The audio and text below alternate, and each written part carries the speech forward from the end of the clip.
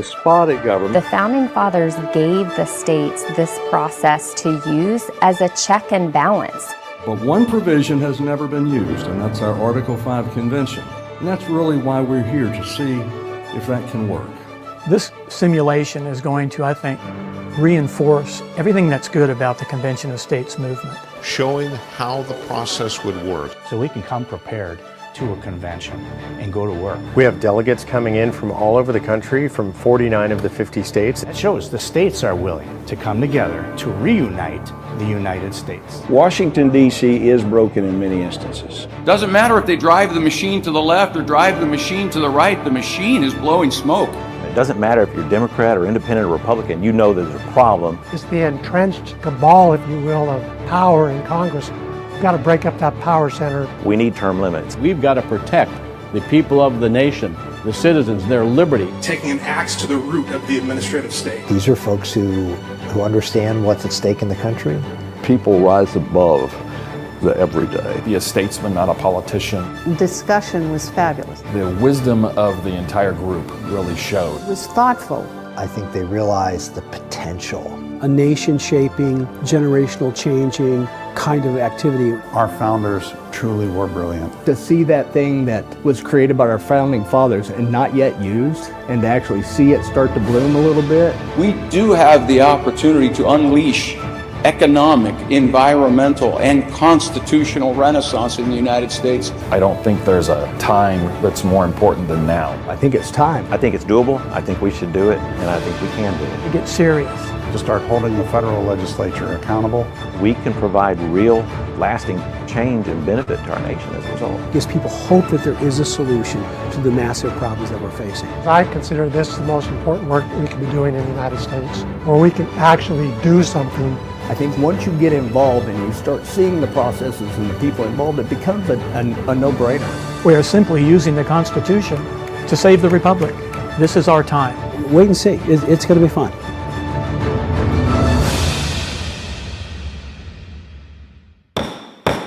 Convention will come to order. Outsiders outside.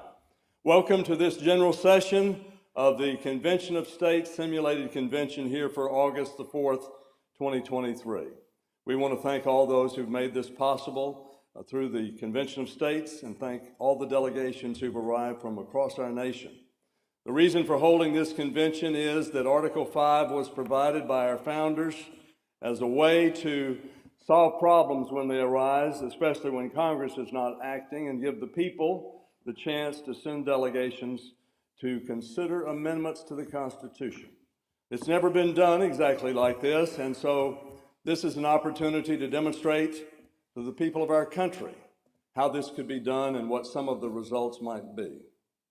What those watching may not know is that 48 hours ago, almost none of us knew each other. So we've been organized in that time. We've gotten to meet. We had one day of committees, and this is our first day to have a general session, our only day to consider proposals on final passage. So please, if you're watching and you see things that you think should be further thought out, just remember we've only had a brief time to consider the things that we do. They would certainly be considered in more depth in an actual convention of states. And we're hoping that happens. Today we're going to deal with 6 proposals that have been reported by committee. And when we do that, we should have some time left over. And if we do, I'm going to invite commissioners who'd like to come up and say some things at the end of the convention of their impressions and their recommendations for future conventions. So, having said all of that, I'd like to begin with the roll call of the states. And if you would, please stand when your state is called and respond to the call. Thank you, Mr. President. We will call the roll by state. Would the state delegation chairperson please stand and state present if a majority of your state delegation is here? Alabama. Present. Alaska. Present. Arizona. Present. Arkansas. California. Colorado. Connecticut, Delaware, Florida, Georgia, Hawaii, Idaho, Illinois, Indiana, Iowa, Kansas, Kentucky, Louisiana, Maine, Great state of Maine is present. Maryland, Massachusetts, Home of the shot heard around the world is present. Michigan, Minnesota, Present. Mississippi, Present. Missouri, Present. Montana, Present. Nebraska, Present. Nevada, Present. New Hampshire, Present. New Jersey, Present. New Mexico, New York, Present. North Carolina, Present. North Dakota, Present. Ohio, Present. Oklahoma, Present. Oregon, Present. Pennsylvania, Present. South Carolina, Great Palmetto State is proud to be present. South Dakota, Present. Tennessee, Volunteer State is here. Texas, Present. Utah, Present. Vermont, Present. Virginia, The Old Dominion is present. Washington, Present. West Virginia, Present. Wisconsin, Present. Wyoming. Present. Mr. President, we have 49 of the states who have appointed delegates here. We have a quorum. 49 states present and a quorum. Now I'd like to recognize our Vice President, Senator Jason Rappert, who represents as a commissioner here of the state of Arkansas, and thank him for his help. He's been involved in every aspect of these proceedings and done a wonderful job. Thank you, Senator and Commissioner, for your great help. Now we would like to proceed to the invocation, and I'm going to appoint 3 of our members to serve as chaplain. And I'd like each one of them to come up, and each one will lead us in a prayer. Representative Tim Ginter of the state of Ohio, Representative Patrick Penn of the state of Kansas, and Senator Mike McKay of the state of Maryland. If you would come, please. And then each of you, if you could lead us in a word of prayer. And I want to say, listening to President Washington, it was, I think the members here are assembled without the passions of region or the evils of party, and with due regard for morality and virtue. And I can assure you, everyone here today is proud to be called an American. Thank you, sir. Please proceed. Thank you, Mr. President. Well, I debated about writing my prayer as we stand together. I debated about writing my prayer onto paper because I was told many years ago by a senior pastor that you can't hold fire on paper. But then another individual I respected remarked, but you can start a good fire with paper. And as the thoughts began to course through my mind, I thought at 68 years of age, I may not remember everything that I feel like I'm supposed to say. So I did write it down for us to pray today. Let us pray together. Heavenly Father, we purposely pause at the beginning of this session to illustrate the priority of your place in these proceedings. More than an obligatory nod to omnipotence, we through this act of prayer humbly make an official invitation for you to be present with us. And not just present as observer, but present in participation and communication to us, and hopefully through us, as we consider and debate points of vital importance to this great nation. Although this gathering is a simulated convention, the purpose for it is very real. Our nation is rapidly heading the wrong direction and gaining momentum. Time is of essence, and that which we do, we must do quickly.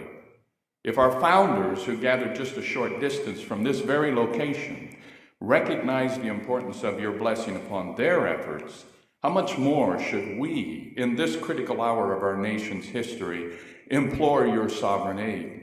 So as we gather here with the purpose of reinforcing those foundations established by our forefathers that have so long endured, may we also have the wisdom to look toward those foundations whose builder and architect is God. For blessed is the nation whose God is the Lord, and the people who he has chosen for our inheritance and his inheritance. O God, turn our hearts and the hearts of our children and their children back to you. We conclude with confidence because you have a plan and purpose, and you have told us that what you have said, that you will bring about. What you have planned, that you will do. May that which we do, both here today and in the future, align with your plan and purpose, and thereby benefit the people of our nation, the United States of America. All this we ask in the name of Jesus Christ. Amen. Amen. Amen. Representative Penn.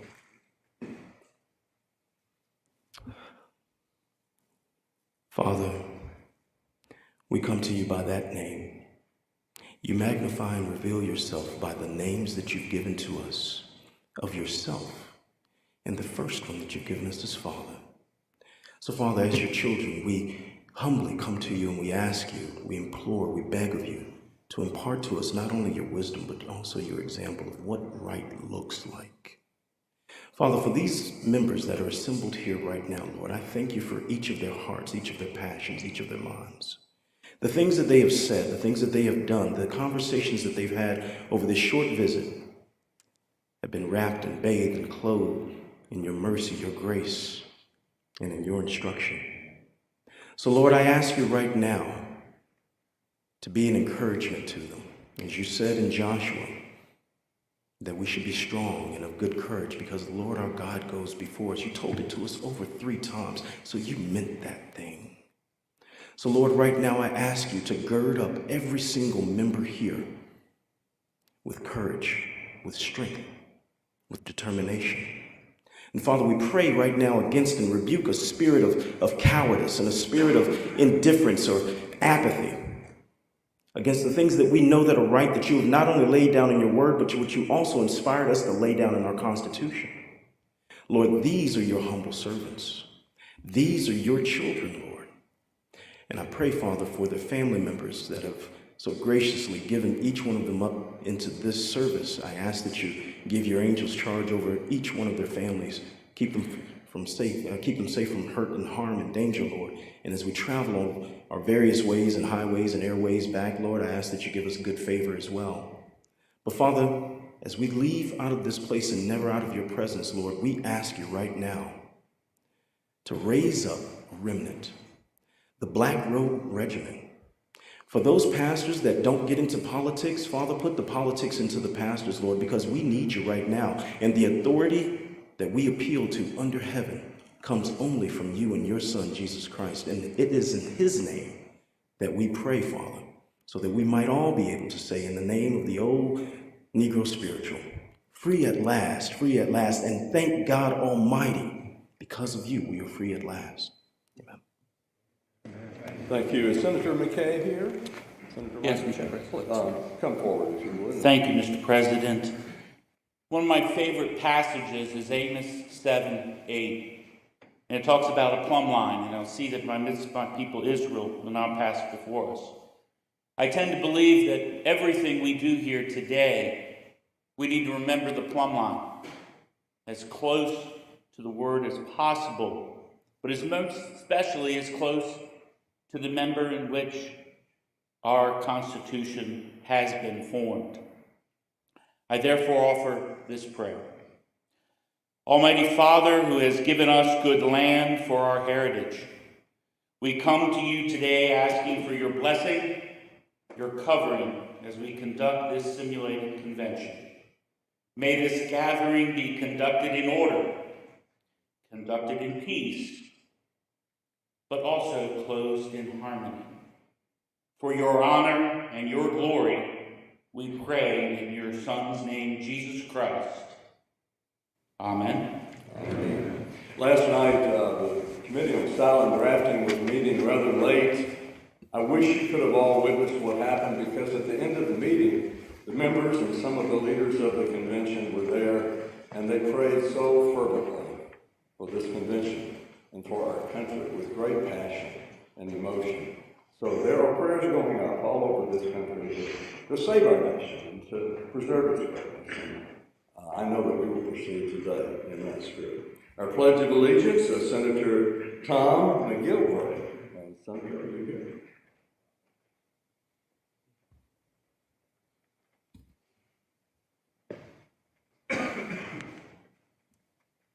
Please join me in the pledge of the United States of America. I pledge allegiance to the flag of the United States of America and to the republic for which it stands, one nation under God, indivisible, with liberty and justice for all. Please be seated. Now, the staff tells me that in our rules there was an omission, and in the list of motions was not included the words previous question. So I'd like to ask now, if there's no objection, that we add the previous question to the list of motions that are available without objection. So, now we have the Committee on Style and Drafting has been working hard to go over all of the different proposals, and I'd like to ask the chairman, who is Jay McMahon, the commissioner from the Commonwealth of Massachusetts, to come forward. And I'm going to ask Mr. Commissioner, if you would, we'll take all of these reports in globo, and I think you're going to find that the changes that the committee has recommended here are all very technical. So, and there is one change I want to say, Mr. Commissioner, that parish is misspelled. It should be P-A-R-I-S-H. So, if you would proceed, Mr. Chairman, and explain the recommendations of the Committee on Style and Drafting. Hopefully, with one motion, we'll be able to adopt these unless there are any changes, so that we can move on and have clean versions of the proposals to consider one by one. And may I say, Mr. Jay, that you were chosen for this job. You did such a wonderful job running for Attorney General of the state of Massachusetts, very distinguished attorney, and appropriate that you have this role. Thank you, Mr. President. Ladies and gentlemen, fellow commissioners, it is a privilege and an honor to be here with you this morning, being in the presence of God's people.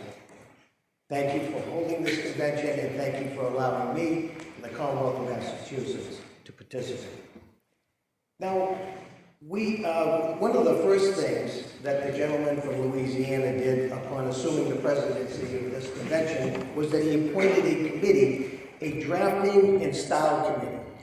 A drafting and style committee, just about every legislature in the United States, every state legislature, House and Senate, and also the Congress and in the Senate, there is a committee that reviews bills and proposals, and they look for the drafting, the styling, the spelling, the grammar, and it requires the body to approve those changes. Now, they're technical, they're not substance. The substantive changes will be done later. So, as you will recall, when you came in, you were handed two packets. One packet contained what was submitted by the committees, and in that packet, you will see that there are some changes, our proposed changes. And we're going to go through them point by point, but we're going to do it quickly. And if there's objections, we'll take those up. But in all sense of the exercise here this morning, these are just technical changes. So we'll go to the first one. It's the Committee on Term Limits and Judicial Restraint. In Proposal 2, The only changes we have is in statutory construction, numbers are spelled out unless they are indicating articles, chapters, sections, or clauses. So in this case here, the number 9 was spelled out and the number 6 was spelled out in the proposal too. Then when we go to the next, on the Committee for Fiscal Restraint, you will see in the second line, we spelled out 18%. In section 2, we spelled out 2/3 and 1/8, where it says 8, meaning the number 8. Mr. Chairman, I don't think we need to go through all of those. We changed everything from written out numbers to using the letters instead. And what other changes do you think we need? The only other change that I could see that would be of importance that you at least want to take a look at is under the federal legislative and executive jurisdiction. Under section 1, because of statutory construction, we took out the words "the term," and then we took out the quotations, because quotations are not used in statutes, in bills, and we capitalized commerce, so we started that. That is merely a technical change. In section 4, we also removed the quotation marks from navigable waters, and then following down to proposal 2, in proposal 2 in section 1, there was a term provisions issued by the, and in statutory construction it would have been, it's more precise to say any actions of Congress. So that change was made there. Also, capitalizations, we took the capitalizations off of administrative agencies. We also took out some commas, as you will see, after agencies and the United States. And then we added commas after Article Roman II, after Section 2, and then put a period at Clause 1, because this is the Constitution of the United States. Any questions on these technical amendments? Is there any objection to adopting in globo the changes to these proposals? I'm sorry. Question from the state of Utah. Please identify yourself.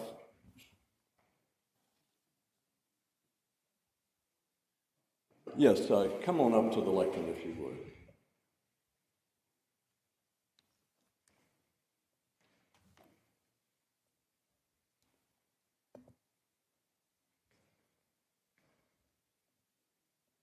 Yeah, Mr. President, I think the changes all accurately reflect the discussion that we had. There's one minor exception in Section 2 of the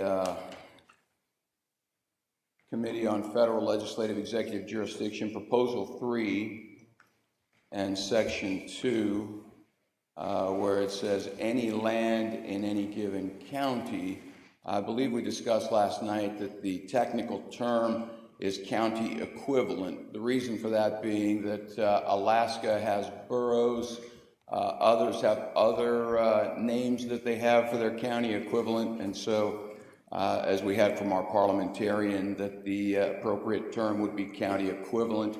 I understood that we were going to do that as substantive amendments in terms of rather than adding additional words, but if we're going to add it here, I would suggest that parish be changed to county equivalent so that it encompasses all of the various county equivalents throughout the United States. All right, would you like to propose that as an amendment? I would propose that as an Utah amendment, does. yes. Is there any objection? Hearing none, that change is adopted to the proposed amendments. Any further conversation that you had, Mr. Chairman? No, and indeed, with that, I would support the passage of the rest of these technical style amendments. Commissioner McMahon, Mr. Chairman, did you have any further comments? That will do it as far as the technical aspects of the drafting and styling committee. And I thank you, Mr. President, for allowing us to Thank you very present much. Since we made that change, any objection to the adoption of the amendments with that change that we did? Hearing none, they are adopted. One thing we skipped over, we'll go back for a minute, is the adoption of the amendments from yesterday's general session. I've looked over them, they seem fine, except I would like to point out that I announced the appointment of Mr. Ray Garofalo as chairman of the Rules Committee, so I'd like to ask that that be added to the minutes of the committee. Any other changes or suggestions? Any objections to the adoption of the amendments? Hearing none, they are adopted. So, now we're into the major part of our proceedings today. We have from the committees a number of proposals. I believe there are 6 proposals. The way we're going to proceed, we'll ask the chairman of the committee to come forward and handle each proposal separately.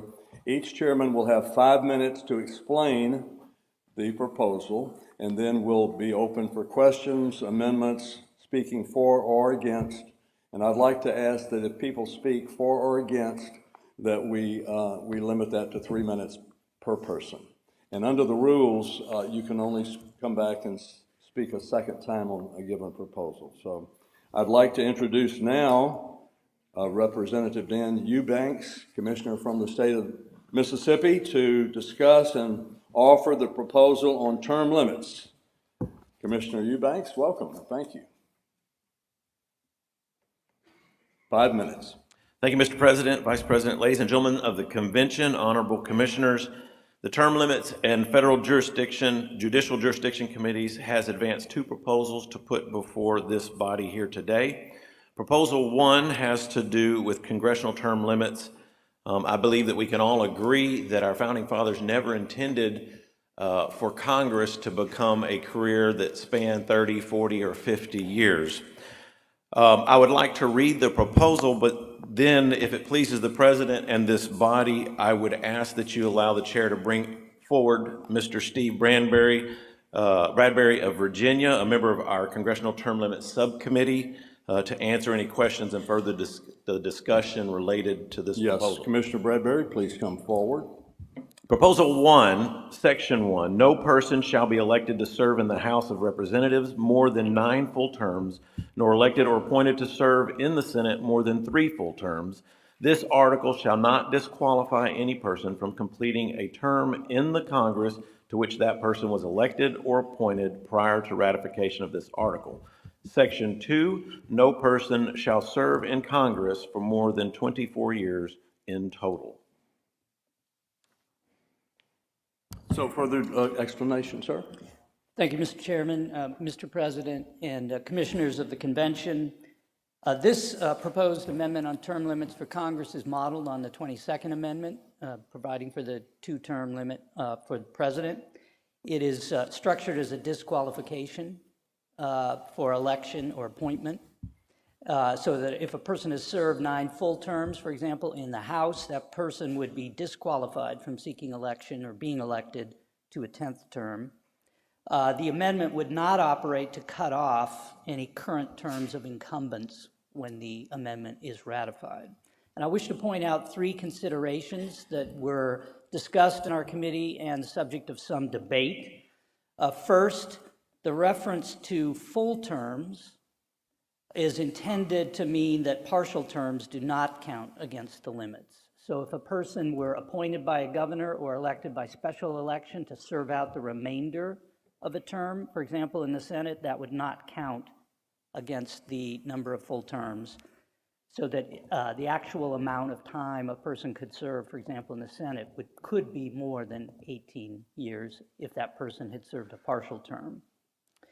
Second, there was a lot of debate over the number of terms. Originally, proposal was for a limitation of 6 terms in the House, which would be 12 years, and 2 terms in the Senate, also 12 years. We would invite the convention to consider whether the number of terms is appropriate. Also, decision was made to keep the limits the same in both houses. Original proposal had them different, and that's something that could be considered. We note that we have a 24-year limit on total service. So the number of terms looks pretty long, potentially, but there is a 24-year term on combined. One consideration, though, is that 24-year limit could kick in the middle of someone's term in office, requiring that the state provide for special elections, so something to consider. And the final thing I would say, Mr. President, is be so bold as to suggest that if this convention does not approve a limit on congressional terms, then I think we have not fulfilled our mission here today. Thank you. All right, what questions do we have? If you have a question, please come up to the mic. The commissioner from the great state of Alaska, where we have boroughs. Thank you, Mr. President, for the opportunity to speak to the ladies and gentlemen commissioners. Are you speaking or a question? This is a question. Okay. I have a question why the words "or appointed" were not included in the beginning pertaining to the House of Representatives, but it was included in the pertaining to the Senate. And I do have a comment. Is that permissible, Mr. President? No, ma'am. Okay. But stay up here in case you might want to later, so just stay close. So would you restate the question as you understood it, Representative Eubanks? The question is why, with regard to members of the House, the phrase "or appointed" was not included as it was with the Senate. And that's, gentlelady, that's because the Constitution does not allow for the appointment of members to the House. If there's a vacancy in the House, there must be a special election pursuant to the Constitution. Thank you. Okay, further questions? I thought it was innovative, Representative Eubanks, to have the 24-year limit because most of the proposals don't include an overall limit. We certainly want to bring a lot of them home as quickly as we can. And I'm wondering, this proposal, though, the clock doesn't begin ticking until this passes, right? So somebody could have already served 24 years and they'll have another 24 years after this. But is that correct? I'm sorry, no, Mr. President. Please they could explain serve that. out the remainder of the current term, but the amendment would apply to them. They would not be able to serve any additional terms. So you would bring them home pretty quick? Yes, sir. Okay. Other questions that you have? And we're going to, here's what I want to encourage members to do. You may not have any objection to this, so you may want to speak for it. We need some discussion so that the people who are watching understand the reasons why we would want to have term limits. So whether you're for or against this proposal, if you would like to speak, I'd like to recognize you to say a word on it. Did you, Madam Commissioner from Alaska, you had a comment? Yes. States with, thank you, Mr. President. States with small populations, rural states, do not have very many members of Congress, and my state, as a case in point, only has one member in the U.S. House of Representatives. So I've always been concerned about term limits in that regard because seniority becomes important. However, the provision of equivalent to 18 years in each body and total of 24 does allow some seniority to be built up. I've also been concerned about term limits because I do not want bureaucrats, legislative staffers, lobbyists, lifetime executive employees to have more power, and particularly when people are freshmen. So I believe the increase to the higher number of years that the committee made, I support that. And I could support this, whereas in the past, when it's been limited, I would not be able to it, Mr. President. So I appreciate that consideration of the body here today. All right, next we have from the state of Wyoming. You wanted to speak for or against the proposal? Who is that? Yes. And if we could, Utah also, come on up. You'll be next. Thank you, Mr. President. More of a question as to the debate on this amendment. My constituency is very concerned about limiting the term of the unelected bureaucrats in the administrative state. And it is our fear that if we enact term limits on Congress but do not limit the terms of office of those that or in the administrative state, that they would weaken, further weaken the Congress. Some questions as to what the debate was on that proposal and if it is an option. Thank you, Mr. President. Thank you very much, sir. And next will be the state of Utah. You had a... Shall I answer the question, Mr.? Yes, he was speaking, but go ahead. We'll allow you back to answer the question. Yes, there was considerable debate on term limits on the bureaucrats as well. In the end, the committee could not agree on a proposal and did not propose one out. Okay. Now from the state of Utah. Ken Ivory. Thank you, Mr. President. As we had some discussion about this last night, I think we understood it, or at least I understood it differently. We were asking whether this was a tax or a toll on what this might do, and in the discussion this morning, it was stated that if someone had already served 24 years, then they would be barred going forward on the passage of this amendment. I would suggest an amendment. I don't believe that going retroactively when someone was elected and we apply this retroactively to people that may have been in, people take action based on the law that they know prospectively.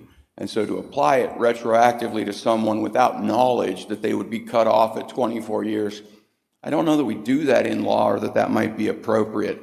I would suggest an amendment that may cure this, that would say this amendment shall apply to any newly elected term for the House or the Senate following the effective date of the amendment. That would allow for people that, both citizens, people in their states electing, they would then know the application of the law rather than applying the law retroactively with no knowledge of what the law may be. So I would propose that amendment, that this have prospective application rather than retroactive application. All right, sir, what we'll do, we'll allow the staff to write that down, and we can go ahead and discuss that amendment while they're doing that. I think we understand it. We had next was Andrew Matthews, Commissioner from Minnesota. Do you wish to speak on the amendment, or do you want to speak on the bill itself, the proposal itself? To the proposal itself, Mr. You will then just hold, and so let's address that amendment that Mr. Ivory has proposed to make it prospective only. Is there any discussion? Anyone wish to speak? Any questions? Yes, sir. Come forward if you would. This will be Commissioner McMahon from Massachusetts. I wish I could see well enough to identify everybody, but I just can't. I'm going to do the best I can. Mr. President, I sat on the subcommittee that addressed this issue. There is and this is a comment, there is an axiom, if you will, in the law that is called ex post facto. Ex post facto says that a law that is passed presently cannot have retroactive effect unless it is specifically specified within that statute.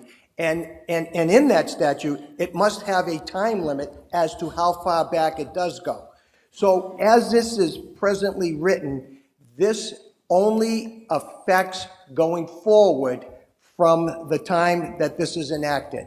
So what the effect would be as it is now, as it is written now, would be that someone could literally serve 30 years in Congress and then be limited to only serving another 24. I just wanted to clarify that. But now our ex post facto laws under the Constitution, aren't they strictly for criminal laws that applies?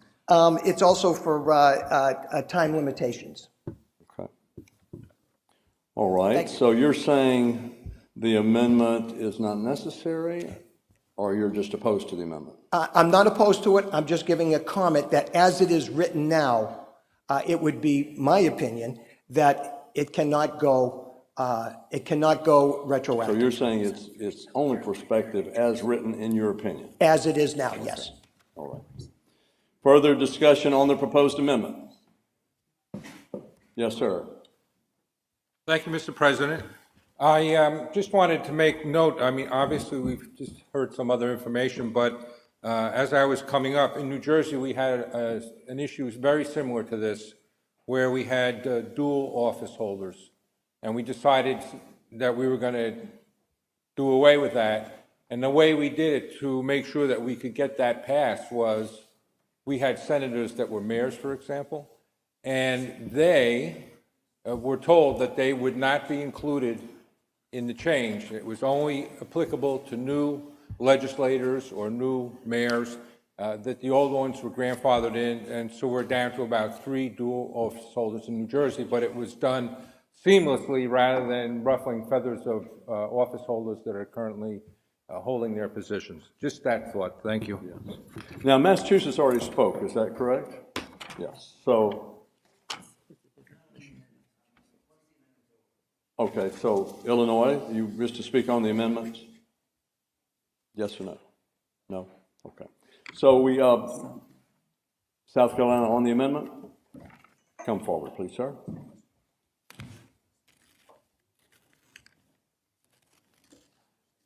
Right here, sir? Yes, sir. There you go. Thank you very much, Mr. President. Appreciate that.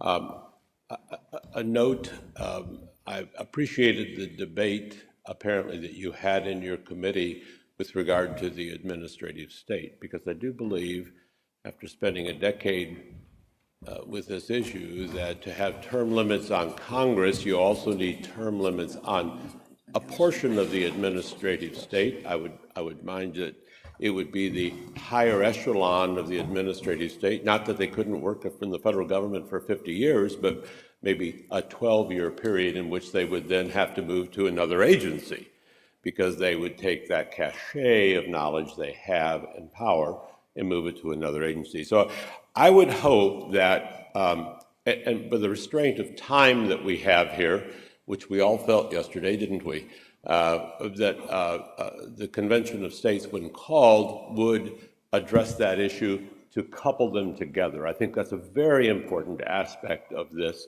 because you do not want to cripple the people's representatives, whether they be representatives or senators, and allow the administrative state to be even more in control than they are. So I get it that we are in brevity time here, so we didn't have time to finish that in that committee, but I believe you probably would. Now, I would, one other address is the term limits. We were here to restrict the federal government. I don't feel I can go home very easily and tell people that we have these terms that have been proposed. They're very long. And people will say, what are you doing? Why didn't you do that? So I would simply propose for discussion and for possibly a vote, an amendment, and if I tell the staff here, that instead of having 6 terms for representatives, that would be 12 years, and 2 terms for senators, that would be 12 years. That's a total of still 24 years. It's And just, sir, may I say that, first of all, would you identify yourself, sir? Sir, Representative Bill Taylor of South Yes, sir. Carolina. What I would like to do, sir, if you don't mind, we'll dispose of this amendment, and Yes, then sir. we'll consider your amendment. Very good, sir. Thank you. Thank you, sir. Appreciate it. So any further discussion? Yes, sir, the chairman on the proposed amendment. Thank you, Mr. President. I oppose the amendment, and I just want commissioners to understand the effect of this proposed amendment is it would only apply to people who run for office going forward.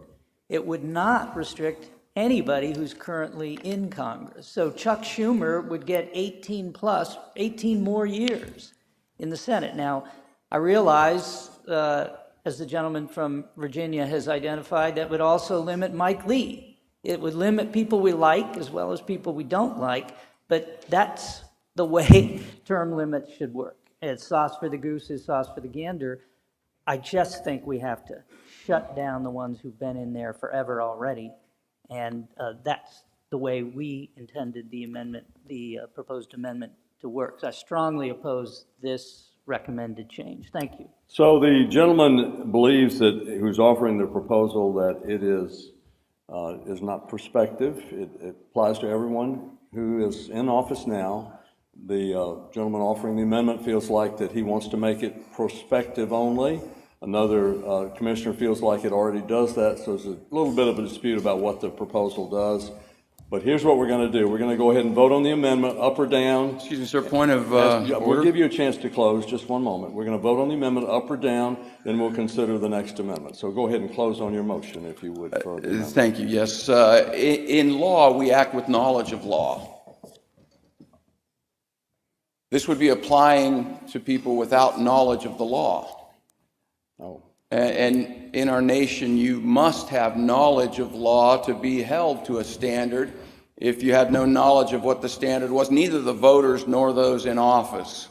And so I think, and I have to say, I really thought that this proposal was very elegantly crafted.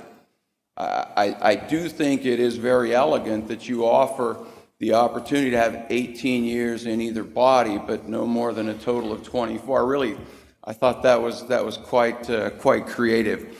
But I do think in fairness, in law, we talk about the fundamental basis of our law is notice and opportunity to be heard. This would apply the law with no notice, with no opportunity to act and comport your behavior, neither for the voters nor for those in office. While I am very sympathetic to those who have been in office for an extreme amount of time, we have 3 people that control the House, we have 3 people that control the Senate, and it only differs with which 3 people in which party control it. I'm very sympathetic to that. But if we are looking at how we apply law prospectively, and so I would encourage support of the amendment. Thank you. Thank you very much. Here's what we're going to do. We're going to have a voice vote. If it's not clear what the vote was, then we'll have the roll call vote. So I'm going to say all in favor and then all opposed. So be prepared to do that. So all in favor of the amendment proposed, please. Yes. Yes.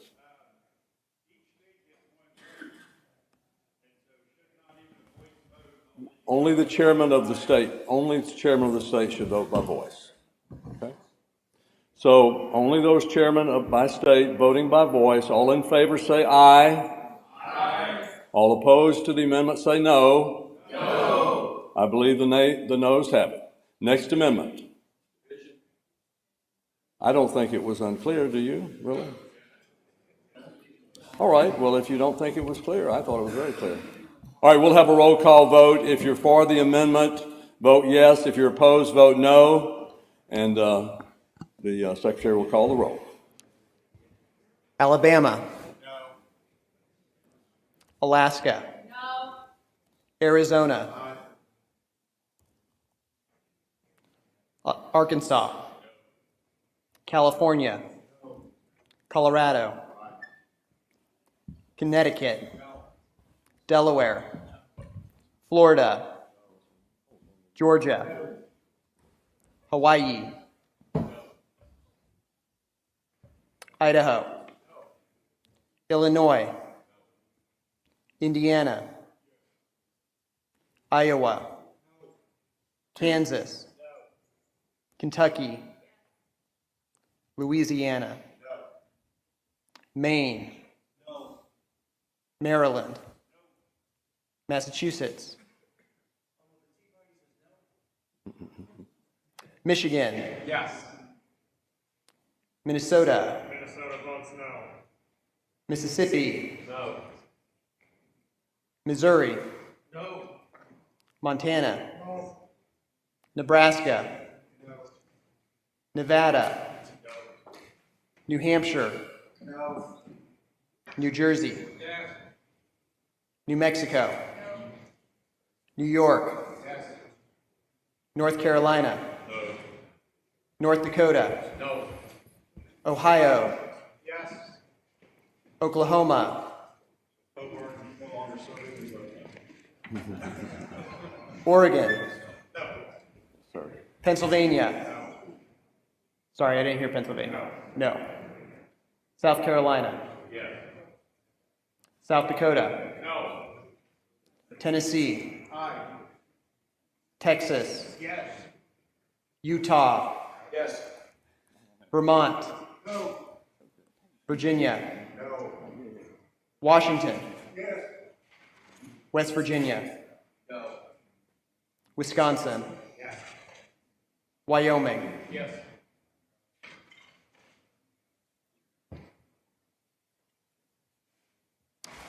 The vote is 15 yes, 34 no. And the amendment fails. Next amendment. Yes, sir, why do you rise? New amendment. Well, we had another amendment before you that was discussed by the gentleman here. Is that amendment ready? Oh, it's the same one. All right, please come forward then.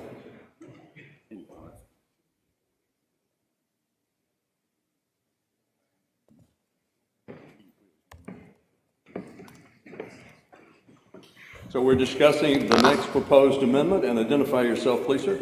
Thank you, Mr. President. Andrew Matthews from Minnesota. And to some of the other commissioners' questions, here's the amendment that we worked on in the subcommittee, which ultimately narrowly failed to come out of our full committee, but I think is vitally important.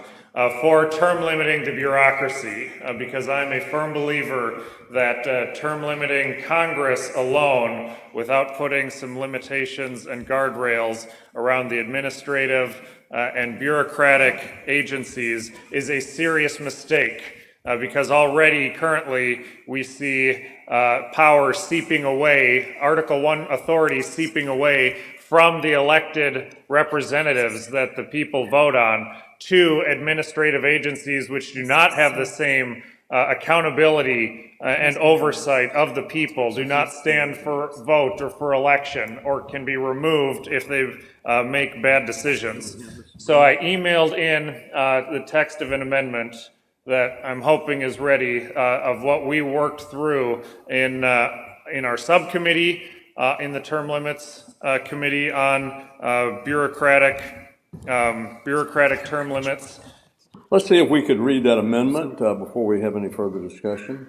Does the Secretary have it? Are you offering it as a substitute to the language proposed? No, in addition. This is new language to be added. I see the language, but I'm not sure where to add it. Section 3. Add it at This the will end. be a new section. So would the Secretary read the proposed amendment? Yes, give me just 1 second. The proposal first, if you would like. Don't read the whole proposal, just the amendment. Yeah, read the amendment. So the amendment is to add sections 3, 4, and 5 to the end of the existing proposal. Section 3 would read, at the beginning of each presidential term, the president shall be required to fill or refill all offices of the executive branch, the appointment to which is required to be made by the president in accordance with Article 2, Section 2. Section 4 would read, no person shall serve more than 12 years combined as an appointed officer of the executive branch. Section 5 would read, all officers, and employees of the executive branch shall serve at will.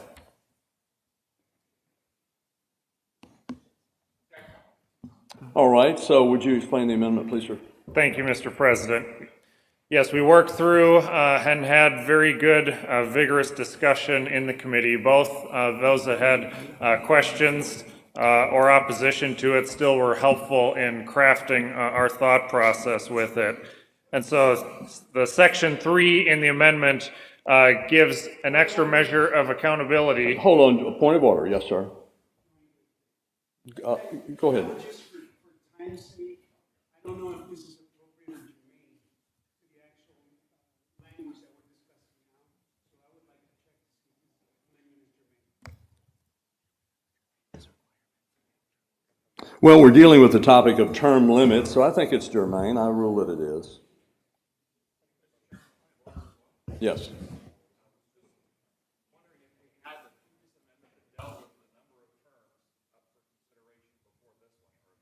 Well, this is an amendment to that, so this is adding new language to the proposal before us.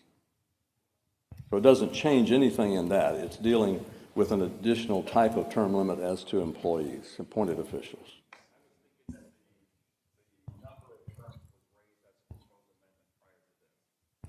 No, I don't think we changed the terms. Point of order. Yes, yes. If this amendment failed in committee, the rules allow it to be brought to the floor. Yes. I'm not aware of any rule that would prevent it from being considered. As our parliamentarian, is there such a rule? No, there's no No, there's no rule like that. All right, go ahead and proceed with your explanation, please, sir. Thank you, Mr. President. We're working on They're working on it. They'll put it on the screen as soon as it's ready. Go ahead, sir. All right, thank you, Mr. President. So the first section of the amendment is one measure of accountability that our subcommittee worked out, that the president reappoints all the officers that he does in accordance with Article 2, Section 2 at the start of each term. That brings another measure of accountability. Those that have to go before the Senate for advice and consent of the Senate return for that again, so that there is that continued every 4 years, that oversight by both the executive and the legislative branch over these bureaucratic officials for consideration there. And that applies even to if the same president is elected to 2 consecutive terms. The second section of the amendment, which will be Section 4, I believe is very important. A 12-year term limitation on appointed officers of the executive branch. That would be your secretaries, under and deputy secretaries, division heads. 12 years for a term limitation for that. Whatever the number of years is that we set, I strongly believe it should be smaller than the term limitation set for Congress or for elected members of the legislature, because we don't want to have a bureaucrat just deciding to outwait a legislator until they retire and leave. If anything, it should be the other way around. A legislator should have the ability to wait out a bureaucrat until they are term limited out.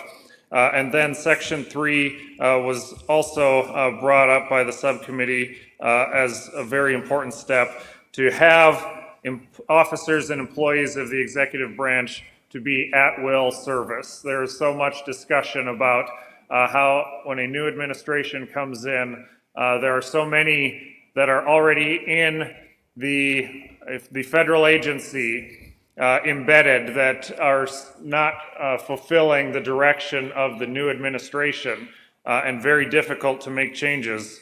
And so making sure that all employees serve as at will to the secretary of the agency can help with a new administration making changes all the way down to ensure that the president and administration's goals are being accomplished all the way through. So I bring these proposals for the body's consideration. And may I ask you, does this mean there'd be no more civil service, no protection for any jobs for federal employees and military, things like that? Mr. President, it's limited to federal agencies.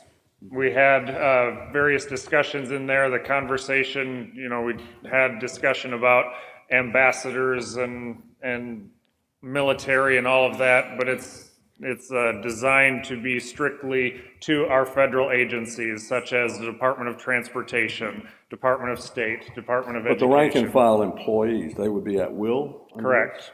Okay. Yes. Oh, please have him come to the mic. Yeah, we're going to do this so because the people who may be watching can't hear us in the back. So if you would, I'm recognizing you, if you would make your point of order at the front.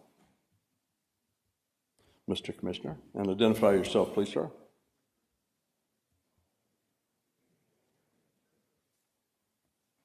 Thank you, Mr. President. David Bullard, Oklahoma. My point of order is to the questioning being offered by the presiding officer. It is the job of the presiding officer to steer the ship and not build the ship, and so I would like to challenge that. All right, well, I ruled that the presiding officer can ask questions, so.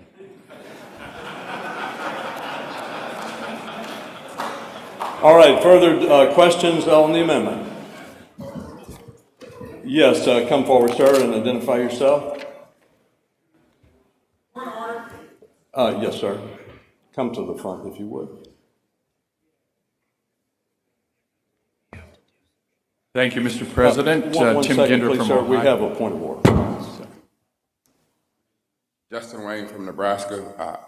Under Mason's manual, I challenge the chair on that ruling and ask for a vote on the floor. Okay. All right, so the question has been raised whether the presiding officer can ask questions. And of course, I know in every different legislature, probably the rules are different, but my experience is the presiding officer can ask questions.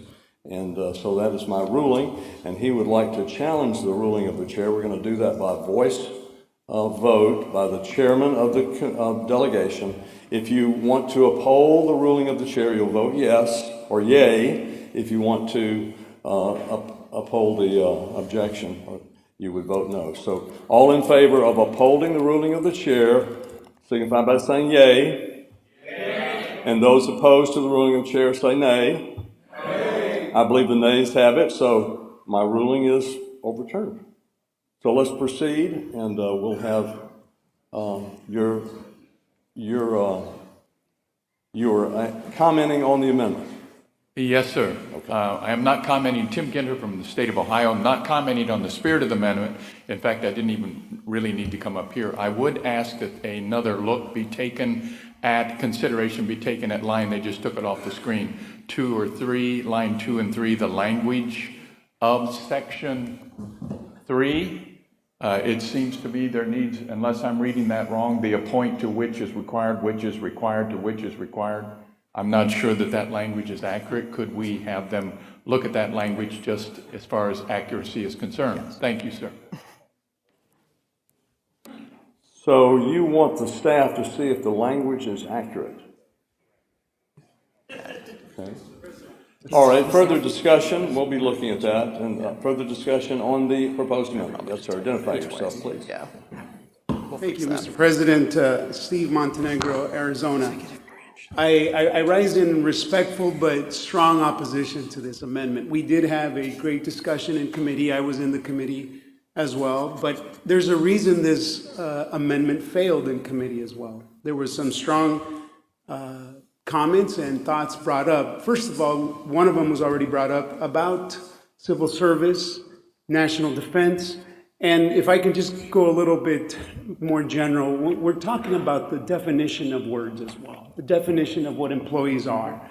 And so we have to ask ourselves, what is the purpose of government? At the state level, when I am considering whether to vote for legislation, I ask myself, is it the role of government? And then in order to understand if it's the role of government, I go to the Constitution. And if we're going to be making laws through the Constitution, I don't think that that's the wisdom that the founders intended. I think we're going too far by going into employment law now. There could be lawsuits on definitions, on employment. And so I think that this is a bit too far. I do understand the spirit, and I understand our frustration with the politic of bureaucracy. But at the same time, that has to be left to the term limit. If we're talking about term limits, that's where term limits steps in for the electeds. I don't think that it was in the spirit of the founders to start limiting employees, appointees, servants that are there not by election. So for those purposes, for purposes of definitions, we're talking about, you see here, offices and well, this is the amendment, but the original amendment that we're discussing talks about, we're really going into employees. And I think that there's just a problem with that, Mr. President. I strongly believe that the Constitution should not be getting into this level of detail for term limits or for rules of engagement. So I rise in opposition respectfully. Thank you. All right, we'll have next Virginia and then West Virginia, and I'm hoping that we could have maybe one or two after that and then go ahead and get to a vote so that we don't get too bogged down. Virginia's next, and then West Virginia after that.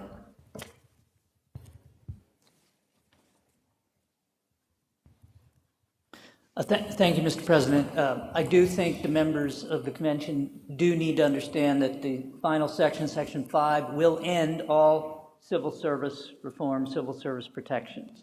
So we will go back to the state of play Abraham Lincoln faced of a full patronage system for the entire workforce of the executive branch. That is what will happen from this. And all union representation protections will end because everyone will be an at-will employee. That may be a very positive thing. I would suggest that as the references to officers in particularly in Section 4 and Section 3, should be limited to civilian officers so as to exclude military officers from being required to be reappointed every 4 years or have a 12-year term. So if it would be available, Mr. President, I would suggest that should be an amendment that is made to this. All right, we have next will be West Virginia, then New York, Minnesota, and Montana. And if we could end the debate after that, I think we can move forward. So West Virginia is next. And the author of this amendment, would you come up, please, sir, to me? Thank you, Mr. President. Yeah, I just wanted to point out, because while I support the sort of concept, and I actually think it's a very valid point to be more worried about the bureaucracy, as some people are, than necessarily elected officials, and I generally support term limits and all of that. I believe from a quick look that this would apply to between 1,200 and 1,400 civilian officers that are subject to the advice and consent clause of the Constitution, and then more than 100,000 other officers of the federal government that have been exempted from the advice and consent, but I believe this would still apply to those officers. And if you think about that for a second, I mean, on the one hand, I'm not worried about the civil service protections and all of that. I'm fine with getting rid of that. But to expect that an incoming president just sort of statistically is going to have to find something on the order of 10,000 people at minimum that have never held one of these officer positions, in addition to starting his administration up, that's going to create an enormous burden right on the very front end of it.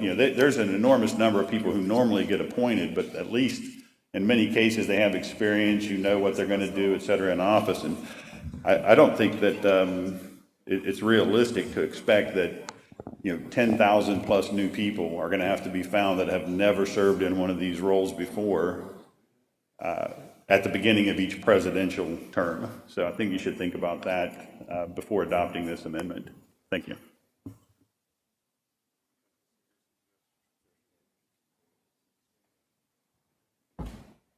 Who is next? Is that New York now? It is. Nick Giordano from New York. I'll just say, I support, obviously, term limits on senior leadership within the bureaucracy. I think it's really important to root out the corruption that exists within the system right now. But I'll also remind everyone that Congress can pass a law to actually limit the bureaucracy. They could put term limits themselves. It doesn't have to be through an amendment. So I would just keep in mind that when it comes to senior leadership, if this amendment went through, that's fine with me. But at the same time, if it fails, well, Congress can actually pass a law that puts restrictions on how long someone could serve in senior positions, like the FBI, that's limited to 10 years. So just keep that in mind.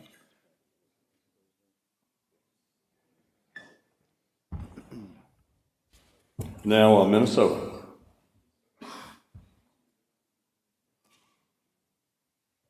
Identify yourself, please, sir. Representative Walter Hudson from Minnesota. I think it's been stated many times, but it bears repeating and emphasizing. If we are not willing to truly limit what government actually is, we have to be real about what government actually is. It is not our elected officials, not currently, not when we're looking at the feds. The government is the administrators, it is the bureaucrats, it is the staff, it is the people who are able to make a lifetime. We complain about career politicians.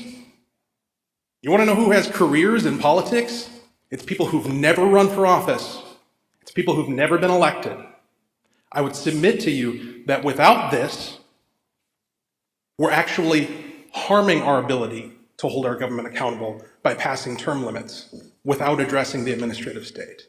Now, this language may be imperfect. That's a product of the fact that this is a simulated convention and we have limited time. If we had the ability to really chew this through, we could pinpoint it to where it has the effect that I think many of us want it to have.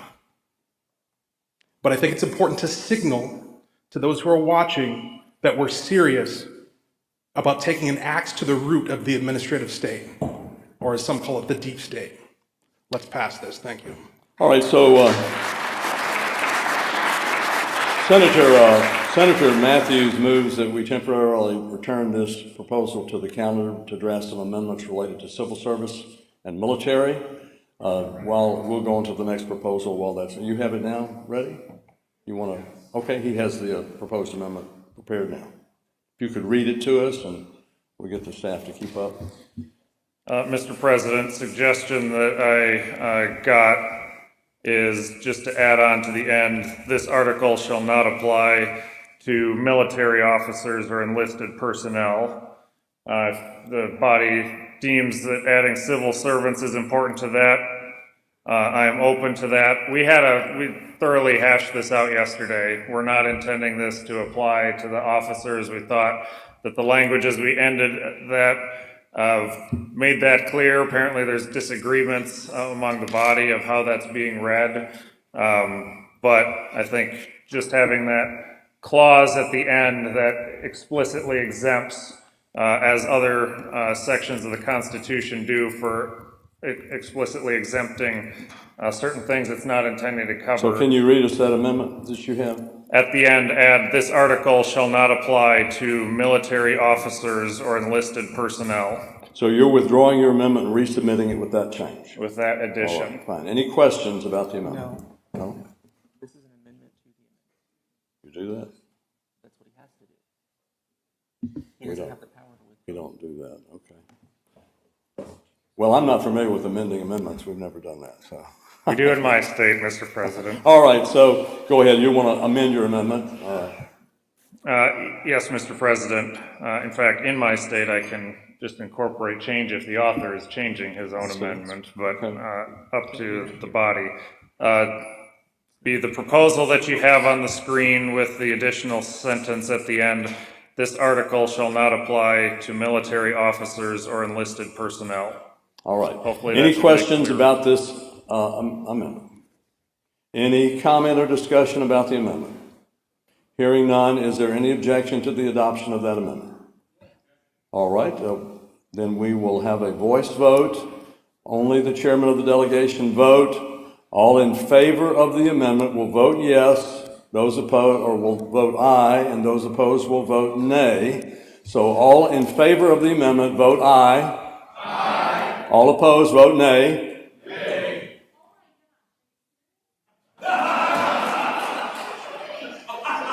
I believe the ayes have it, and the division is called for, so we will call the roll. If you are for the amendment, Chairman will vote aye. If you're opposed, vote nay, and let's expeditiously call the roll. Alabama. Alaska. She's not Is present. absent. Oh, sure. This is on the amendment to The amendment to the amendment. It's an amendment to the amendment to take out civil service and military personnel from the effect of the term limits for employees. And we're in the midst of roll call. Yes, she votes yes. Arizona. Arkansas. California. Colorado. Connecticut. Delaware. Florida. Georgia. Hawaii. Idaho. Illinois. Indiana. Iowa. Kansas. Kentucky. Louisiana. Maine. Maryland. Massachusetts.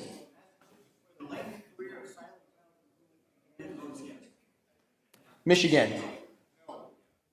Minnesota. Mississippi. Missouri. Montana. Nebraska. Is Nebraska present? Nebraska votes yes. Nevada. New Hampshire. New Jersey. New Mexico. New York. North Carolina. North Dakota. Ohio. Oklahoma. Oregon. Pennsylvania. South Carolina. South Dakota. Tennessee. Texas. Utah. Vermont. Virginia. Washington. West Virginia. Wisconsin. Wyoming. The vote is 42 aye, 7 no. 42 ayes, 7 no, and the amendment is adopted. May I say, too, that we can hear probably a little better up here because we get the whole thing. When you're surrounded by people, maybe sometimes who vote like you do, it might be a little harder, but that was not a close voice vote, I can tell you. So this is the first time in my life I've been involved in amending an amendment. So the amendment to the amendment is approved, so now we have the amendment itself. Do you have anything further to say, Senator? This is the amendment with the changes indicated. Now, is there any objection to this amendment? North Carolina. Okay, North Carolina, did you want to speak on the amendment? And identify yourself, then Massachusetts. So John Malcolm from North Carolina, and I wanted to address the comment by the gentleman from Minnesota. So he was talking about, can you put up the language, please? He was talking about, the need to rein in career bureaucrats. I have a lot of sympathy for that, even though at one point I was a career bureaucrat as a federal prosecutor. I would just point out that Section 5 deals with career bureaucrats. Sections 3 and 4 do not. That is referring to officers of the United States. These are appointed officials. Now, there are pros and cons to this. So, for example, if Biden wins a second term, or whoever the Democrat wins, I can understand that everybody here would like to see Secretary Mayorkas and probably Merrick Garland and others come up for confirmation again to be potentially voted down. But I would also point out, just to keep in mind, that when President Trump won, he was bedeviled for almost his entire first term because his appointees got slow-walked. And if he had won a second term and he liked the appointees that he had, he fired many of them, but if he happened to like the ones he had in place at that time, he could have continued with his agenda and grown it unabated. If he had had to reappoint all of those officials, he would have been stonewalled and stifled again for the same period of time that he was stonewalled and stifled during his first administration. So if the goal here is to go after career bureaucrats, Section 5 is fine. Sections 3 and 4 are not dealing with career bureaucrats. They are dealing with appointed officials. So you are in opposition to the amendment as it stands now? I don't want to speak completely for my delegation. I am personally in opposition, certainly to Section 3, quite possibly to Section 4. I'm fine with Section 5. All right. Any further discussion? Massachusetts. Please to come forward and identify yourself, please, sir. This is on the amendment, yes. Still on the amendment, yes. Any further discussion? All right, so we have the amendment. Hawaii. I'm sorry. We have Hawaii. I'm sorry, what? Hawaii is the next person that has sought recognition. Okay. Hawaii seeking recognition now, is that correct? Yes, come forward, sir, and identify yourself. Thank you very much, Mr. President. Jim Hochberg from Hawaii. I have a question clarification I'd like to understand with respect to the retrospective and prospective application of this, in particular to current people who have retirement expectations out of their service, and I'm not sure how this might affect that.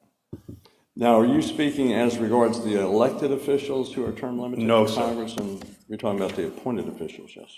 And the Section 5. Okay. So if the sponsors of the amendment could address that for me, I'd like to know. Thank you. Next, to be recognized on the amendment is Michigan. Identify yourself, please, ma'am.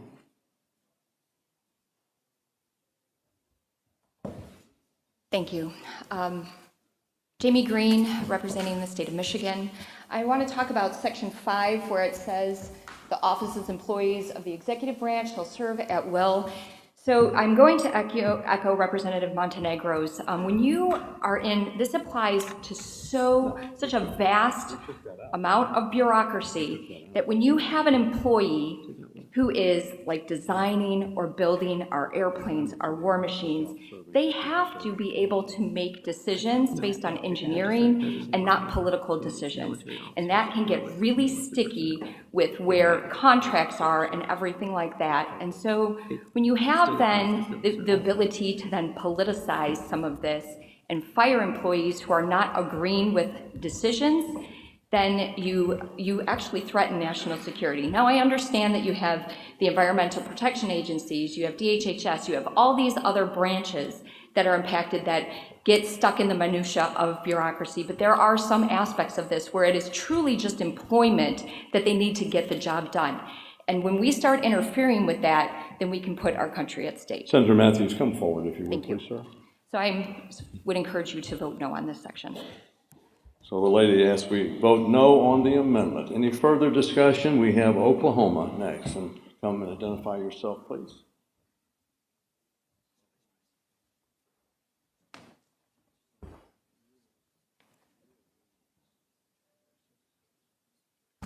Thank you, Mr. President. Mark LePack from Oklahoma. I think this is a pretty tangled up issue that bears a lot of consideration, yet I am reluctant to see us vote no, although I don't support this in its current form. So I would suggest, in the interest of not sending the wrong message, that we table this amendment. And with that, Mr. President, if it's proper, I would move to table. All right, the gentleman moves to table the amendment. It is not debatable, so is there any objection to tabling the amendment? There is objection. One moment here. We're going to do it by voice vote. You're not going to do it at all. With the chairman of each delegation only voting.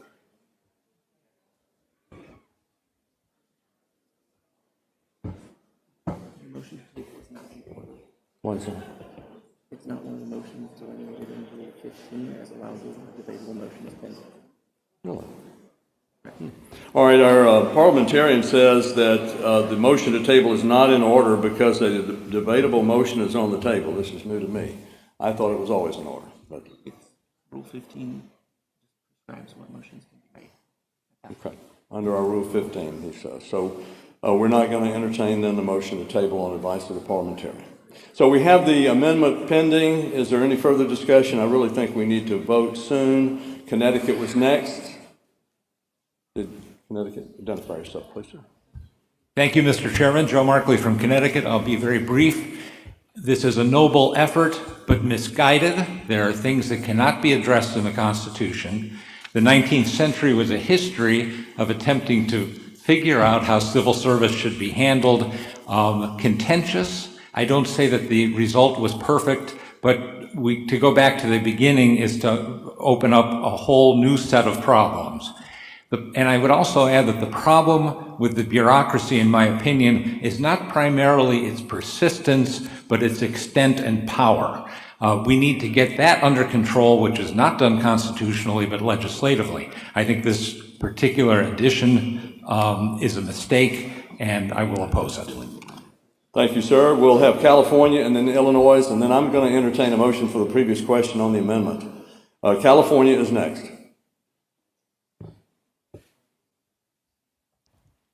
I just had a few brief remarks on Section 4 and Section 5. I think it's important to keep in mind, if we're talking about the desire to defeat the big state, that there's a big difference between the appointed officers and the officers and employees of the executive branch. If we're going to put a limitation of 12 years on officers, these are oftentimes people that are confirmed by the United States Senate, we might actually be strengthening the deep state with such a limitation. And that's because if we're putting a 12-year cap on those serving as officers of the executive branch, keep in mind there are dozens of positions just for the State Department alone that must be appointed by the president and confirmed by the Senate. When you get a good one, you want that person to serve again and again in future administrations. There's not enough of the good ones to go around. Think about Secretary Pompeo, or an Ambassador Friedman to Israel, two of the better ones of President Trump, if we're going to disqualify these individuals after 12 years, we're going to put the future presidents in a tough situation. So if you want to defeat the deep state, I think if you're going to vote for one, Section 5 is a lot more likely to do it because those are the bureaucrats. Section 4, you're going to end up eliminating a lot of very qualified individuals from serving in future administrations. Thank you. Thank you, sir. And then Illinois, did you wish to speak, sir? Thank you, Mr. President. Dan Calkins from Illinois. Would the sponsor accept striking sections 4 and 5 from this amendment? I think we all agree that we need to set a way for members of the cabinet to be reaffirmed in successive administrations. But I think with sections 4 and 5 are poison pills, and I think that would cause this amendment to fail, in my opinion. Without that, I'm a no vote. Thank you, sir. And now, Senator Matthews, if you would come and close on your amendment. And you've been asked a question. If you want to answer that, you may. Yes. Yeah. Well. Representative, before you do that, Representative Garofalo had moved the previous question. Is there an objection to the previous question on the amendment? Hearing none, the previous question is ordered. Go ahead, Senator. Thank you, Mr. President, and thank you, members. Andrew Matthews from Minnesota. Obviously, yes, we had a lot of vigorous discussion on this yesterday. We had 1 day on this. Hopefully, the actual future Article 5 convention, there is a lot that we need to work through. We can't let the perfect be the enemy of the good, because we need to send a signal that the bureaucracy needs to be reined in. And it will be a serious mistake to just term limit the members of Congress without term limiting the bureaucracy. In fact, if you don't run the two together, there will be states that support term limits but won't pass or won't ratify a term limit amendment that just handcuffs the people's voice of who they vote for, when the administrative and bureaucratic state then take more power to themselves and run things over Congress even more. So appreciate the vigorous discussion on this and would urge you to support the proposed amendments. Thank you. So Senator Matthews has offered up this amendment. There is objection. We're going to vote by voice. The chairman of the committee will vote. If you're in favor of the amendment, vote aye, and opposed will vote nay. All in favor say aye. Aye. All opposed say nay. No. The nays have it. So the amendment is defeated. We go now to the main issue, which is the proposal before us, and who is presenting that. If you would go ahead and close on your proposal, and we'll vote on it. Who was it that was presenting? Mr. Representative Eubanks, was it? So you have debate requests. Okay, you wish to speak on the proposal? Illinois wishes to speak on the proposal, is that right? Go ahead, you're recognized. This is the on the main proposal as it stands at this moment. Yes, sir. And we are going to need to vote pretty soon on this. We are starting to now think about our time and whether we can complete all the proposals. We've had a good discussion on this. Go ahead, sir. State Representative from the state of Illinois, Tom Weber.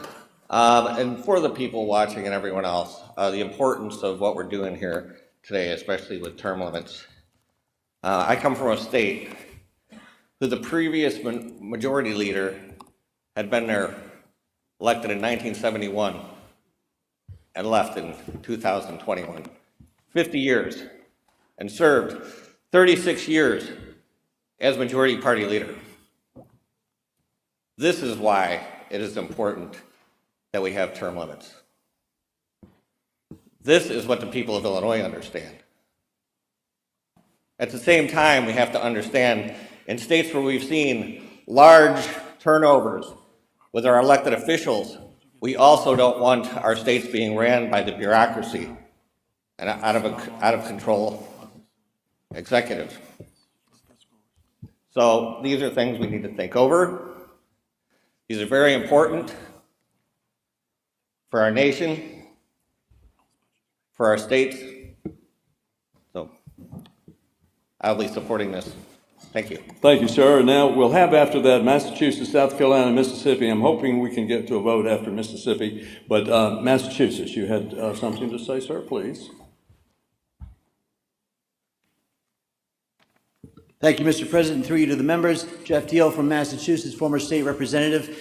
I speak not to offer an amendment nor try to change anything, but I do have a question for the committee, and thank you to the committee and the chairman for presenting this. One of the comments early on was that if this stimulation doesn't put out a term limit amendment proposal, then it's failed. I agree. This is one of the most important things to get out today. So thank you again for the discussion on this and for allowing the discussion. My question, I guess, is to the committee, was there consideration for length of term?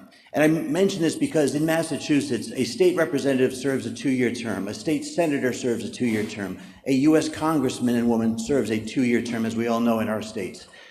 A 2-year term, in my opinion, allows for, over time, the influence of outside money or lobbyists or groups that come in to help you get reelected. I mean, this is experience talking, not what you see in black and white, but what you read between the lines and what you know from experience when you run for office. How many times can you go back to your district and continue to ask for money, especially in a state like Massachusetts where the limitations on raising money are very finite?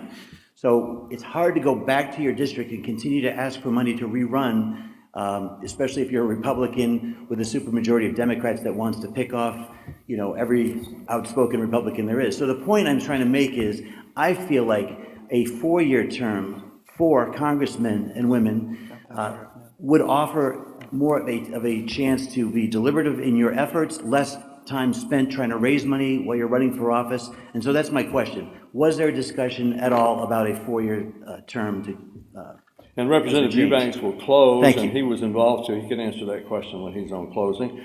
South Carolina is next.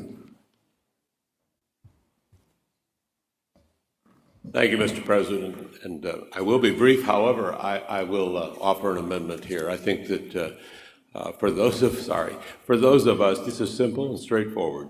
For those of us who think that to go home with this at that length of term that has been proposed is a bit high, I'd just like to offer the alternative.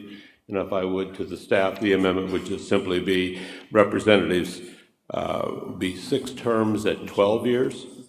Senators 2 terms at 12 years. There's your 24 years, but it's 12 as a representative and then 12 as a senator. I'd offer that as an amendment.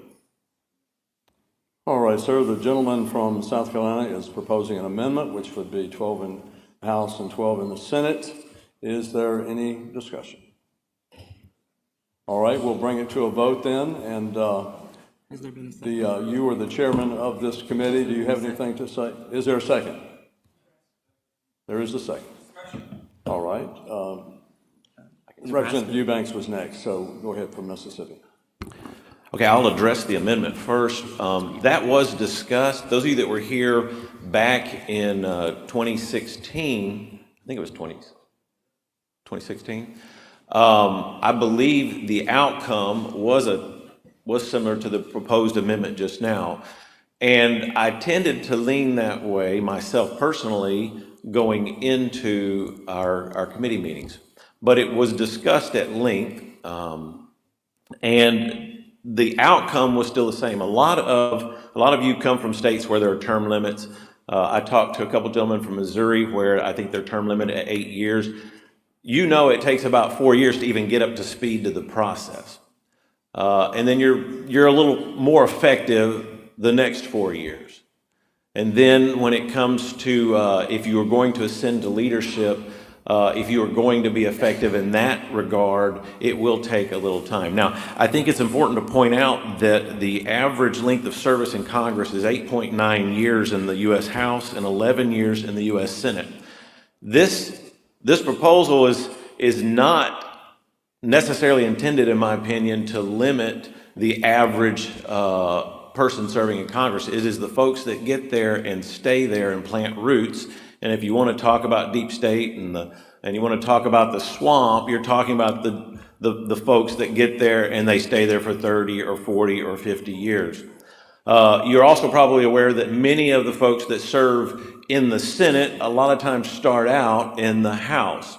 The effectiveness of this particular proposal still limits it to 24 years, whether it's 12 in one and 12 in the other, or 18 in one term in the other, say if you started in the House and went to the Senate. I think that, and also to address, I guess I can do it right now, we did discuss in vigor about a 4-year term in the House. We didn't really think that that was our scope, but also, if you remember, the reason there was supposed to be so much turnover originally, our founders intended it to be closest to the people. And when, in 1913, I believe it was, when they did away with states electing who the senators would be, effectively, there's no difference now. You have people serving your state for 6 years. You have people serving your state for 2-year terms. So we agreed in the end that that was not something that we wanted to mess with, nor did we believe that it was fair to the original intent of our founding fathers. I would encourage you to go ahead and to vote this proposed amendment down, and that we would take and vote on the proposal that lays before you now. Thank you, sir. Any further discussion on the amendment? Who is that? Nebraska. Nebraska.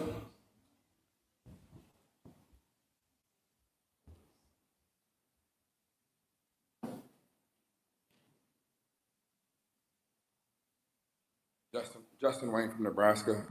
I do agree somewhat with this proposed amendment.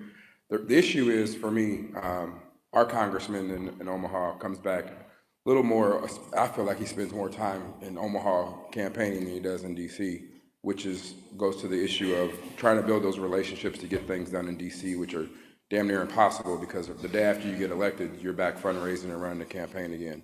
And so you're more beholden to the dollars than you are to actually serving and representing, I feel, oftentimes. So what I would like to see, and I guess I'd ask the gentleman if he would be amenable to his amendment, is 4 4-year terms would be ideally for me, so it would be 16 years, but it would be 4 4-year terms, and still leave the Senate with 2 6-year terms. While that might be staggered, it does allow people to move back and forth, but have a total of 24 years total. But I do think getting away from the 2-year election cycle in the House of Representatives, and for me, it's the historical reason, and I'll be quiet and not come back up here hopefully the rest of the day. This used to be a part-time job, and now it's a full-time job. And if we're going to treat it as a full-time job, whether we like it or not, we need to change the 2 years to a 4 years. And with social media and everything else, and to be able to email your congressman or congresswoman and be able to contact them the way we can today, I do think a 4-year term is equivalent to a 2-year term back in the early 1900s. I just feel like the time-wise and those things are similar, to be able to reach out to your community, to talk to your community. So I do agree with the 4-year term, but I still think for term limits, you gotta have some time to build those relationships, to be able to work your way up in leadership in Congress, and to be able to build the relationships to get things done for your community. So I would go with a 4-4-year term, 4-year term, capped at 4 years in Congress, and still do 2 6-year terms for Senate. That would be I'm not gonna be able to write it today while we sit here, because I was toying with it, and 4 years just looks weird on paper. So we have to figure out how to do that, but that would be my suggestion if we're gonna move forward. Thank you. Thank you very much. So we have an amendment before us. The amendment is 12 for Congress, 12 for the Senate. We're going to have a voice vote. If you're in favor of that amendment, we will vote aye. If you're opposed, we'll vote nay. All in favor say aye. Aye. All opposed say nay. Nay. I believe the noes have it. All right, the division is called for. Let's call the roll. And ladies and gentlemen, we need to move this proposal soon, because we're going to lose some proposals if we don't. Alabama. Aye. Alaska. No. Arizona. Arkansas. California. No. Colorado. Connecticut. No. Delaware. Yes. Florida. No. Georgia. No. Hawaii. Idaho, Illinois, Indiana, Iowa, Kansas, Kentucky. Kentucky is no. Louisiana, Maine, Maryland, Massachusetts, Michigan, Minnesota, Mississippi, Missouri, Montana, Nebraska, Nevada, New Hampshire,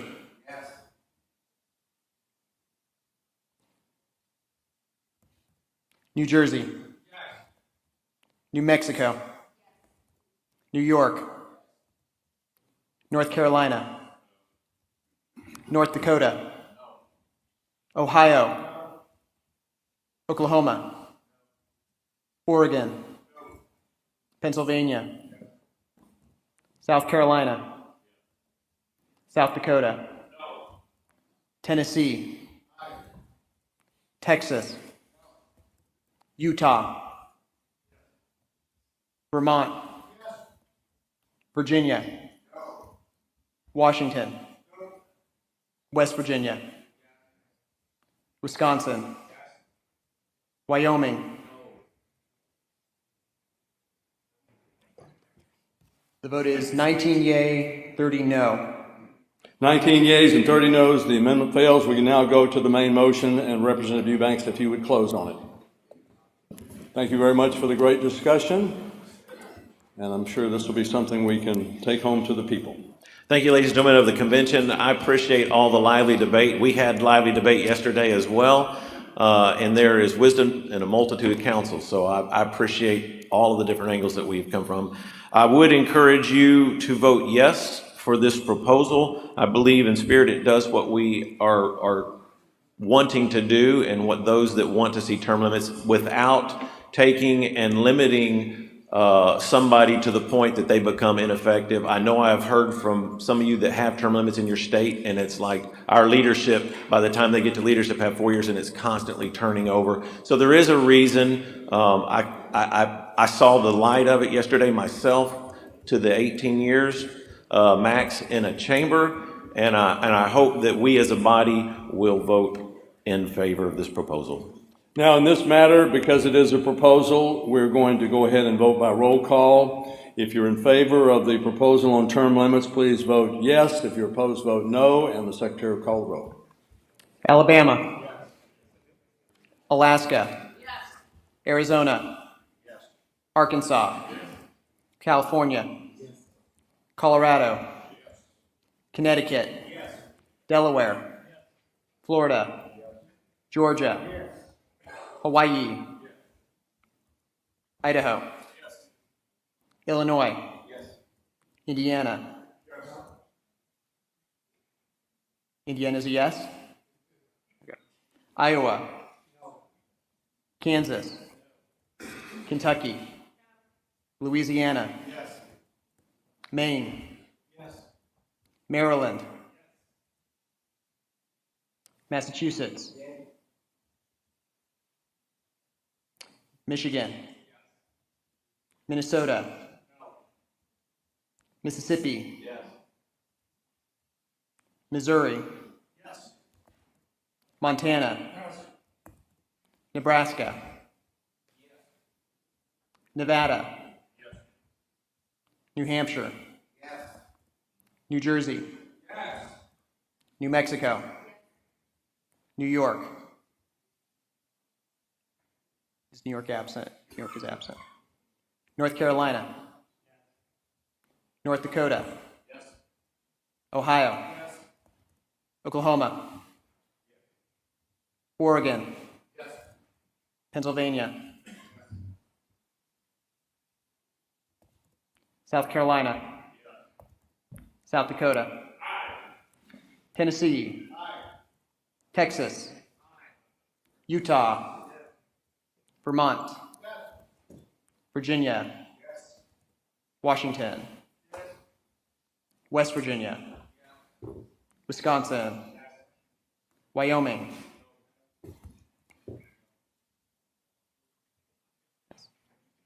43 yes, 5 no, 1 absent.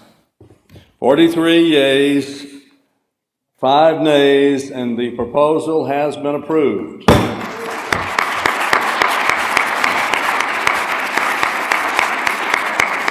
And so this simulated convention of states has proposed an amendment to the United States Constitution, and this is how it would work.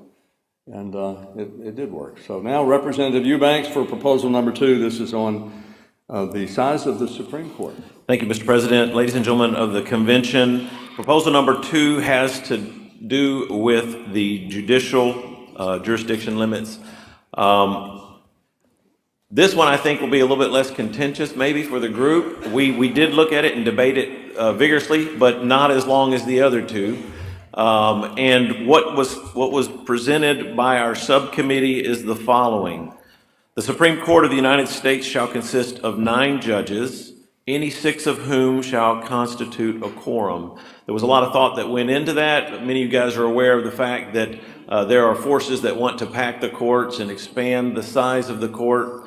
And I would ask permission as well from the president and from the body to allow our chairman of our subcommittee, Mr. Representative Dan Calkins from Illinois, to come forward and to entertain any discussion or questions as to the Without intent. objection, so ordered. Representative Calkins. Thank you, Mr. President. Before we get started, I'd like to inform you that after a heated and contested selection process, I'm the first loser.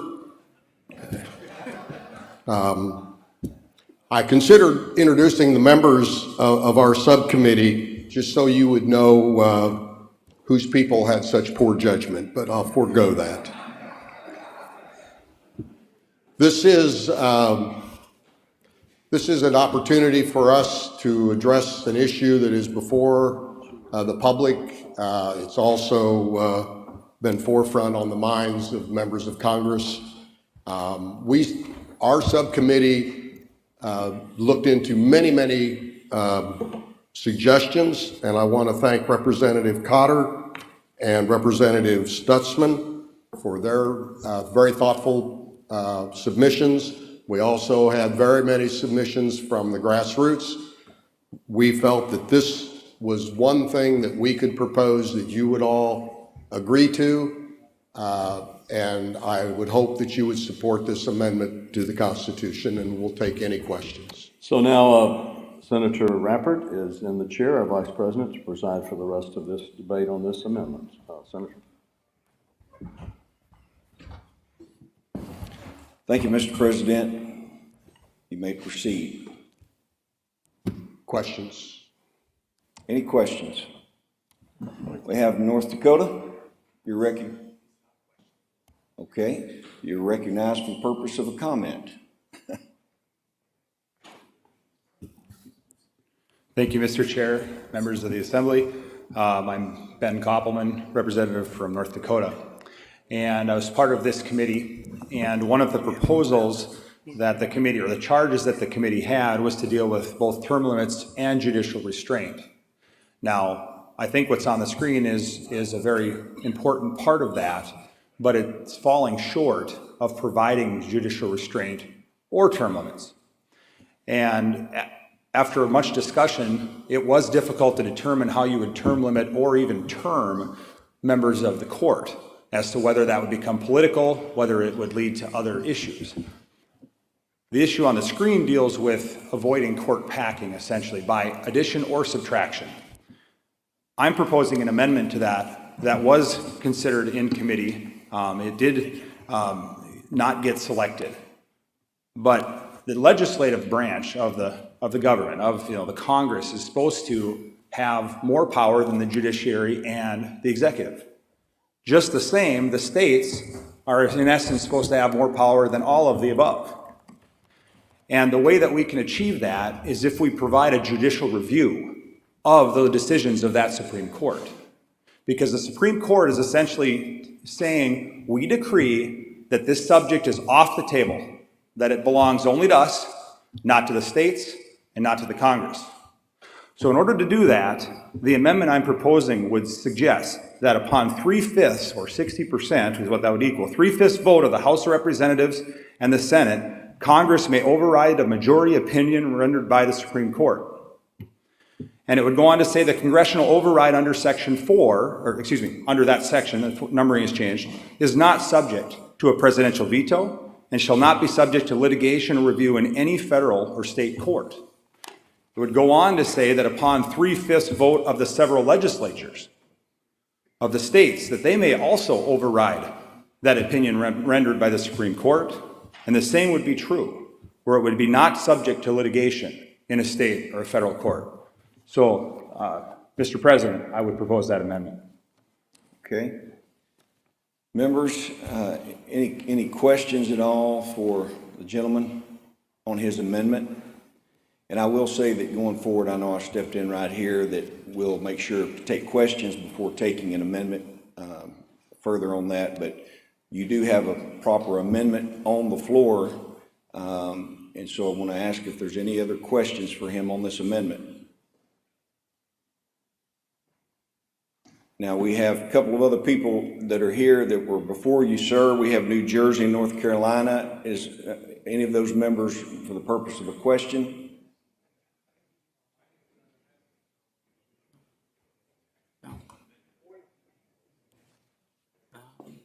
Okay. We have Connecticut. Connecticut, you're recognized. And remember to please state your name for all of those in hearing and those watching. Thank you, Mr. President. For the purposes of question, Joe Markley from Connecticut, is simply that in the discussion in the committee yesterday, this amendment included a time limit for review of these. I wondered why that particular protection was removed. Recognized for your response. Thank you, Mr. President. The reason that that was not included in this proposal is because I don't believe that we necessarily know within, it was a 24-month period of time limit on that review. And if you look at many landmark decisions, anything from abortion to other hot-button issues, I think we might have some indication about what the decision means in certain circumstances because it's obvious. In other cases, it might mean something that then the court later builds upon and builds upon and builds upon, and that one thing that seemed meaningless in the first 24 months now becomes something that clears the table of an entire issue. And so the states need to reserve the right at any time, and the Congress, to overrule that and say, no, the Constitution gives us that right, and we're gonna exercise that right. Member, before you step away, I want to make sure the Secretary, do you have his amendment totally in hand now? Should be. Is everything in agreement to you, sir, with that? I believe so, but I don't know if we have the part about the states. Oh. Yeah, and the sections need to be renumbered for purposes of this, because the text I provided you, if you recall, was a longer proposed amendment, so I don't know that section 4 and those references. I'd have to double check the numbering, but otherwise it's correct. Staff will continue to make sure that's in order. We have several people lined up for questions. I have first North Carolina, if you still want to be recognized. Anyone from North Carolina? No. Okay, all right. New Jersey. Okay, well, we'll hold and continue on this debate. I will keep you in line for the future debate. Nebraska, do you want to speak or have a question on the amendment? Hearing nothing. Minnesota. Minnesota, you're recognized. Please state your name for the record. Thank you, Mr. President. Representative Walter Hudson from Minnesota, rising to ask a question. I love what you're trying to do here. It's fantastic. My question is, was there any discussion in committee about, it's kind of difficult to articulate, but for purposes of illustration, I'll call it the Jenga tower of precedence, right? Like if you go through a legislative action and undo a judicial precedent, what effect that might have on overall jurisprudence. You're recognized. Yes, thank you, Mr. President. I would say that that was considered. Keep in mind the brevity of our process here, with it being a mock simulation. I think the concept and the scope of these judicial reviews would be areas where the court is attempting to usurp or make certain subjects or powers off limits to the Congress or the presidency or the states that would otherwise not be given to them specifically by the Constitution. It wasn't meant to undermine court decisions and precedent as related to subjects of dispute between states or whether or not a specific provision is maybe unconstitutional. They could review that in the Congress, but then if the issue rose again, the court could still rule. So it's not taking it off the table for the court. It's not toppling that, I think it was referred to as a Jenga tower, but merely saying that the court cannot legislate by virtue of their interpretation of what's constitutional. And that's the key. Thank you. Members, we have 5 different speakers on deck here. I'm going to recognize Washington if you have a comment or question on this particular amendment. And I would like, since we have so many, for you to be prepared, if you will, if you are going to speak on this amendment. I have Kansas, Louisiana, Oklahoma, and Pennsylvania. So please be ready so that we can move expeditiously. Sir? Do we get an opportunity to respond from our committee? Certainly. We certainly can take comments. And so would you like to do that before yielding? We debated this vigorously. And one of the points that was made was that the uncertainty, once a constitutional decision is made by the United States Supreme Court, that we allow the states or the Congress to intercede at some point in the future, that there is no certainty of law, and it was expressed very eloquently by Mr. Ross, that we're going to allow a large time frame, now undetermined, of how that law will apply. And we rejected this idea in our committee. Not that we don't agree that there should be ways to limit what the Supreme Court legislates. We believe that that is the body, Congress is the body, and if they don't agree with a ruling by the United States Supreme Court, they can pass a law that addresses that. But by allowing this to happen, we are going to create a tremendous amount of uncertainty amongst the public. And I would urge you not to approve this amendment. Gentleman has spoken. We have now the gentleman from Washington. You're recognized, sir. Thank you. Senator Phil Fortunato, Washington State. So the previous speaker kind of hit my point. The way that we as legislators address a court ruling is to then draft legislation that addresses whatever issue that the court says. So either we have a constitution that has 3 separate branches of government and we obey the legislative branch or the president or the executive branch or the judicial branch. Judicial branch comes out and says, we think that this is unconstitutional because of this, this, this, and this. So it's up to us as the legislators to then say, okay, we are going to pass legislation that addresses those issues. And that's the way that we as the legislature would then respond to a court ruling that we don't like. And so for that reason, I love this amendment, I just don't agree with it.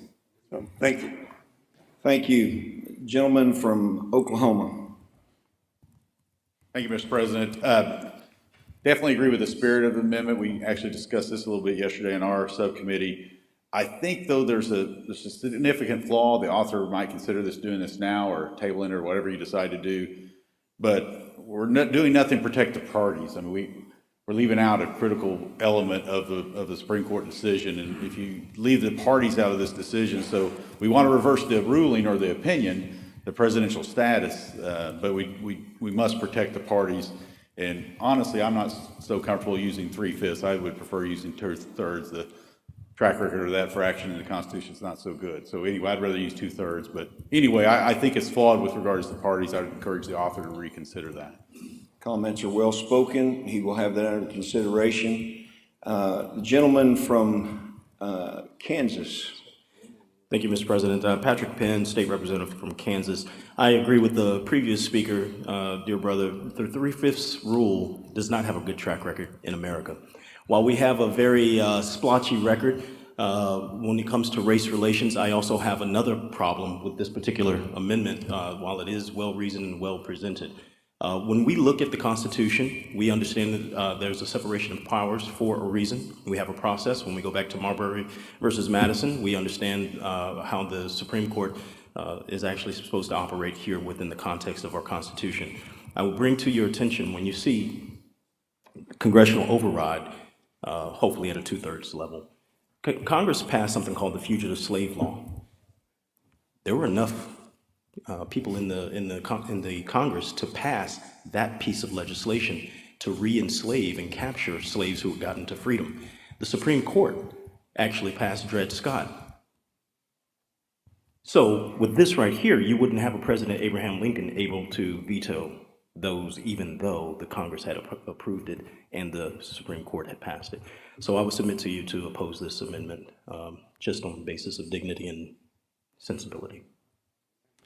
Thank you. The gentleman from Louisiana, President Jenkins, is recognized.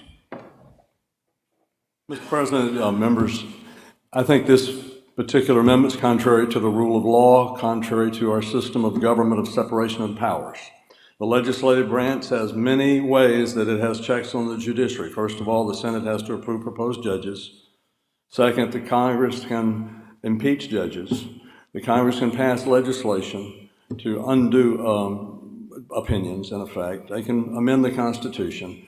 But to say that after a case has gone through maybe years of litigation and judges have heard the facts and they've heard the arguments, now a political decision is made by legislators who arrive and suddenly they're judges. No, that doesn't work in our system. It makes our system political and not legal. So I understand. I disagree with a world of Supreme Court decisions, and I work to overturn them. I work to overturn them through legislation, and I think that's the way to do it. But to try to get the Congress involved in making a court decision, I think a terrible mistake and a corruption of our system, really.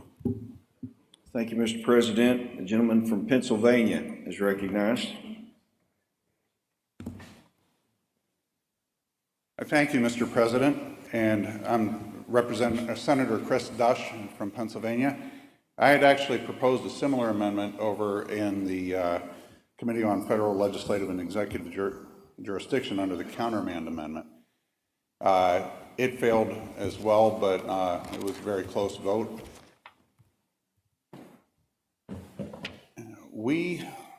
The sincerity, they say, is the sincerest form of flattery.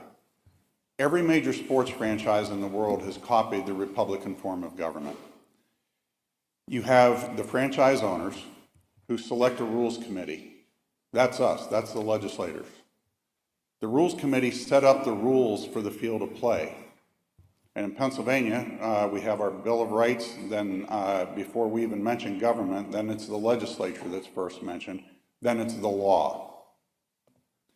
The executive and judicial branches are Articles 3 and 4. They are literally and figuratively and on purpose under the law. When the courts deem to create law from the bench, that's a usurpation of the the legislative authority. There has to be a check against that usurpation. The courts have, if the courts want to run or create law, they need to run for office. The courts being appointed, they are not doing that. Now, I agree. I think the 2/5 is probably a little bit too low. And I would rather see it come from the state legislatures than Congress, because Congress acts on a very much more political basis. And in a forum such as this, I think if 2/3 of the state legislatures were to come back and overrule a Supreme Court ruling that usurped the authority of the legislative branch, I think that is entirely appropriate. We need to start standing up and taking the authority. It was said earlier today that the judicial branch was set up to be the least powerful, and it was concerns that it wouldn't have enough power. And yet today, with the usurpations that we have seen, both in the states and the federal courts, we see today that that is not the case. Because quite honestly, if you watch, and I compare it again to the sports analogy, if the players and coaches and the referees start colluding on the field of play to change the rules, you're going to have disruption on the field, on the sidelines, in the stands, and in the owners' boxes. And that's what we are seeing today, because the executive and judicial branches are often colluding and operating together against the people who are the sovereign representatives of a sovereign people. We need to take the stand of the people, the franchise owners. When the executive and judicial start usurping the legislative authority, the franchise owners are disenfranchised. For this, Gentleman's time has expired, so I'll allow you to close. I will just close with this. I would like to see this type of an amendment, but I think it does need fleshed out a little bit more. And I thank the gentleman. I'm of like mind. Thank you. Gentleman from Hawaii is recognized. Chair will remind you, earlier you all set a time limit of 3 minutes, and so at this point we really need to stay within it. Thank you. You're recognized. Thank you, Mr. President. Jim Hochberg from Hawaii.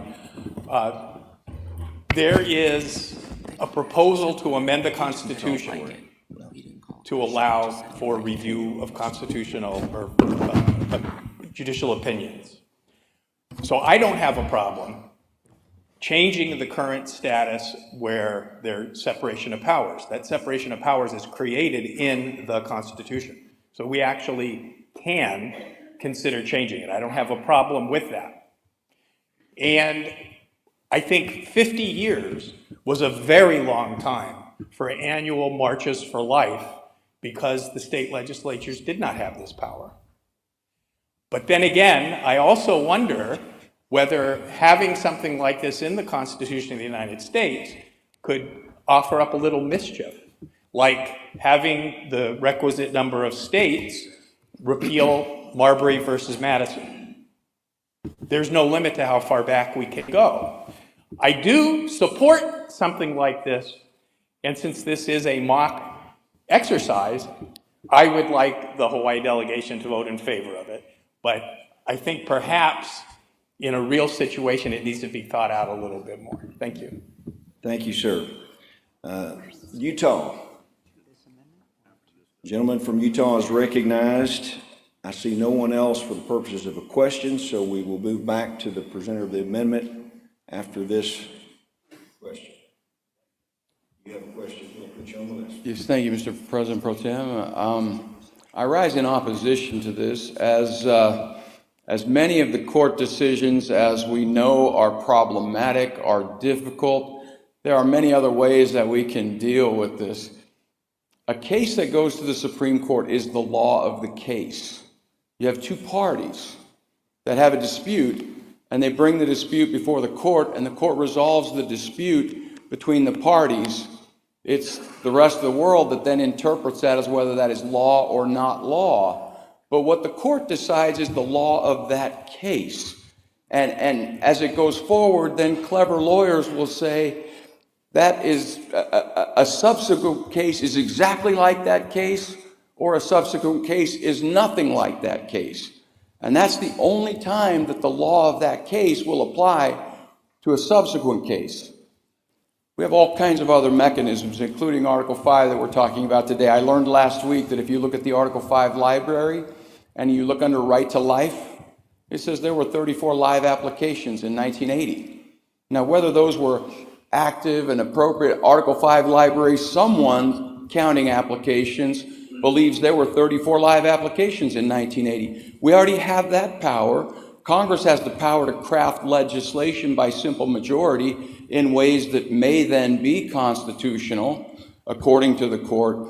But if we get into the purview of disrupting the law of the case between two parties, I think down that road lies a lot of peril. And so I would, while I very much appreciate the intent of this, I would encourage a no vote on this amendment. Thank you.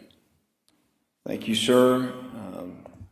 Have the commissioner from Alaska that has raised a question.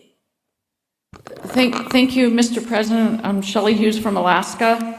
I actually believe it is not just a question, it is regarding this amendment, Mr. President. Section 2, I would propose striking it and replacing it. Instead of giving the power to Congress, give the power to state legislatures and change that to 2/3. Upon 2/3 votes of the several states may overturn a majority opinion rendered by the federal courts. And I'm changing Supreme Court to federal courts because that's often where decisions. And I'd like to state the reason for that. Allow me to state that there is a myth in our nation that there is judicial supremacy. There is not judicial supremacy. They do not get the last word. We are a government of, for, and by the people, and that includes the judiciary branch, and they need to reflect the people of this great nation. And so therefore, I think when we think back to the check and balances as our convention president from Louisiana stated, there are checks and balances present. However, things have changed in our nation. Prior to 1950, attorneys and judges tended to lean towards the right. They now very much lean towards the left. And so the check and balance to make sure that we have neutrality is very important. And so allowing another check at this time is extremely necessary. We do have courts legislating from the bench.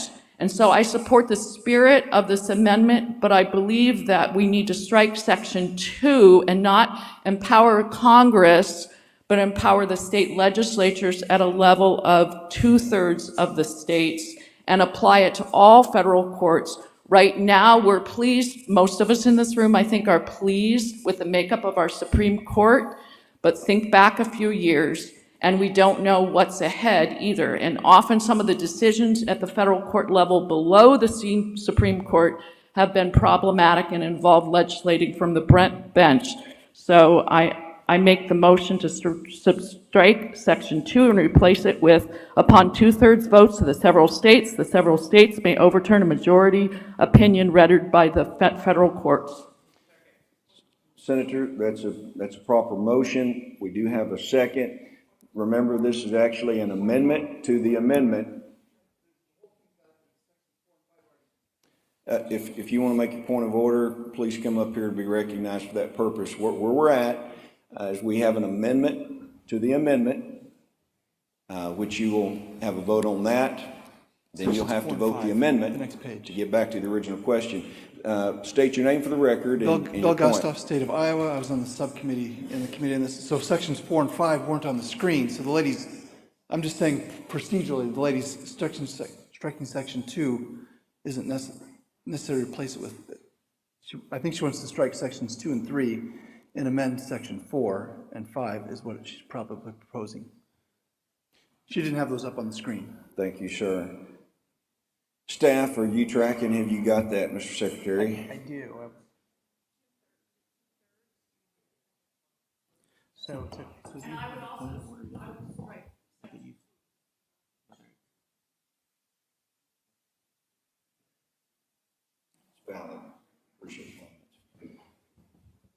So what I would ask the staff to do is, for the purposes of clarity for everybody, you need to read the actual text that's going to be voted upon so that everyone is clear.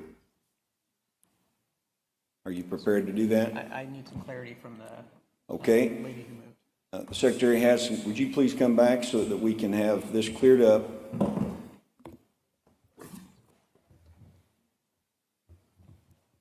Thank you, Mr. President. Is it possible to get all of it on one screen so I can see all the sections? If you wanted it really tiny text, we can Well, do that. at least for me, so I can see it, because I'm up close. Okay.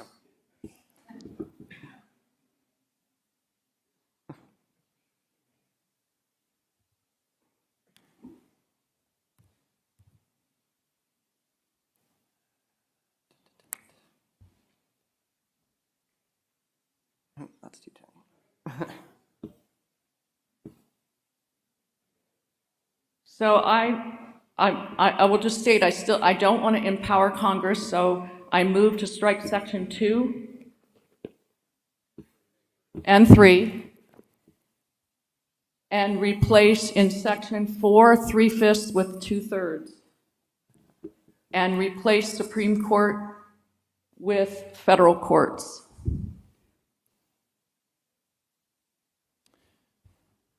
Members, is everyone clear? I'm going to call for a vote on the amendment to the amendment. As stated, gentleman from Utah is recognized for a point of order.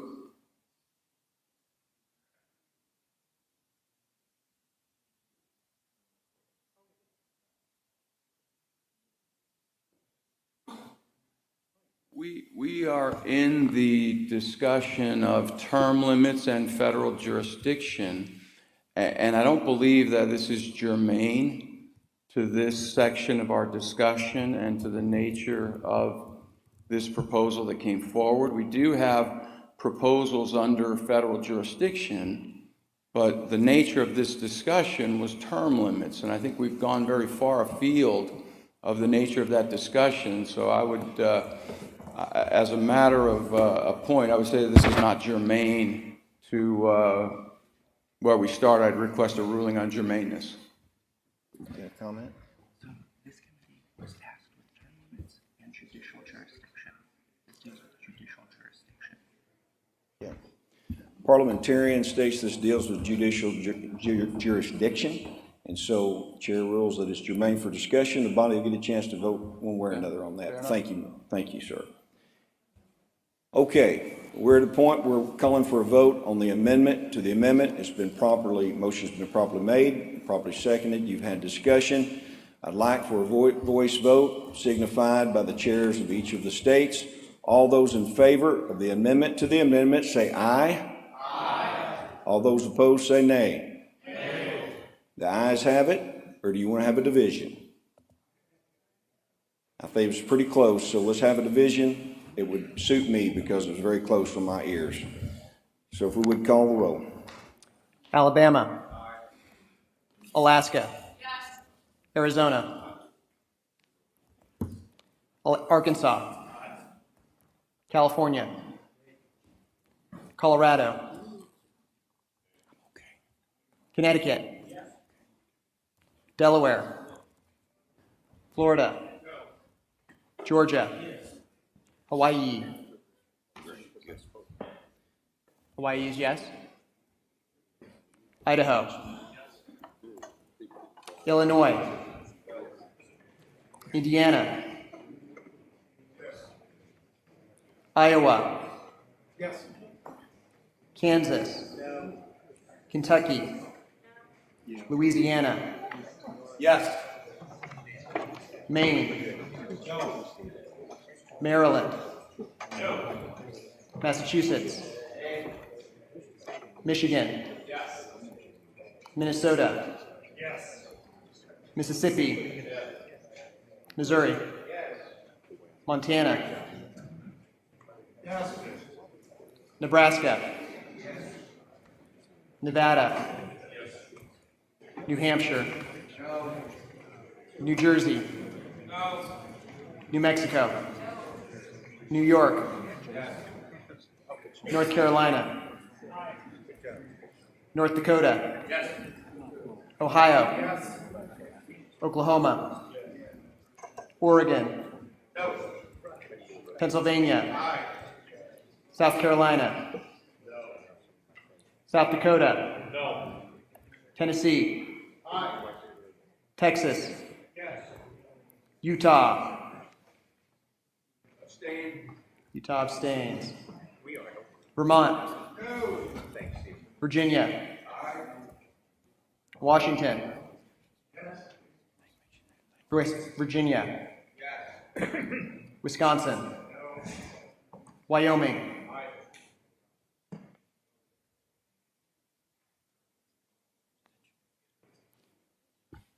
The vote is 31 yea, 17 nay with an abstention. The amendment to the amendment fails. It just passes. Did you say pass or I didn't hear you, sir? It was 31 to 17. Oh, yes, I apologize. The chair withdraws his comments. Sir, you're recognized for your amended amendment. Thank you, Mr. President and members. I think what we've seen here with this amendment is collective wisdom. I think we've seen those that either are opposed to it but bring up good points, and I think we've seen that those that are in favor of it have helped make this language better. And I think that if we look at this through the prism of a longer deliberation in a longer setting, I think we would get this to what its intent is, which is to deal with the overreach of the judicial branch into areas of the executive, or more importantly, the legislative branch, and especially things that tread on the powers and rights reserved to the states and the people. And so I would ask you that you vote with me on this amendment, even if it's not perfect, understanding that in a longer format, we would get those kinks worked out and send a message that the court should not legislate, may not legislate, and the states directly should have an oversight on that overreach. Thank you, Mr. Speaker. Thank you. Are there any questions on this for the member? Have questions? If you have a question, please come and be recognized. We have a bunch of you in queue that wanted to speak on the original amendment. So this is the original question, but this is his amendment. So we'll recognize you for the purposes. Go ahead, okay, that's what I want to make clear. We're going to get to the original. We're now on the amendment. Florida, you're recognized for your question on this, and please come and cue yourself here so we know. Thank you, Mr. President. My question is, we don't have a Section 4 anymore, so the Section 3, which provides for the override under Section 4, really doesn't exist. Plus, what do we do with the fundamental right that's constitutionally there for due process? What we're saying in Section 3 is essentially that the courts now are hamstrung, and a victim who's a party to litigation that was just overridden by 2/3 of the states now is being denied their fundamental constitutional right of due process. I see a great conflict here, and while I appreciate the vigor in which it's offered, remember, people are watching us. What are we going to produce that we know, feel confident that not only are we a credible organization, but that will most likely pass as a constitutional amendment? So I would just suggest to you that this amendment would be deleterious to what we as a body stand for in wanting to amend for streamlining our Constitution. Okay, I'll let you address that. The gentleman has spoken against the amendment. Sir, you're recognized for a point of clarification. The previous gentleman is correct, and it's been corrected on the screen, that under Section 3, it references Section 2, is what it should say. It did briefly say Section 4, but I believe that's been corrected on the screen. Did you have that? Technically, she didn't move it, but... Say louder. Technically, she didn't move it, but... If it's a technical matter, state it and get some agreement before we move on. Technically, the representative from Alaska did not move to change that section to adjust it, but it is a technical correction to make the amendment make sense. Do I hear an objection? Okay. We have an objection to be considered a technical correction. So at this point, the only thing to do with the situation we have is does anyone want to rise for the purposes of an amendment to correct this error? Mr. President, if it's in order, I guess I would just propose, hopefully we can get a voice vote, that we further amend the amendment to change Section 4 in the text of Section 3, change that reference to Section 2 as a technical correction. Okay. Have a second. I have an amendment properly seconded. I'm going to call for a voice vote. Please be very clear for the chair. All those in favor of this amendment, please say aye. Aye. All those opposed? No. The amendment passes. You're recognized for further discussion. Is there anyone else that has a question, though, before we move on with him? We have several of you with the stood, but I'm trying to make sure we're on this amendment. Look like we have, so here I'm going to do this from the top because we've had 2 or 3 things happen. I'm going back. Does North Carolina wish to speak on this? New Jersey, do you wish to speak on this? No. I'll hold you. You got you then. And then I have South Dakota.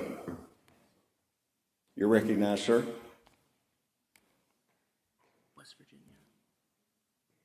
Thank you, Mr. President and members of the convention. Tom Pischke from South Dakota. I want to first recognize that I wholeheartedly agree with the good representative from Florida and his previous comments.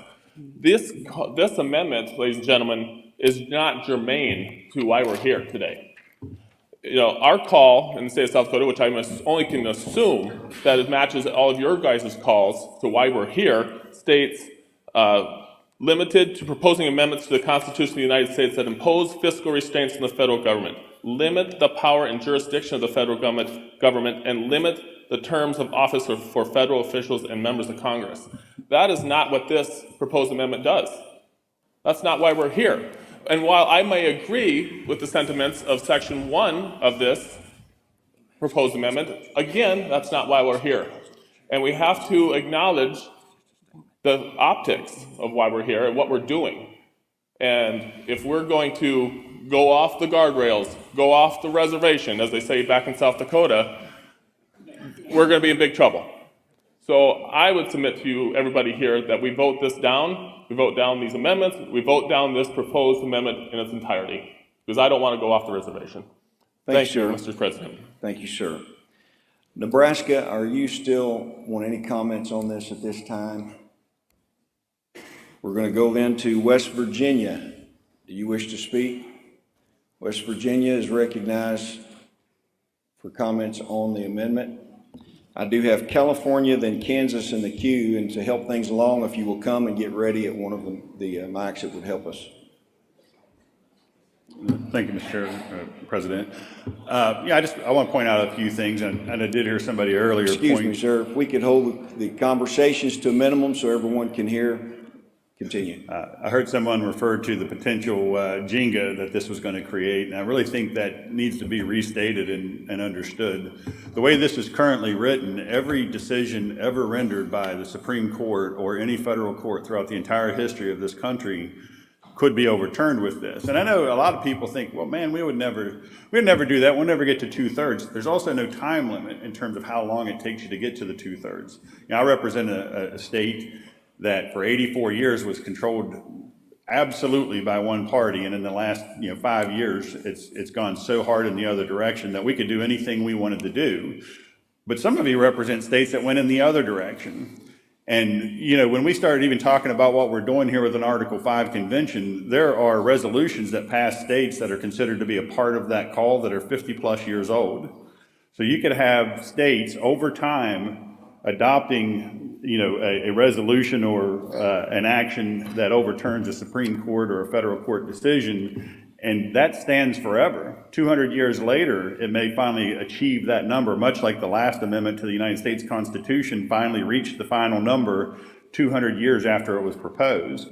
So, without any kind of guardrails on what this might actually affect, I think that's something that you really have to think about. You have to think about people who play this game, and some of us in this room do, some of us don't necessarily, but play the game of being very strategic about which court decisions people might go after because they understand what the long-term effect of overturning a decision might be, even though publicly they're saying something completely different.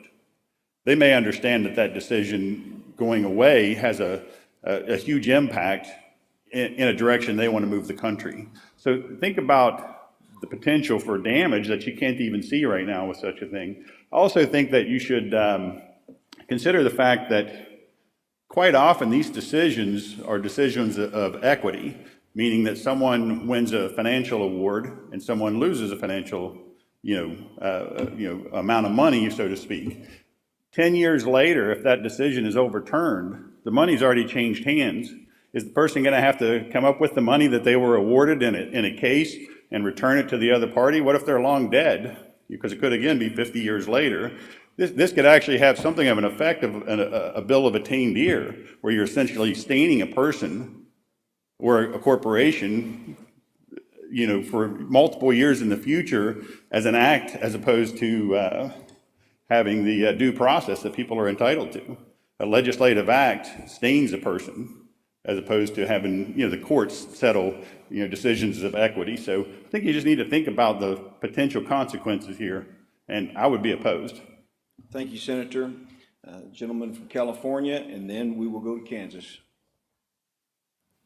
Hello, I rise in opposition to the amendments for Section 2 and Section 3. You know, the right of judicial review by the Supreme Court of legislation, that was established back in the early 1800s. That was Marbury versus Madison, and the Chief Justice at the time, in writing that opinion, stated that laws repugnant to the Constitution are void.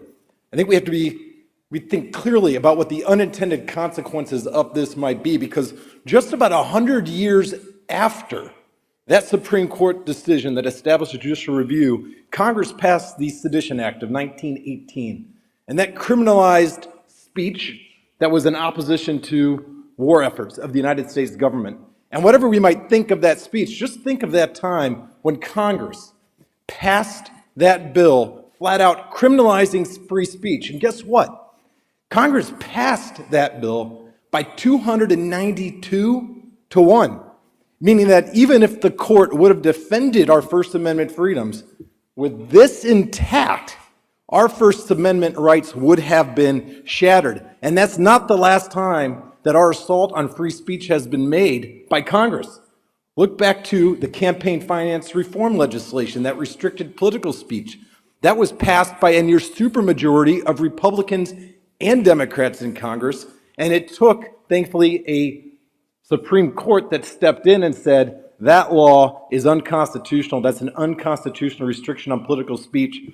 With these amendments intact, once again, our free speech rights just a few decades ago would have been decimated. And for these reasons, I stand in opposition to these two amendments. Thank you, sir. Thank you, Mr. Chairman. I'll be brief. The great people of the state of Kansas know that Hunter Biden got a rat deal. It smelled fishy. Section 3 is that Hunter Biden deal for the states that smells fishy. I would say that we rise in opposition to this amendment. Thank you. Thank you. Members, I'm reminding you to please state your name for the record when you speak. A gentlewoman from Alaska is recognized for comments now. Thank you, Shelley Hughes from Alaska, Mr. President. We've heard a lot about unintended consequences, about the Jenga effect, but I just want to say a 2/3 bar by the legislature is very, very high. Think about how supportive in this nation the public is of term limits and how difficult that's been to get to that bar.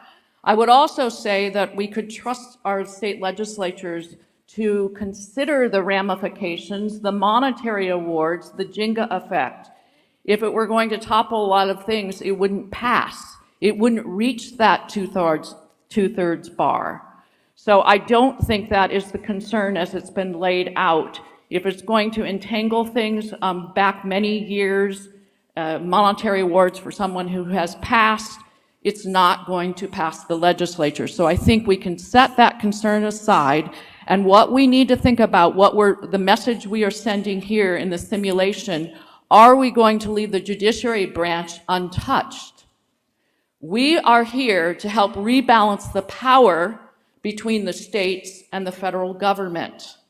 We cannot leave the judiciary branch untouched.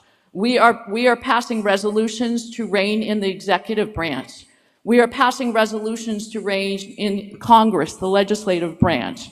If we leave the judiciary branch untouched, we are sending a signal that they have the final word. They do not have the final word, and they need an additional check on them as the makeup of the field of law has changed and has become very politically leaning to the left. So I implore you to consider this and vote yes, so that we as the states are reining in all three branches and not just two of the three. Thank you, Mr. President. Thank you. Members, we have four members in queue. Idaho, you're recognized. If you would, please state your name for the record.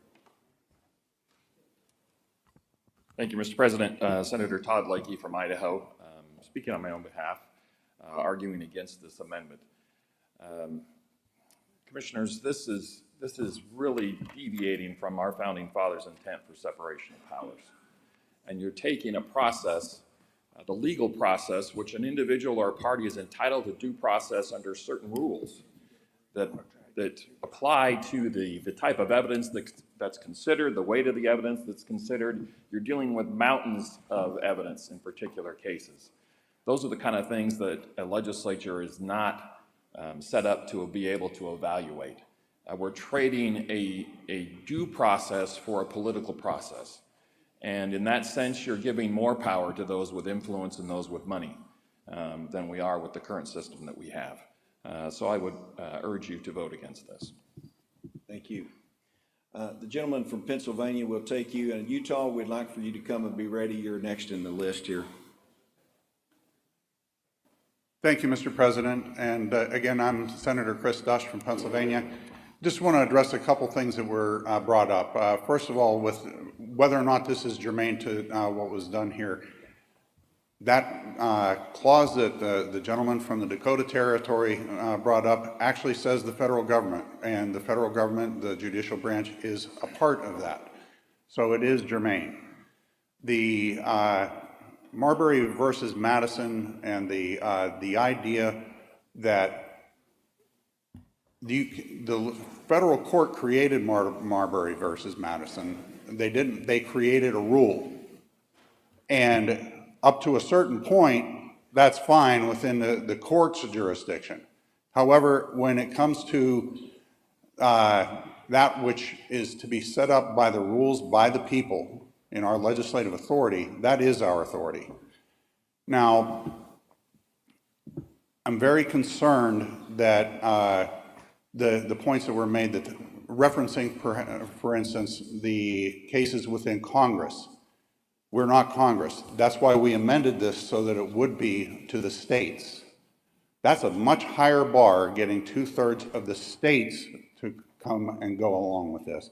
Because to call the convention to actually have that happen, there's a lot more debate that's going to happen in 50 states before we come to that decision-making process. And it can also be limited to just that one individual, that one case, or the precedent. So the legislature has the ability under this to actually eliminate the precedent and also take into consideration the possibility of what has already been decided and the remuneration or whatever has happened within a specific case. But we need to exercise this authority, and we need to have this authority established. I think putting this out before the people with the amount of overreach that we've seen and most people have seen with our judicial branches, both at the state and the federal level, I think people will see the wisdom behind this.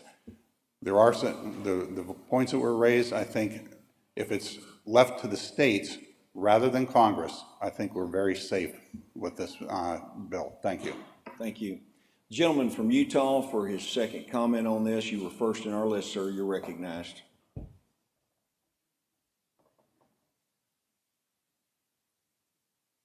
Parliamentarian has given me the states as they're recognized, and so that's why there's some. Excellent, thank you. I'll be brief. I mean, some of the comments were already made, Florida and others.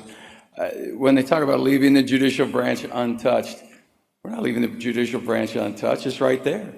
Supreme Court, shock assist of 9 judges. We're addressing the judicial branch.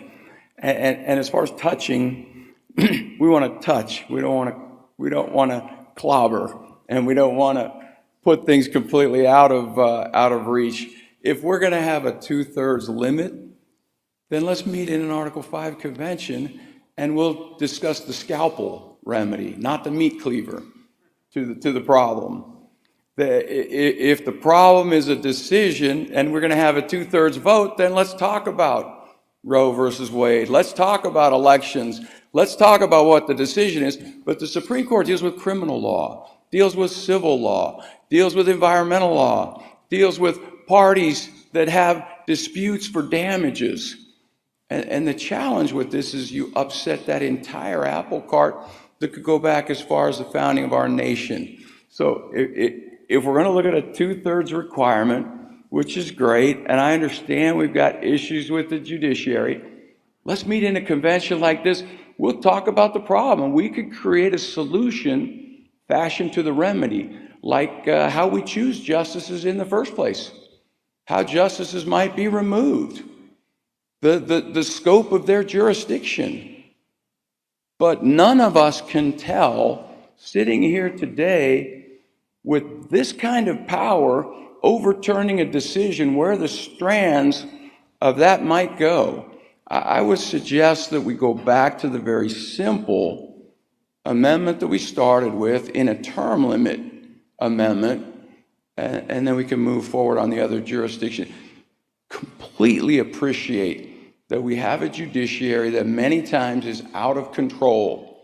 Let's fashion a remedy that is very narrowly tailored to the problem and not something that is going to use a bazooka to deal with a fly. So I would speak against this and suggest we go back to the original amendment. So thank you.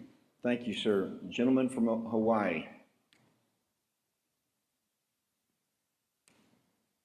Thank you, Mr. President. Jim Hochberg, Hawaii, and thank you for asking the gentleman from Utah to speak first, because he brought to your thinking what I wanted to talk about.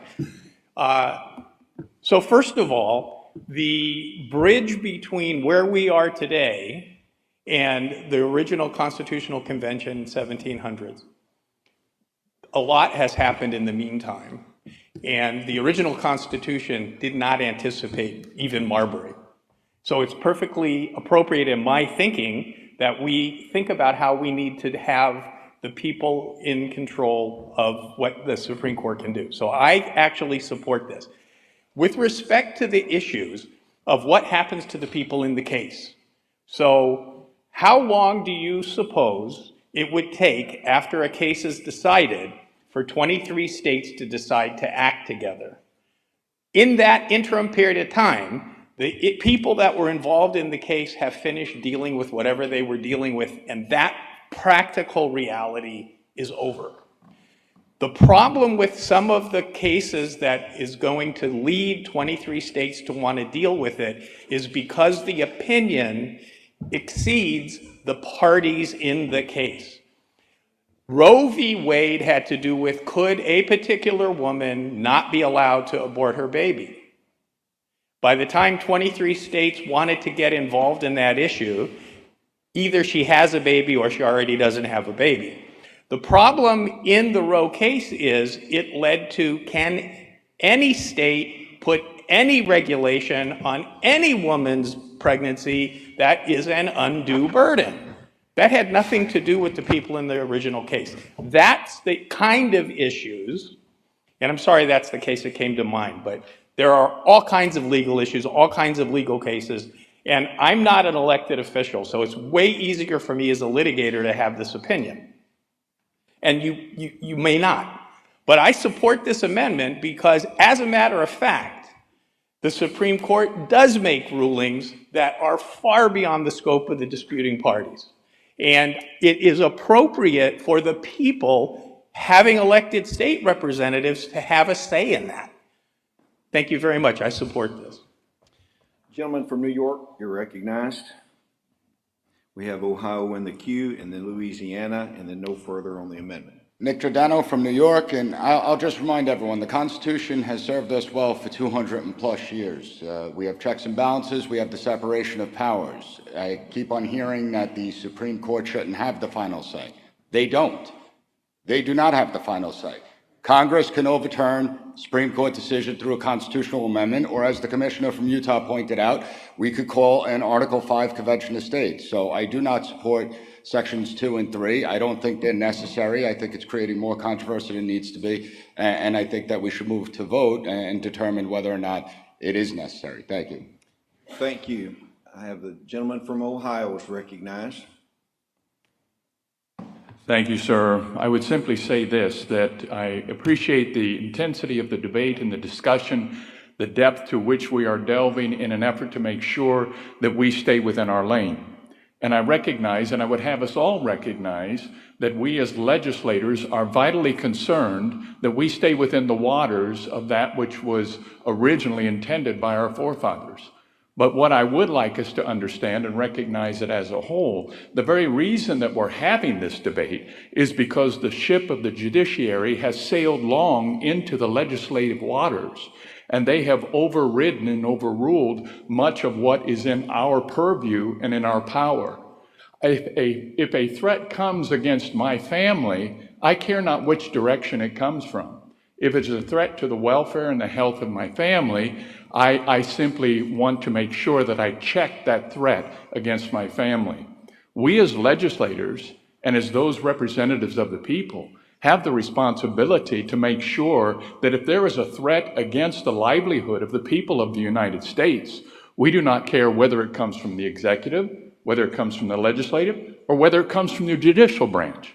We have a responsibility to make sure that we maintain those checks in place. Just a little while ago, now it seems like hours ago, which it was, we heard our first president in his farewell speech say that one of the highest priorities is to preserve the separation of powers.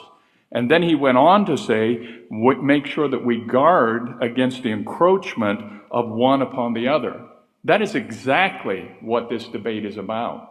And I believe and I prophesy that if we do not do something in this convention, simulated or not, I prophesy that if the ship of the judiciary continues to sail deeper into the waters, and the misunderstanding of the people of the United States is that they have the final say, we will continue to lose the power of the legislative branch. And so it behooves us to do something, whether imperfect or perfect on this day. I would encourage us to make a step forward, if nothing else, to fire a shot across the bow of the ship and let them know that we are watching and that we as representatives of the people are going to do that which is necessary to protect the people. Thank you. Thank you. I have recognized President Jenkins of Louisiana, and then we'll move to the question. Mr. President, members, the reason I want to rise again is because I fear in this proposal the death of what we're doing here. Because this is exactly the sort of thing that will be used to discredit a convention of the states. This proposal, with all due respect, does not make sense. Let's take the word override. What does that mean? And let's take Roe v. Wade. I'm very familiar with that case. I've been fighting it for years. That was a bad, bad decision. The Dobbs decision overrode Roe v. Wade. But that's a general term, it overrode it. What did it do? They wrote a lengthy opinion telling you what the law is. They didn't just say, we override Roe v. Wade. They had to write an opinion to tell what the law is going to be according to the Supreme Court. Are the legislatures going to write a legal opinion telling you how abortion is going to be regulated? Is that how it is? You're going to have 2/3 of the states are going to write an opinion or just say, we override. What does that mean, we override? It doesn't make sense. Furthermore, let me tell you what you will have. You won't have a judicial system because you'll never have a final judgment. You'll never have a final judgment because every judgment depends on, is it possible that these legislatures are going to come in and override something done? How would anybody write a check to pay a final judgment? You're not going to have a final judgment. I mean, think this through. I hate a lot of things that the Supreme Court has done. We have checks and balances, we need to use them. But we don't want to send a message to this country that we want to undermine the basis of our judicial system with something that doesn't make sense, honestly. So please, defeat this amendment. Don't undermine the credibility of this simulated convention. Thank you. Sir, you're recognized for final comments on your amendment. Thank you, Mr. President. I don't think if we read every word of every proposal we have today that we've deliberated for less than a day and a half, that we can take away that defines the credibility of this convention. I think we have to recognize that simulations are indeed a brief example of a process that we go through to make good policy, but that in a process where it was actually going to be debated under Article 5, that process would not be brief, we would not have 3-minute time limits, and we would not limit it to a day and a half. And so that's all in the context of this process as well. Now, we heard Marbury versus Madison brought up, and that was in some ways the Supreme Court saying they are God in all things constitutional. Now, there are parts of that decision and in practice that are very practical to determining when the individual rights of people are protected and whether the legislature or the Congress could simply just legislate those rights away. But there are portions of that decision that allow the court to legislate and essentially take legislative policy on certain issues out of the legislative branch entirely. That is what this proposal is about. I think I opened with that and I want to close with that. The context of this proposal is how it affects the power of the Congress and the states that they should otherwise have reserved to them by the Constitution. And so when we look at this, the states, how would we do this? The states would probably have a resolution, much like how we would have all got here. Now, the resolution isn't going to say, you know, John owes Steve his money back. It's going to say we reject the concept that landmark decision, not the law of the case, as somebody said, but what's commonly called what? The law of the land. And we're rejecting the law of the land theory as it ties our hands as legislators. That's what our resolution would be on. That's what 34 states would come together and say, no, sir, we are not going to accept that. Please support this amendment. Gentleman is closed for his amendment. We're going to have a voice vote if we call for division. I already have a call for division. Without objection, we will have a roll call vote. Mr. Secretary, call the roll on the amendment. Alabama. No. Alaska. Yes. Arizona. No. Arkansas. No. California. No. Colorado. No. Connecticut. Delaware. Florida. Georgia. No. Hawaii. Idaho. Illinois. Indiana. No. Iowa. Yes. Kansas. No. Kentucky. No. Louisiana. No. Maine. No. Maryland. No. Massachusetts. No. Michigan. No. Minnesota. No. Mississippi. No. Missouri. No. Montana. No. Nebraska. Nevada. No. New Hampshire. Abstain. New Jersey. No. New Mexico. New York. No. North Carolina. No. North Dakota. Yes. Ohio. No. Oklahoma. Oregon. Pennsylvania. Aye. South Carolina. No. South Dakota. No. Tennessee. Aye. Texas. No. Utah. No. Vermont. No. Virginia. No. Washington. No. West Virginia. No. Wisconsin. No. Wyoming. Mr. President, there are 8 yeas, 40 nays, and 1 abstention. State it again for the chair. There are 8 yeas, 40 nays, and 1 abstention. The amendment fails. We now properly we're back to the original. Sir, would you like to make any comments before we vote? Thank you very much. This is our amendment to the Constitution that will protect the court from being packed and also ensures that they can act if there are vacancies, and I would appreciate an aye vote. Thank you. Members, you have the proposal properly before you. We're going to call the roll on this. This is, I have an amendment pending. I'm sorry? I have an amendment pending You, that I gave to the secretary a little while ago. An amendment to this proposal. As it comes. I actually have had no amendment spoken to me, so this I was is, waiting for the other amendment to be disposed of, to then. did you have, I had my the staff, did you have amendment properly signified to you that somehow? Amendment was submitted to the staff. Okay, all right. Thank you very much. Nobody had stated we had anything else pending, so just for purposes of the floor debate, I want you to be very vigorous about standing up and saying so, because nothing has been stated other than what had happened here on the floor. So I'm going to allow you to make your statement on this, but we need to handle it quickly, so you're recognized. Do you have the amendment? It should be on the screen. So I have one further amendment, and I do sympathize with everyone who wanted to do at least something to help hold the federal judiciary accountable. And I personally believe that we absolutely need to do that, and I think that the simpler the better in many cases.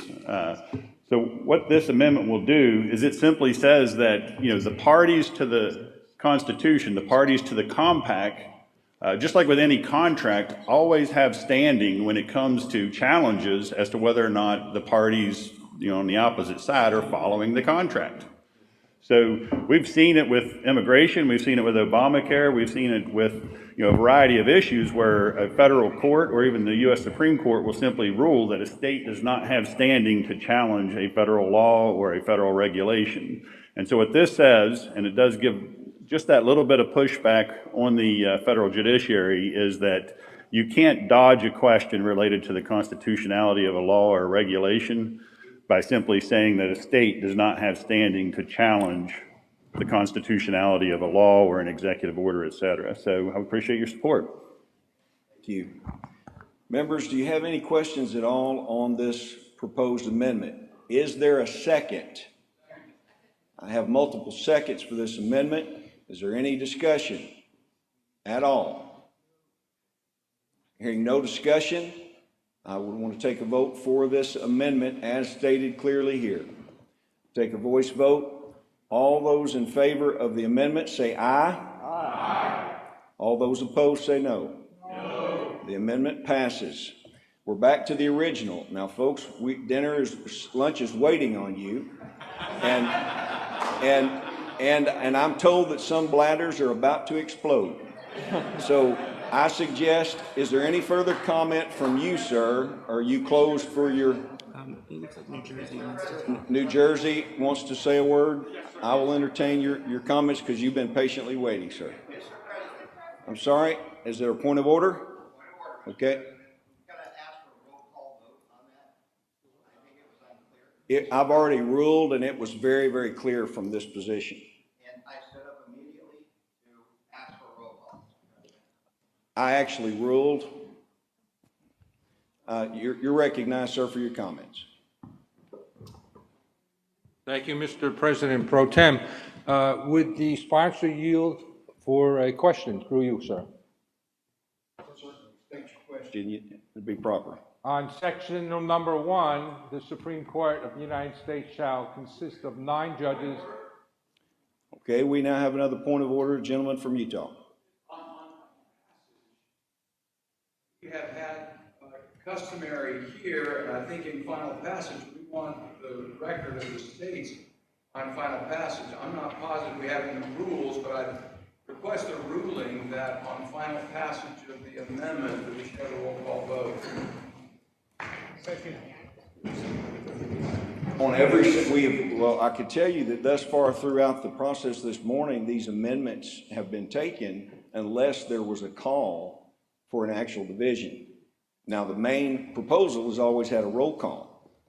So again, I tell you, I had trouble hearing some of these, but that vote was very clear.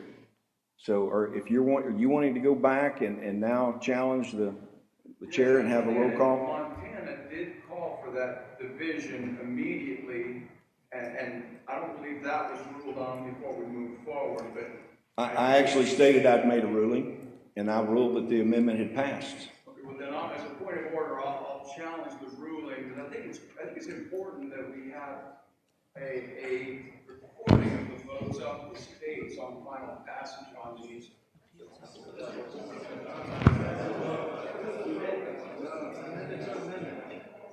This is on the amendment. All right.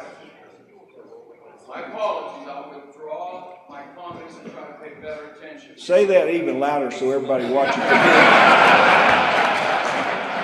hear. He apologizes and deeply embraces the chair. Okay. Leave it to Utah. Okay. Thank you, Robert Orth from New Jersey, President Pro Tem. With regard to Section 1, the Supreme Court of the United States shall consist of 9 judges, any 6 of whom shall constitute a quorum. My question to the sponsor is simply this. I'm assuming that the 6 is 2/3 of the 9. However, anytime there's a tie, it's always going to really be perceived as a no vote. So my question is, why wouldn't it be 7 rather than 6? You recognize for response to the gentleman's question. I'll do my best. I may need consultation with our expert on our committee, if you don't mind, Mr. President. It's your pleasure. You're recognized to assist in response. He'll be able to do this much better. Thank you, Mr. President. And Dennis Ross from Florida. The wording in Section 1 is verbatim from the Judiciary Act. So what we're doing is placing in the Constitution what is not there, which is in the Judiciary Act, which explains the makeup of the Supreme Court, so it'll be 9. So we're not creating anything new. We're using the existing law that has been there since 1938 in order to clarify and bring to conclusion that the Supreme Court shall only be 9 with 6 members constituting a quorum. So then, sir, just to get back to You're my... recognized to continue, sir. Oh, thank you, Mr. President Pro Tem. Sir, just to clarify, then when there are tie votes...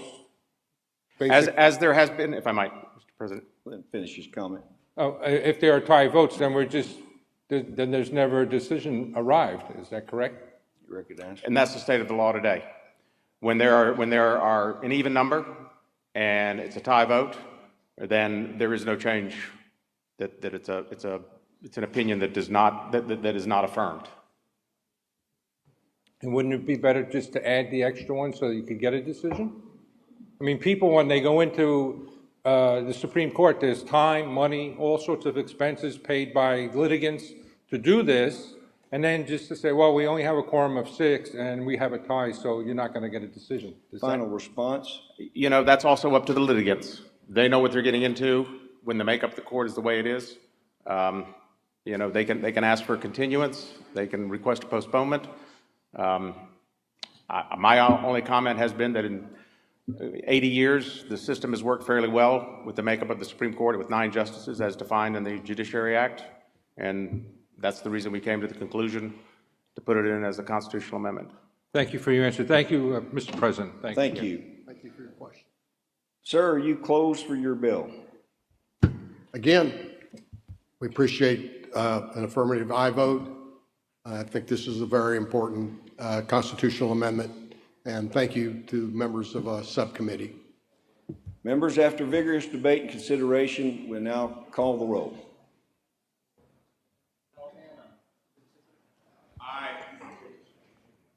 Alaska. Yes. Arizona. Arkansas. California. Colorado. Connecticut. Delaware. Florida. Georgia. Hawaii.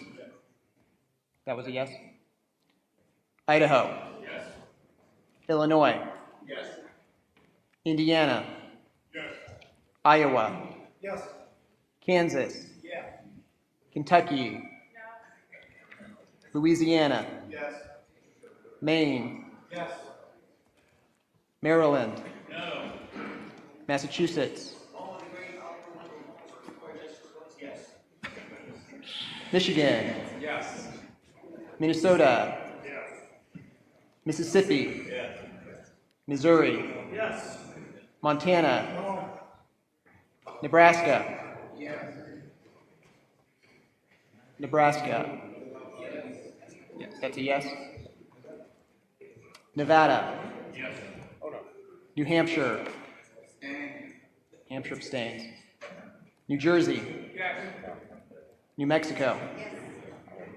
New York. New York. Absent. North Carolina. North Dakota. Ohio. Oklahoma. Oregon. Pennsylvania. South Carolina. South Dakota. Tennessee. Texas. Utah. Vermont. Virginia. Washington. West Virginia. Wisconsin. Wyoming.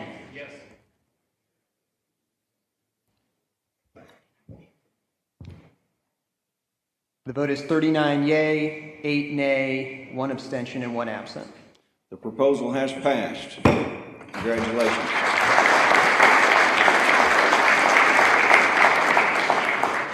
Members, in consultation with the president, we're actually going to take a 20-minute recess for you to be able to use the restroom, to get your box lunches, to be back in here. My time is approximately 12:11 or 12:12, so be mindful of the time, and we'll see you all back here after a 20-minute recess.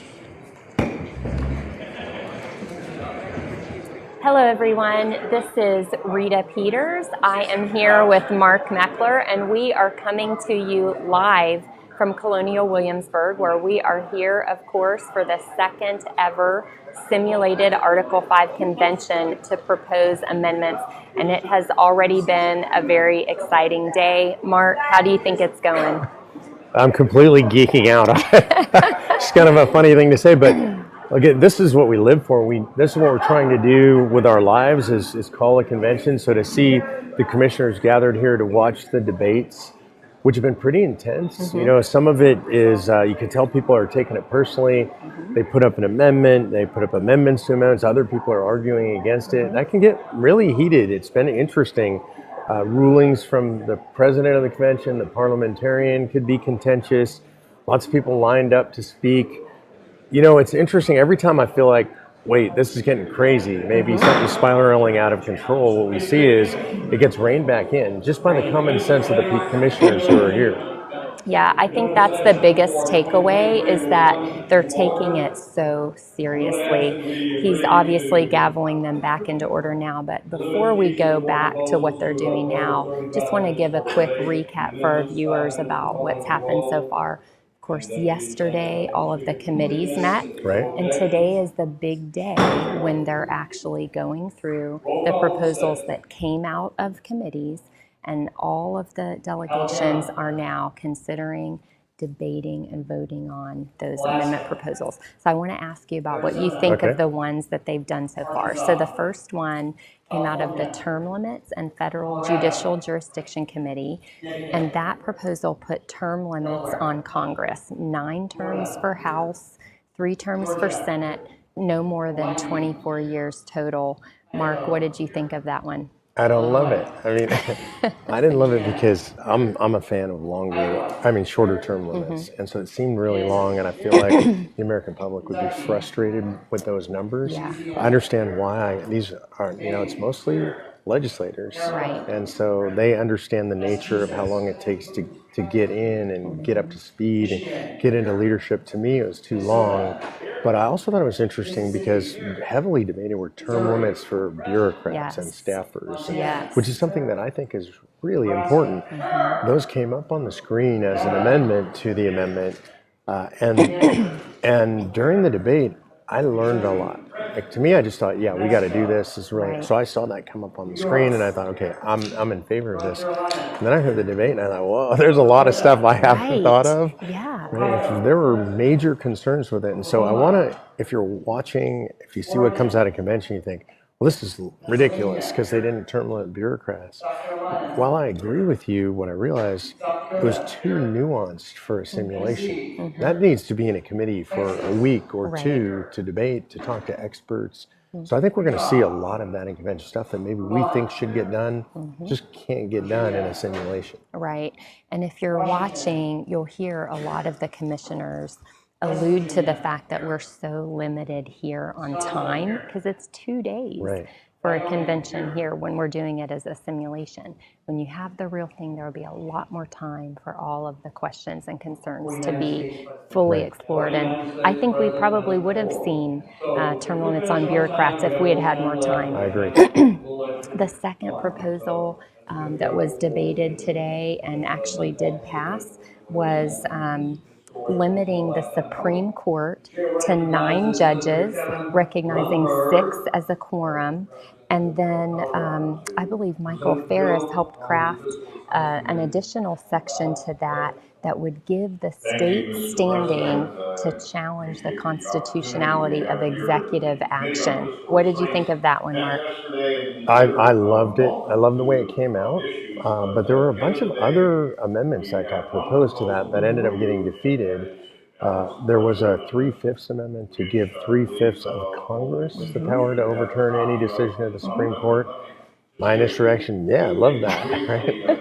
And that ended up getting stripped out because people were saying, well, you're still leaving the power with the federal government. Right. And so I thought that was an interesting nuance. So that got dropped. And then somebody proposed 3/5 of states.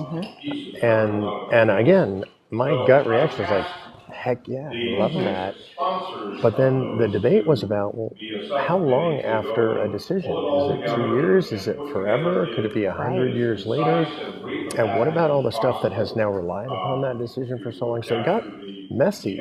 Like, I still think that I like it, but again, what we realized is in 2 days, there's no way to work out all the complexities. So we went back to something simpler, limit the court to 9.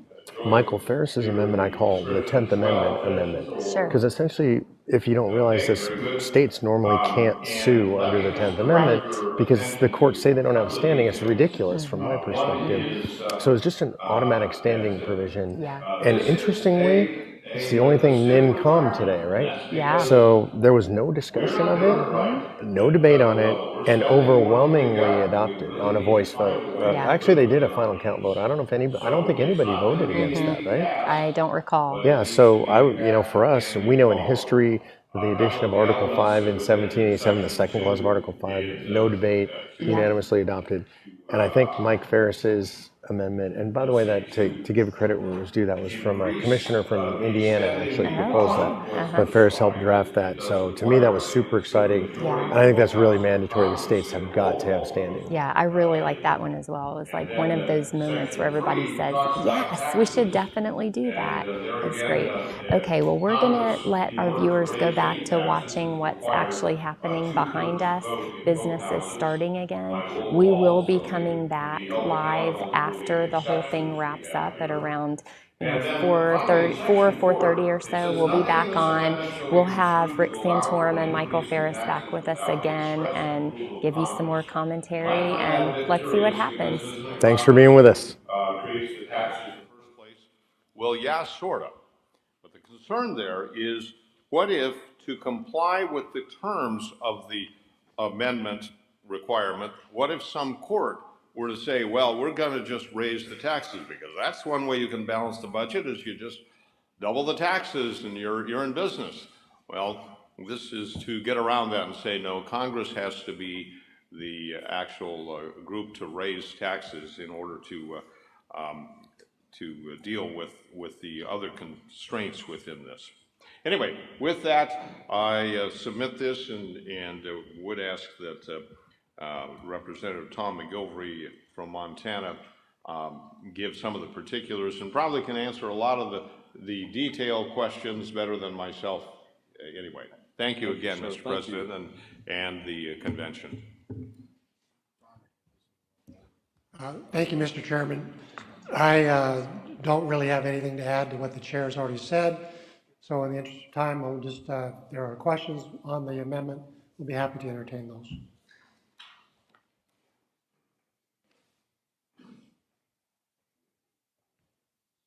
All right, if we have amendments to be offered, who would propose one first? I'm sorry, you had a question? Yes, sir. Comment, identify yourself and ask your question if you would. Thank you, Mr. President. Joe Markley from Connecticut. I will perhaps ask a question to be followed by an amendment, but let me ask, who would be responsible for determining what the figure is that is used for the gross domestic product of the United States?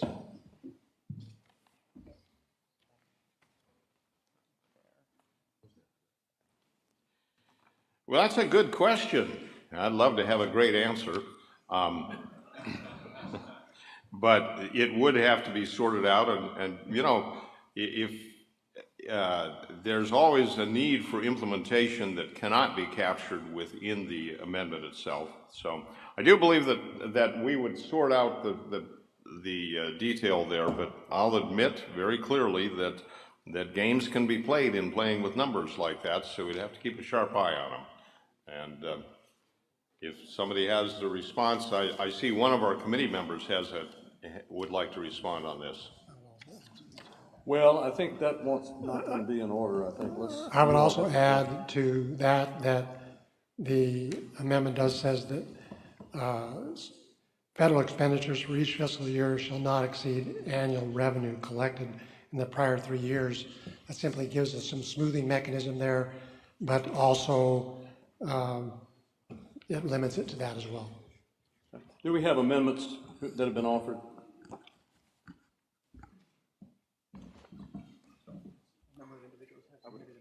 Okay, what's the first one submitted? Mr. President. Who would seek recognition, offer an amendment? Yes, sir, you're here. Go ahead, identify yourself. Joe Markley again. In response to this, first of all, let me say I could not be more in sympathy with the intention of the people on this. And I would love to find a method, not simply to have a balanced budget, but to limit the growth of expenditure. I just don't think that what we have in this amendment would work. Gross domestic product is a concept that's only existed for about 80 years. It's to the credit of the founders that in writing the Constitution, they did very little that has dated. Nothing will date faster than a concept like gross domestic product. Many of you might remember when it wasn't gross domestic product, it was gross national product. That was changed back in the 1990s. It's a somewhat different number. Gross domestic product, there are 3 ways to calculate it. The 3 ways give us 3 different calculations. The United States Bureau of Economic Analysis, which is a division of the Department of Commerce, is currently the agency that produces the number. I have no faith, and we talk about being in thrall to the bureaucracy. I have no faith that a government agency like that would give us honest numbers, even if honest numbers could be arrived at. I think this is an invitation. Do you have an amendment? Yes, I'm sorry. My amendment would simply be to strike that phrase, not to exceed 18% of the gross national product of the preceding calendar year. I think it's a great idea. I don't think it will work. All right. Do we have any discussion on that amendment? Do we have a second? Second. Anyone wish to discuss the amendment? Yes, sir. Identify yourself, please, sir. I'm Joe Griffith from California. So when we look at the limitations here, let's not get too lost in the details of what actually, or how we're actually going to define total gross domestic product. Typically would go by what the Bureau of Economic Analysis says, can be accurate, sometimes it's not fully accurate, but the point is, we're trying to say with this, we're trying to say that even if our federal revenue unexpectedly booms, we don't want to have a blanket provision for Congress just to spend all that revenue. Let's say revenue. Revenue traditionally, going back to the last 60 years, traditionally ranges from between 15 and 20% of our entire gross domestic product. What we're trying to say here is, let's say we go to an economic boom period and we're collecting 20% of our total gross domestic product in taxes. We're trying to put a limit on Congress and saying, just because you're intaking all those tax dollars doesn't mean that you get to spend all of it. And that's all that 18% figure is. We're just trying to put a limitation on federal spending as well as on the federal debt. Unfortunately, it's not likely we're going to actually see that type of revenue. It's only happened a few times in the past 70 years, but we're just trying to put a safeguard in here. If we do go through a period of economic boom, Congress does not have a free rein to spend all of that money. And for that reason, I oppose the amendment. All right, so we have a lot of pending amendments. Are we ready to vote on this amendment? Any further discussion? If not, close on your amendment and we'll have a voice vote on it. The person who offered the amendment, did you wish to say anything else? Okay. All right, then, all in favor will say aye. Those opposed will say no. And all in favor say aye. Aye. All opposed say no. No. The noes have it. Next amendment. Who wants to be recognized for an amendment? Yes, back here. Is that Tennessee?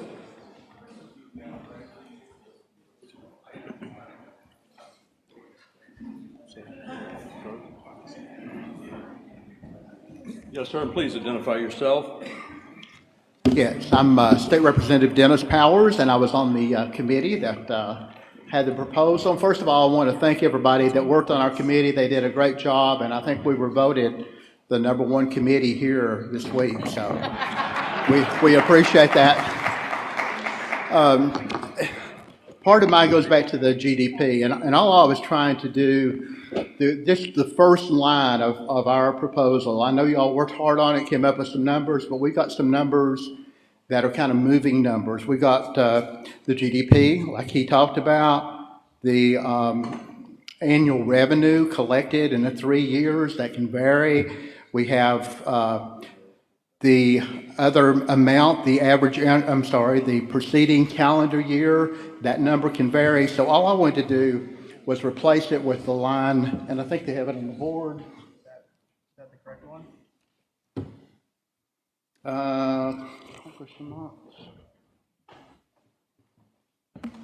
Okay. Yes, that is the correct one. So it just simply says Congress shall adopt a preliminary fiscal year budget no later than the first Monday in May for the following fiscal year and submit said budget for consideration. And what that does, I hate to tell this, but I plagiarized off somebody that had sent this in. I think it was Chairman Lundberg of Colorado for Steve Halpern of Nebraska. But I just thought that was a good encompassing first line, and it takes out those variables that we're looking at that can change from year to year, but it does make us have a budget. It does make it have it on time and make it be presented, and then they've got from May to October 1 to get it passed and have a balanced budget amendment. And I think this simplifies everything, and it makes it easier for us when we go home to try to explain it to everyone exactly what we did and why we did it that way, because I think the other numbers can really change over a period of time. So that's my amendment, and thank you. And to speak on the amendment, I have a number of people seeking recognition. Utah, were you to speak on the amendment? Is that correct? Then Delaware, did you want to speak on the amendment? Sir, you have an amendment. Michigan on the amendment? I have a proposed amendment. Okay. And West Virginia, do you want to speak on this amendment? Anyone to speak on the amendment? Yes, sir. Go ahead. Identify yourself again. And okay, I'm sorry. Senator Tom McIlroy Billings, Montana. I would oppose this amendment. Number one, the reason we put in the prior 3 fiscal years is because it does allow some smoothing. For example, if you had maybe a 10% drop in revenue the previous year, it may be very difficult in a bad economic time to drop your revenue 10%, maybe actually damaging to the economy. So by having 3 years, you actually smooth, and it can be less destructive in a poor economic cycle. Secondly, we already have Article 1, Section 7, which requires Congress to submit a budget every year. So for those reasons, I would oppose this amendment. All right. We're going to try to hear from California and then Virginia on the amendment and then go to a vote. California would be next. Joel from California. My only concern with the amendment is that if we strike the first 3 lines, then we're not going to have a clear requirement to have the budget balance. But if the gentleman be agreeable to simply adding the amendment, I would no longer have an opposition. I'd no longer be opposed to it. That's fine. All right then. And Virginia, did you wish to speak on the amendment? Who from Virginia wanted attention? Yes. Well, Mr. President, that takes care of my objection. Yes. The proposed amendment would render this not a balanced budget amendment. Okay. All right. Any objection to the amendment? Hearing none, the amendment is adopted. Do we have further Thank you, Mr. amendments President. pending on the proposal? What?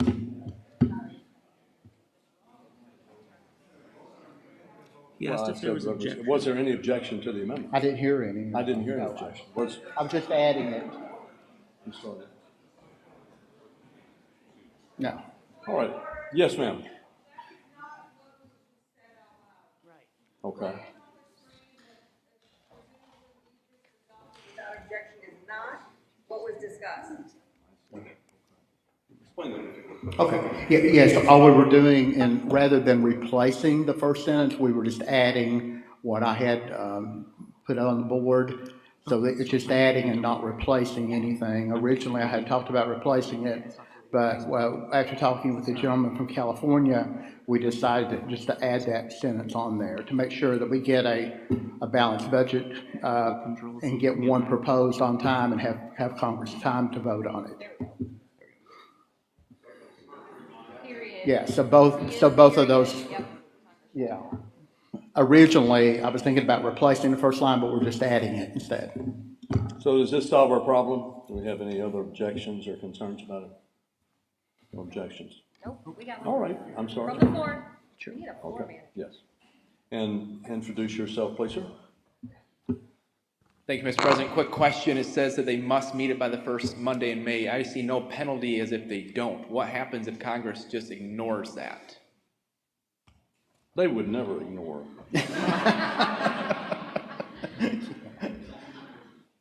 Yeah, I could never see that happening either. But just like, I think it's just like any other constitutional issue that we might have, anything that is an amendment to the U.S. Constitution, they were required, by law to follow it. So we would have to come back and have some type of right of action to come against them if they did not present one in time, just like any other amendment that they've ignored.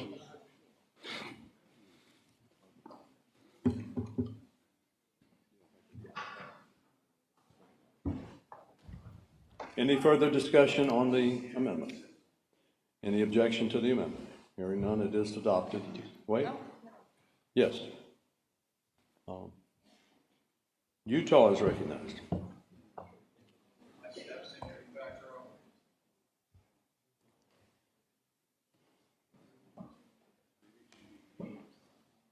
There you go. Get my steps in from the back row there. Thank you. I'd like to reserve the right to make a motion to amend, but I have a question. Do you have any idea what the current debt to GDP, expenditure to GDP is? You've got an 18% limit. Do you have an idea what the current expenditure to GDP is? About 18%. I'm sorry. Yes, currently federal revenue is 4.7 trillion. GDP is at 25.4 trillion. So revenue to GDP would be about 18%. But we're spending about 6.2 trillion. So I'm just guessing another 5-6%. About 25%, I think, if we look it up. So my question would be, so if we're 25% currently in spending and we want to put a limit of 18%, so we've got a 7% delta, that's something in the order of $1 trillion plus. How would you propose that if this passes, they would immediately reduce the trillion, call it $1 trillion, $2 trillion, $3 trillion? Thank you for the question. What we've seen is that if we just went back to 2019 spending, you could balance. Right now, we're spending about $1.5 trillion over the $4.7 trillion of revenue. Of course, if this amendment goes out for ratification, you're going to have the time that it's being ratified. I think Congress can see the writing on the wall, to use a biblical phrase. They can get their house in order, and then they have 3 years based on Section 5 to also adjust. Yeah, I would I very much appreciate the blending and the amendment there. The 18% I think is concerning, and then the additional 1%. I think in most of our states, Health and Human Services is about 65 to 70% federally funded, and the easiest way for Congress to then reduce that amount, if we put that cap on them, is to simply cut back to the states and take that through. I think the work in getting the revenues to not, or the expenses to not exceed revenues is extremely laudable. If we push an 18% cap currently, we're going to see that just come right down to the states, that every one of our states are at least 30% federally funded, some as much as 50% federally funded. The easiest way for Congress to do that is to simply cut money to the states. I would suggest, as an amendment, that we simply strike the not to exceed 18%, the rest of that line, and strike after the last line, after any surplus of revenue over expenditures shall be applied to outstanding debt, put a period and then strike the rest of that line, so that we first deal with simply getting expenditures not to exceed revenues. If there's any surplus revenues, to apply that to debt.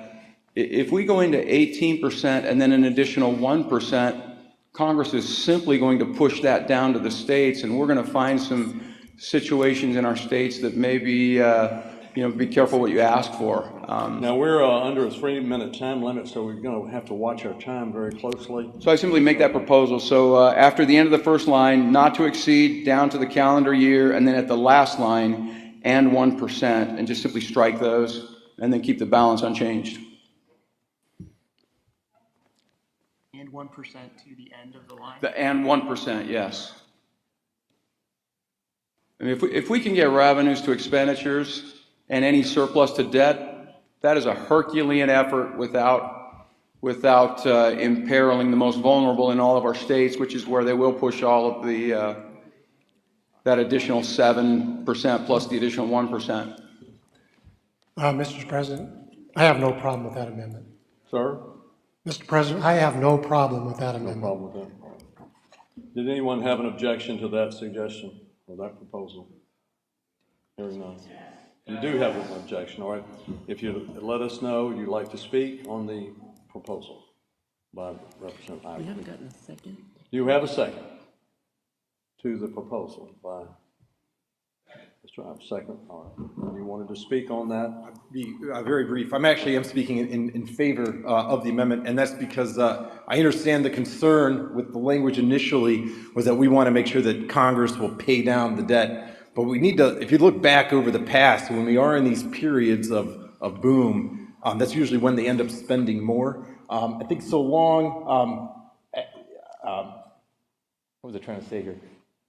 Yeah, when we go ahead and eliminate that requirement that they have to do a 1% of the total expenditures, my concern is that we have that requirement in place, Congress is going to be looking for a reason to use that loophole. And if past spending bills are I think any prediction, and I think they are, there's usually a bipartisan consensus in times of economic trouble to go ahead and raise that debt ceiling. Usually it's overwhelming. So I want to give Congress less of a political cover to actually use that loophole. And for that reason, I support your amendment. All right. New Jersey also on the amendment. Thank you, Mr. President. Robert Orth, New Jersey.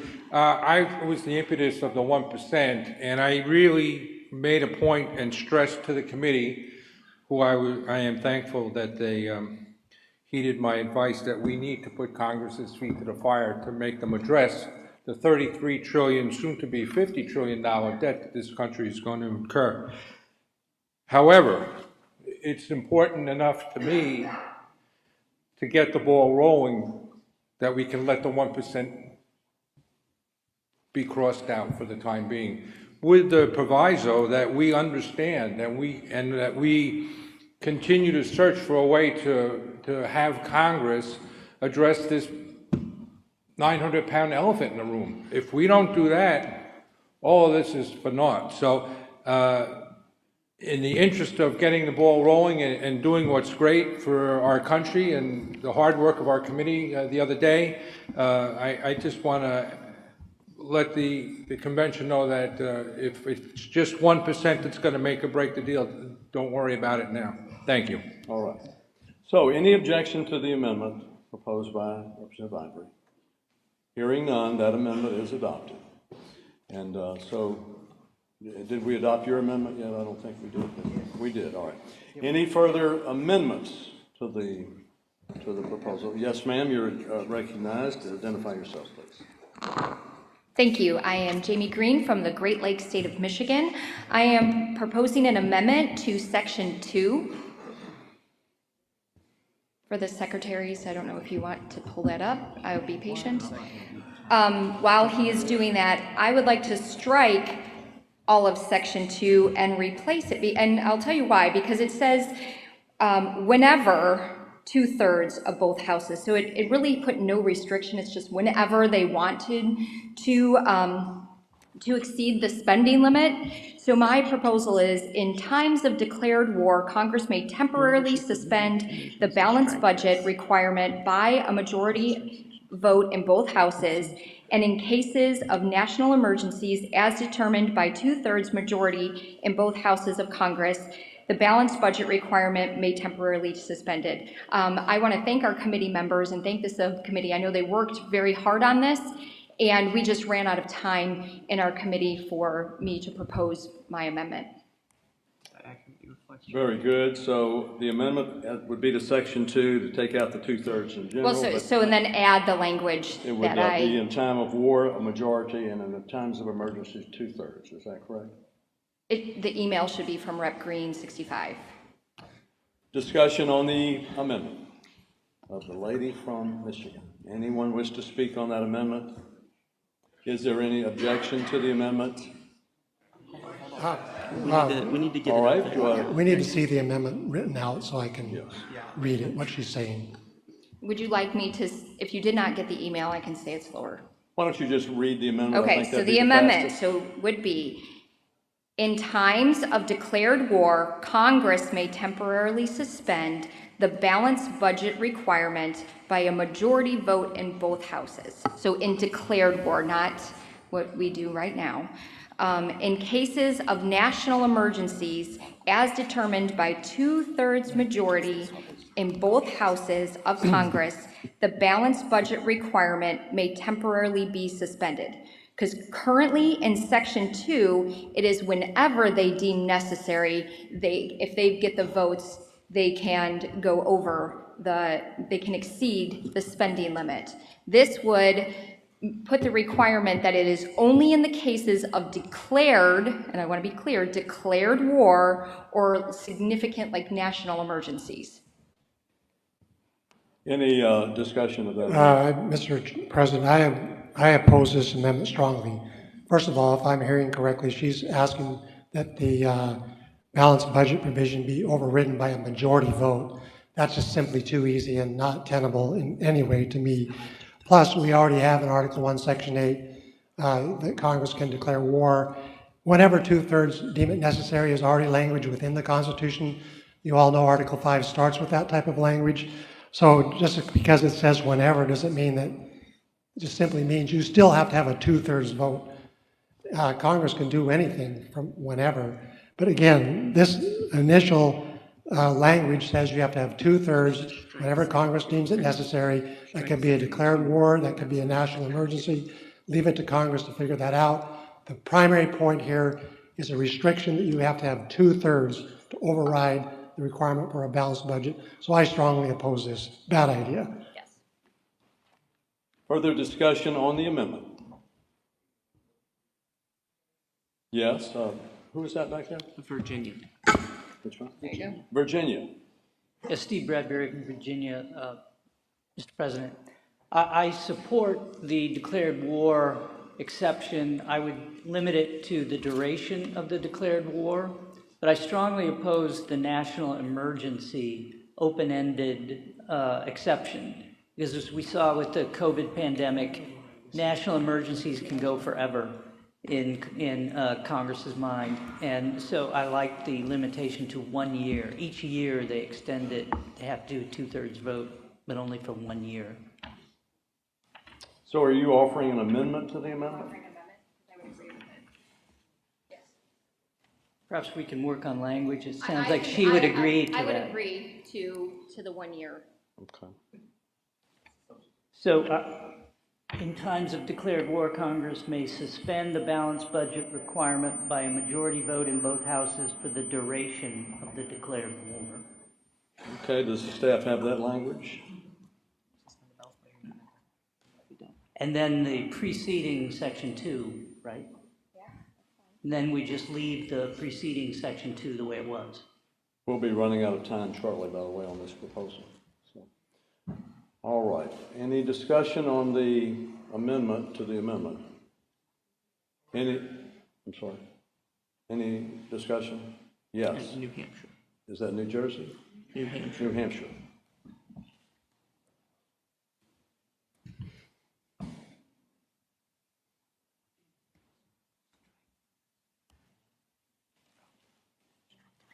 Representative Bernardi from New Hampshire. I am in opposition to this particular amendment. The important thing is to have a 2/3 majority in order to have any kind of suspension. Our war in Afghanistan lasted 20 years. I don't believe our Congress would have had any problem at all declaring war. But they didn't have to do it. But if they needed it to deal with the budget issues, they would have done it. Same with the Iraq War. It would not have been a hard vote at all for any of them to, at that time, say, oh, declared war. And we would have been overriding budget after budget after budget. So 2/3 is the necessary majority. Any further discussion on the amendment to the amendment? If not, we're going to head to a vote. All right, we're going to vote. We did have an objection. The amendment, we're going to vote on the amendment to the amendment. So we'll do it by a voice vote. All in favor of the amendment will say yes. Those opposed will say no. So all in favor of the amendment to the amendment say yes. All opposed say no. No. It fails. So we go back to the main proposal that you have. Would you like to close on that? So that stays in. I know we are in such a short time, and my main concern is not, and I would be happy to change it to whenever, but I think it needs to be specific that Congress actually needs to declare war. The last time they actually declared war was World War II, and that when we declare war, it triggers different things, and so that this would put a fire under their butts to actually make a decision. All right, then. So we're going to vote on the main amendment regarding war being a requirement for the vote. Mr. President? Yes. Yes. May I have final say on this? Actually, no, it's her amendment, so I don't think you do. Yeah. All right, so all in favor of she actually closed on the amendment. So all in favor of her amendment will vote aye, and those opposed will vote nay. All in favor say aye. Aye. All opposed, nay. Nay. And the amendment fails. So we're back to the main proposal, I believe. Any further discussion on it? We just have, actually, we need to go ahead and vote because we're at that time. So why don't you close on your proposal? Balanced budget authorization. Thank you, Mr. President, and I do recognize the tyranny of time. It's what we, of course, struggled under yesterday as well. The main point is that we have a balanced budget amendment before that is passed. I would urge its adoption, and that's it. All right, then. We're going to call the roll. If you're for this proposal, which is on the balanced budget amendment, your delegation will vote yes, and those opposed will vote no, and we'll begin the roll call.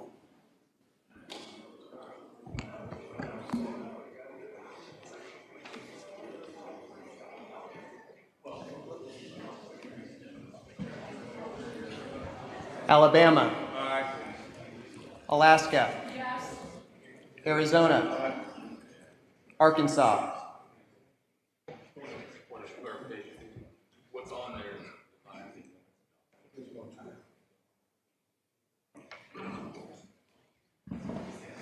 Should have the amendment adopted. Should have the Tennessee proposal. They took out the 18% of one. So we've interrupted the roll call, which is not a good thing, but we're going to do that because the point of order is that the language there is not reflecting the amendments correctly. So let's get that corrected, and we'll try to proceed with the roll call. No. Okay, well.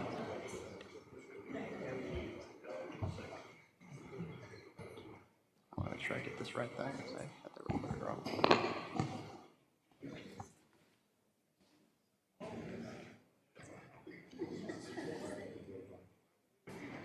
It's in the last one.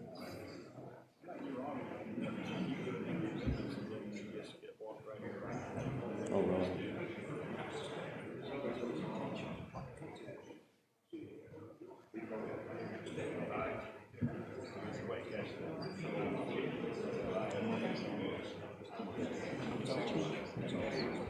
Who's right? Does that look correct?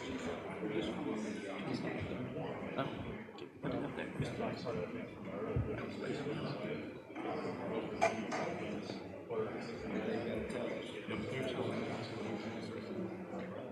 So you have to seek recognition. Submitting an amendment.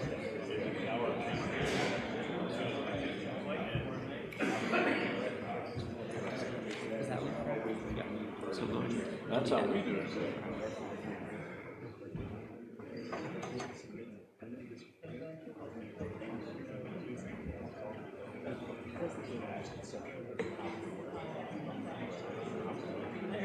yeah, the text.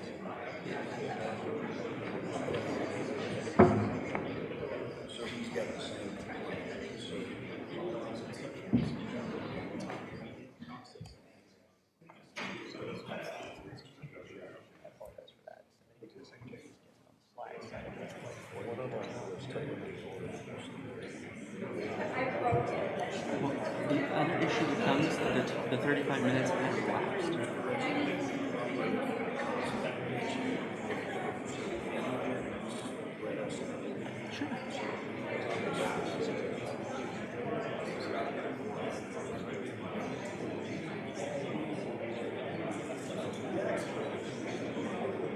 You're wrong, but that's okay. You can in fact do an amendment to an amendment. You can in fact do an amendment to an amendment under Mason's. Well, just because Kansas doesn't do it doesn't mean they're following Mason's, right?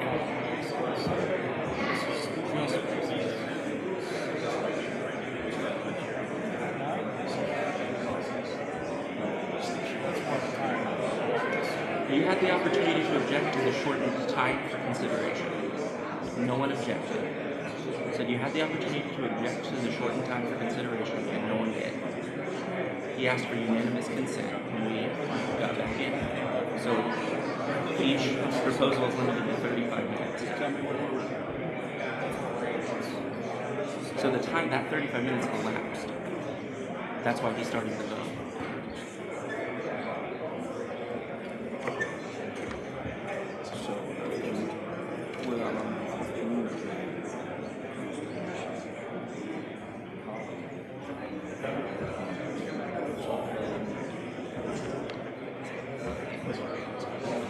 While the staff is updating this amendment to be sure. So I'm going to break in just to make it clear to everyone what's happening in the room. Apparently the delegations were going through their roll call vote on the current amendment proposal, and a point of order was raised because apparently West Virginia, I believe, had stood to be recognized but didn't get recognized before the roll call actually started. So we're trying to see how the ruling is going to go down on this proposal, and I'll take you back live to see what's happening now. Email for the secretary is rkelly, R-K-E-L-L-Y, at selfgovern.com, SELFGOVERN.com. All right, do we have everything, is everything posted now? All right, so everything should be up on the board. Let's begin the roll call from the beginning on this proposal on the balanced budgets. We need to scroll through, they say, if you could do that. Scroll through, or we're about to. Yeah, we'll scroll through in a second. We'll just delete that completely.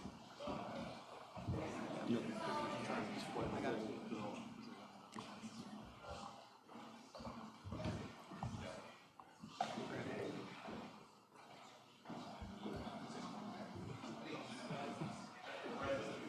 Yes, sir.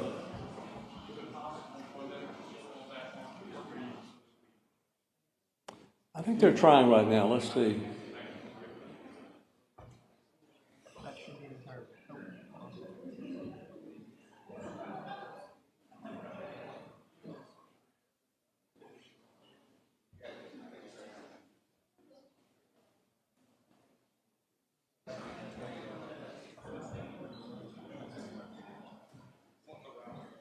All right, are we good? Anybody have any more problems seeing?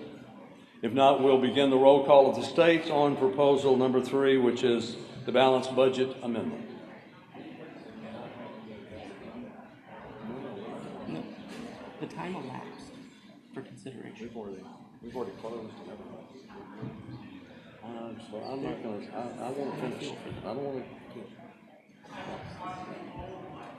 So we're ready. So folks, while we are waiting for them to resolve this parliamentary inquiry, we're just going to go to a couple of the questions that our viewers have submitted during the morning. And I'm going to pitch the questions to you, Mark. The first one comes from Kim S. on Facebook. And she says, what is the one thing this simulated convention of states hopes to accomplish? How would you answer that one? Yeah, I would say that the one thing is to demonstrate that the process works. And I would say already we've definitively done that. Mm-hmm. You know, people say they fear a runaway convention. I think what we've shown here clearly is the greater danger is a convention where we can't agree on anything. Right. I mean, it's really difficult to get agreement. You're talking all the states, legislators from all the states. Yeah. They come from different places, different perspectives. They're used to different process. It's going to be hard to get them to agree on stuff. So I think the runaway, no chance of that. Mm-hmm. Then maybe go nowhere, more chance of that. So I think we've proven the main thing we said it proves the process works. Yes. And the commissioners are being so deliberate, aren't they, and thoughtful. They're really taking a lot of time to think through, even in the short 2 days that we have here, what the consequences will be of the different proposals. Sounds like we've got another point of order, so I'm going to do another question. So Eddie J on Facebook wants to know how many states we actually have on board now for a convention of states. So there are 19 states currently on board. It takes 34 states to go to a convention. Kansas is a little kind of up in the air. Kansas has a special requirement in their state constitution that requires a 2/3 majority to call for an Article 5 convention. It's actually unconstitutional under the U.S. Constitution, so that's going to have to be litigated. So I think that takes us really to 20 once that's done. And then we're on the verge of North Carolina right now. We passed in the House. I believe we're going to pass in the Senate here in the next few weeks. So 2021. Yeah, that's good, Mark. Okay, so this one comes from Alex G on Facebook, and it's about term limits. We did see a term limits proposal pass out of convention a little while ago. Alex G says, when it comes to term limits, the excuse they give is, we have term limits. They are called elections. Why is that? What do you think of that excuse? It's a ridiculous excuse. Like, if this were 1787, I would say that's correct. But over the last couple of centuries and a half, what's happened is an incumbency protection system has built up. And so what I mean by that is it's hard for an incumbent to raise money. It's hard for an incumbent to send mail. People don't think about Congress as a franking privilege. That means they send free mail. They're not allowed to campaign, quote unquote, that free mail, but they can tell you, I'm the most wonderful representative in the world. Yeah. So they can literally send hundreds of thousands of dollars worth of mail for free, where a challenger has to spend that money. Right. They can't hire the consultants. The consultants don't like to work for the upstart challengers. The donor class is discouraged. So we have an incumbency protection racket that's been built up. And part of the reason people like term limits is it breaks that racket. So it's like the incumbents just have a huge head start in this race. Correct. Yeah. Okay, Josh on Rumble wants to know if we know why term limits were not considered by the framers. What do you say to that one? Yeah, I actually think it's relatively easy if you go back to 1787. Probably easier to do because we're sitting here in Williamsburg. First of all, it wasn't fun to be in Washington D.C. It wasn't D.C. at the time. They had another capital, but they had to be far away from their families for extended periods of time. You know, going from here in Williamsburg to Richmond was a 60-mile, 2-day horseback ride. Yeah. Right. So now imagine you're going hundreds or 1,000 miles away. It could be 2 weeks to travel, and so they're far away from their families. Virtually all of them had other careers other than being politicians, so they didn't want to be there full time. Yeah. They didn't have the same power. They didn't have the same prestige. They didn't make the same money. They didn't get wealthy while they served in Congress. So they rotated. There's one last factor which is more structural, which is there were no political parties. Prior to the early 1900s, there were no primaries. So that meant if you wanted to run for Congress, you had to get the permission of the party. And the parties themselves assured rotation in office. So you could have served a term. This happened to Abe Lincoln, by the way. He went from Springfield, Illinois to Congress.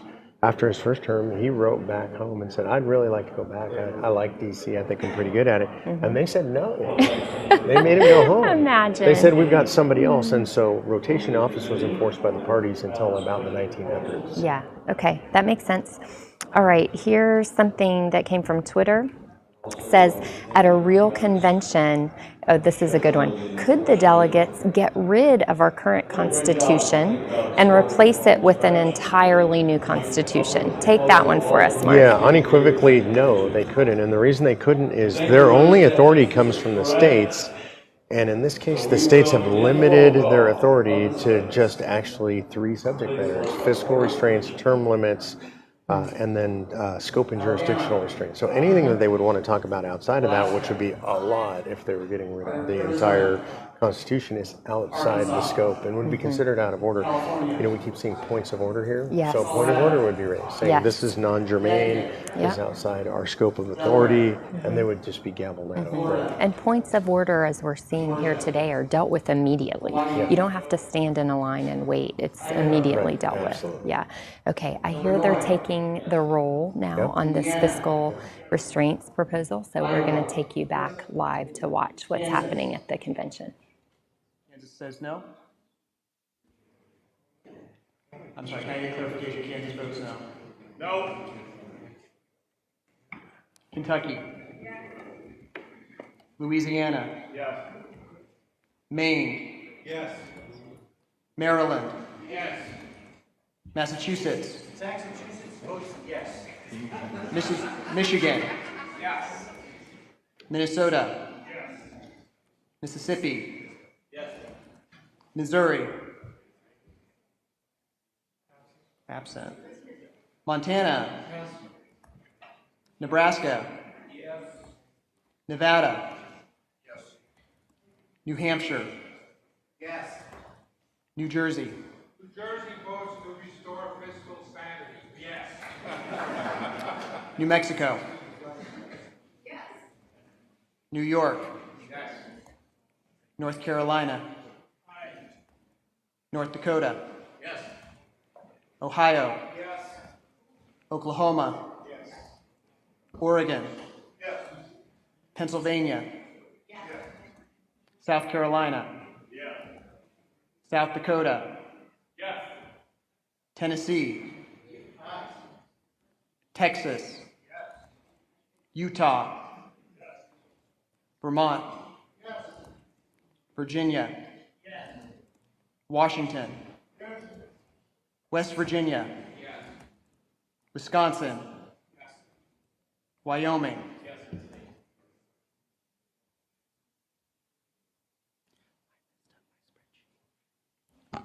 Mr. President, the vote is 46 yay, 2 nay, and 1 absent. 46 yeas, 2 nays, 1 state is absent, and the balanced budget amendment is approved.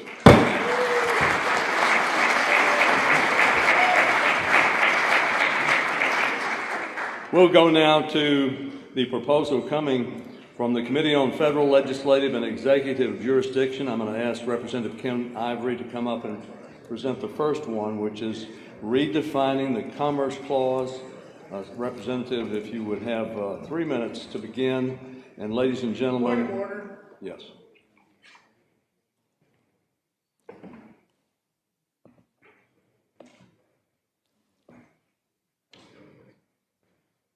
Mr. President, Eric Smith from Kansas. This focus on policy and to push policy is not what I believe we need to be doing. 3 minutes, 35 minutes to change the budget process for the United States of America. What are we proving to anyone? We have to get to process here. Allow debate, spirited debate. I think everyone has great ideas. There are a number of things coming through. But this push to limit how much talking we're doing, having folks come up and interrupt other folks, we have to get that under control.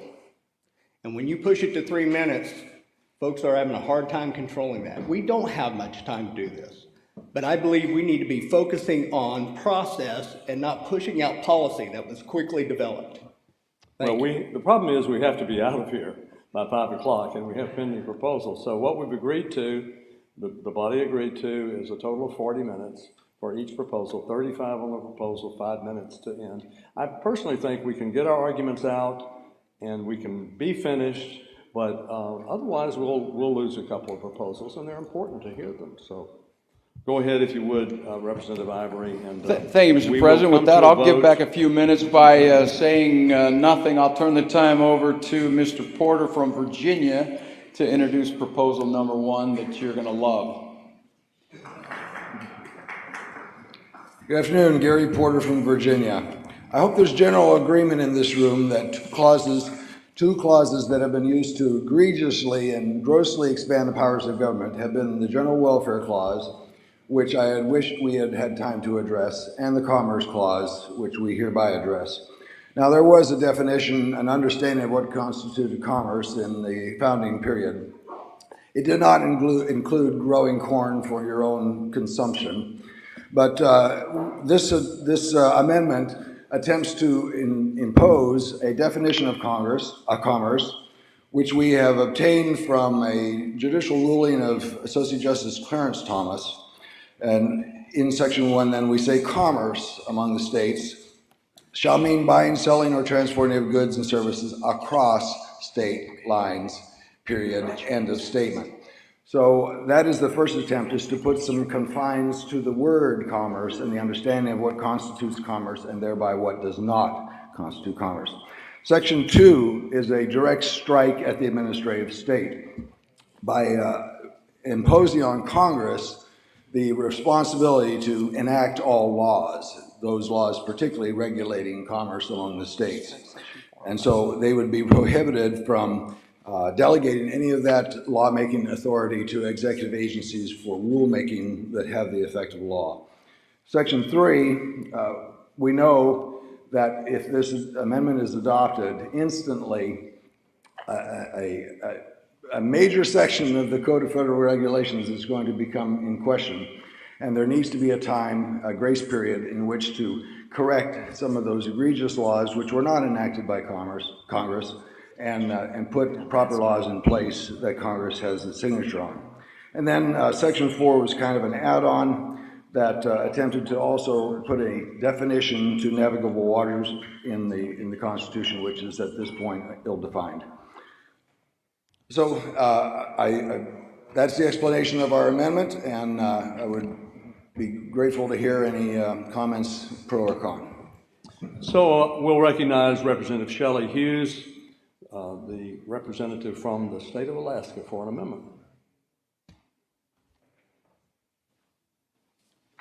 Thank you, Mr. President. And I spoke with the maker, the representative from Virginia who just spoke, and he considers this a friendly amendment, and that is simply to strike Section 4 And the reason I am proposing striking it, first of all, my great state has 40% of the nation's surface waters, so it would have great impact. But case law and law have defined navigable waters, and this actually definition would be inadequate. In the states of Hawaii and Alaska, our waterways don't deal with transport between the states, so that's one problem. The federal test for navigable waters includes people and does not require it be between states. And so I move to strike this. I think this would need to be vetted to make sure that the definition is accurate and it is not as it stands. Thank you.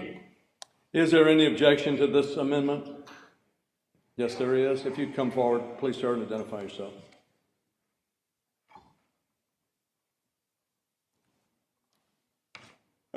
Senator Phil Fortunato, Washington State. Recently the Supreme Court ruled in the Idaho Sackett versus EPA on navigable waters.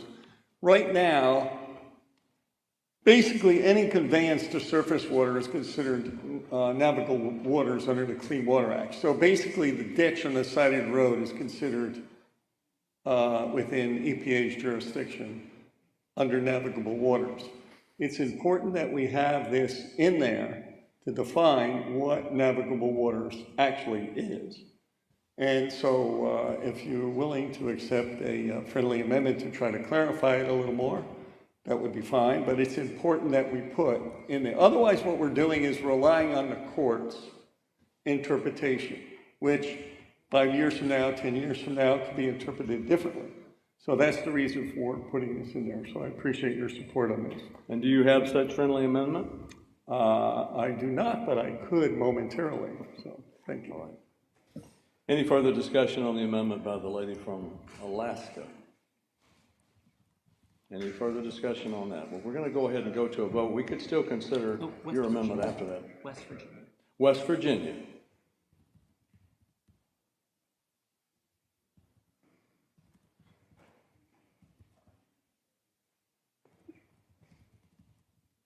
I just want to stand in opposition to the amendment. I think it's critical. We all saw, it may not affect Hawaii so much, but it affected every other U.S. state. The attempt by the EPA to do the waters of the U.S. rules related to the Clean Water Act and how much damage that was going to do to the economies of the various states. And we're fortunate that right now we have a Supreme Court that blocked those rules the way they were proposed by the EPA, but that's just a change of one or two justices, flips it back the other way. And the senator from Washington was pointing out the ditch, but it's not just the ditch. Those rules affected ephemeral streams, which were basically streams that when it's pouring the rain down, there may be water running along, not in a ditch even, just across your field. And the EPA declared that that was navigable waters as part of the waters of the U.S. So, if we're here to rein in a little bit of federal overreach, this helps to rein in something that is a very germane, on point, recent attempt at federal overreach. I don't think that we need to worry about the oceans surrounding, the islands of Hawaii somehow not being properly managed because of this particular section being in this proposed amendment. All right, we have an amendment, an objection. Are you ready to vote? All in favor of the amendment will say aye. Those opposed will say no and or nay. So all in favor, say aye. Aye. All opposed say nay. Nay. And the nays have it, and the amendment is rejected. Do we have further amendments? Yes. He has an amendment? Okay. Commissioner Steve Johnson from Michigan, you have a proposal? Proposed amendment?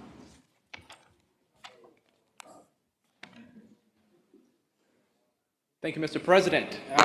So I support the idea here. The problem that I see, I'm going to try to be really quick here.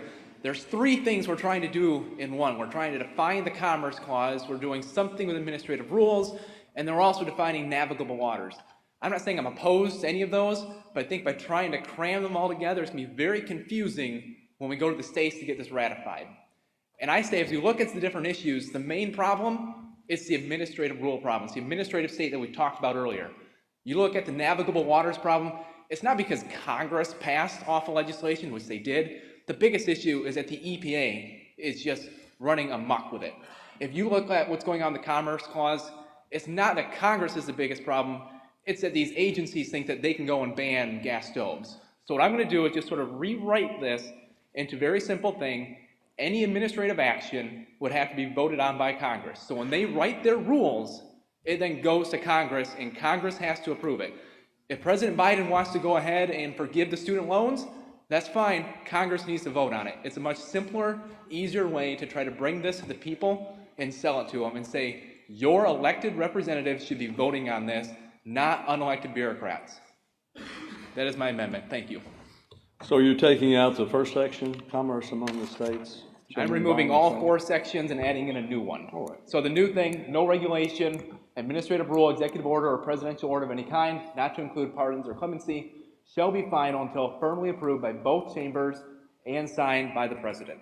All right, do we have any objection to this? There is objection. Do we have anyone who'd like to speak on the proposed amendment? I'd like to speak. Yes, sir. Identify yourself. Gary Porter, Virginia. I should point out that this proposed amendment will not be retroactive in any way.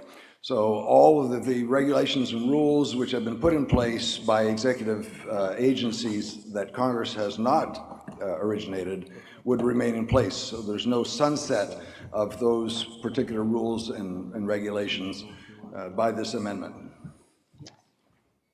So John Malcolm from North Carolina, and I am a big fan of deregulation, don't get me wrong, but getting Congress to do what it is supposed to do now in terms of reading bills and acting at an appropriate time has already proven to be an incredibly Herculean task. Executive orders, for instance, can include, you know, a resolution recognizing that the official bird of Thanksgiving is the turkey. I mean, you know, there are executive orders on all kinds of things.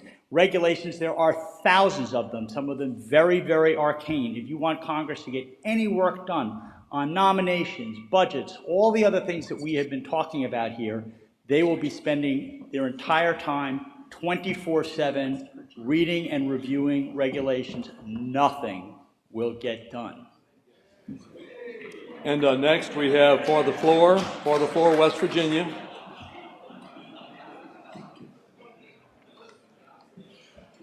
Thank you. I just would rise in opposition. You know, I think that part of what's being missed here is that this is not only about restraining the deep state, the regulatory state, the administrative state, but this is designed to also contain Congress itself to some degree. And so this change actually takes it from binding down Congress to only binding down, in other words, it doesn't change any interpretation of the Commerce Clause as it currently is being interpreted by the U.S. Supreme Court. It wouldn't cause them to not be able to pass a lot of the laws that they've passed. It would only cause them to revisit the issue of regulation, you know, promulgated by whatever various agency. So as long as Congress says it's okay, it will be okay, which does nothing to actually enforce the Commerce Clause and the original intent of the Commerce Clause if this amendment passes. So we have an amendment, we have objection. Are you ready to vote? Would you close on your, I'm sorry, yes, sir. Thank you, Mr. President. Senator Sanders, Oklahoma. I rise in objection. My passion has always been, I think this convention has always been to fix problems and abuses of the Constitution. And by this language, we get rid of one of the biggest abuses of the Constitution, the Commerce Clause, and replace it with more of a, you know, housekeeping issue. So, which is a problem. But welfare and Commerce Clause is a big thing. I object to this amendment. I encourage you to vote it down. All right, and finally we have Pennsylvania. Is that right? Wish to speak? Yes, ma'am. Thank you, Mr. President. I agree. I am all for regulation. I ran on regulatory reform, but this actually goes back to a prior conversation we had about the courts. So this gives the judicial branch more of a power. They're the ones that are making ultimate decisions on what navigable waters are after you have these unelected, unaccountable bureaucrats determining what unnavigable or navigable waters are. So this, again, the initial amendment we have is great. It makes Congress take accountability, so they can't punt to the executive, who then punts to the judicial branch. It puts the power where it belongs, back in the hands of the people. So I encourage you to oppose this amendment to the amendment. Thank you. Thank you, ma'am. Now, the author, if you would close on your amendment, and we'll vote. Well, it looks like I've stirred up some dissension, which I'm happy to do. You know, I heard it said that this will bog down Congress. Well, great. I don't want Congress doing new things. I want them bogged down. We're talking about, it's been brought up a couple different times, this navigable water thing. Let me tell you, when you go and you knock on the doors of your constituents, my guess is the definition of navigable waters isn't probably everyone's issue. Maybe in some of your districts it's big, but this is such a technical issue that when this goes to the states to be ratified, we're going to get clobbered. Because no one's going to know what it is, and they're going to say, you're going to change the Constitution for something you don't understand. What's easier for people to realize is to say, you know what, I don't think that rules should be made by unelected bureaucrats. I think they should be voted on by my elected representative. They get that. They understand that. I'm not trying to submit to you that this is going to solve all our problems, but all of a sudden you've changed the accountability network from people who have no accountability, you don't even know their names, to now elected officials. It simplifies the process. It will keep Congress busy, and that's good. It's less time they're doing screwing up other things, and it's something that you can sell to the American people as something that they will get. They'll instinctively understand, yes, of course the elected representatives should vote on this. It shouldn't be done by bureaucracy. Thank you. So we have an amendment, we have objection, we'll do it by voice vote. Remember, it's the chairman of the delegation will actually vote. As many of you who are in favor of the proposal will say aye, and those opposed will say nay. All in favor say aye. Aye. All opposed, nay. Nay. And the nays have it. Next proposed amendment, Representative Steve Montenegro from Arizona.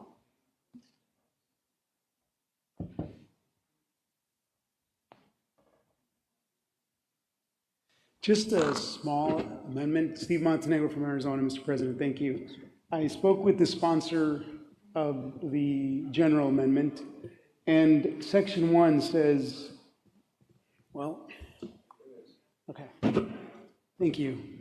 I just added some language under section 1. It adds, commerce among the states shall mean buying, selling, or transportation of goods and services between services and across state lines, transportation of goods and services for the purpose of buying and selling, again, so that it's not interpreting me taking something of value to my grandma across state lines.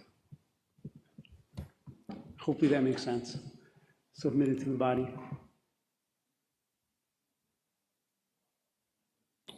So do we have questions on the amendment? Do we have any objection to the amendment? Any discussion on the amendment? Could we have the secretary read this amendment as you have it? Yes, the amendment is to add the words "for the purpose of buying and selling" between the words "services" and "across state lines." So section 1 would now read, commerce among the several states shall mean buying, selling, or transportation of goods and services for the purpose of buying and selling across state lines.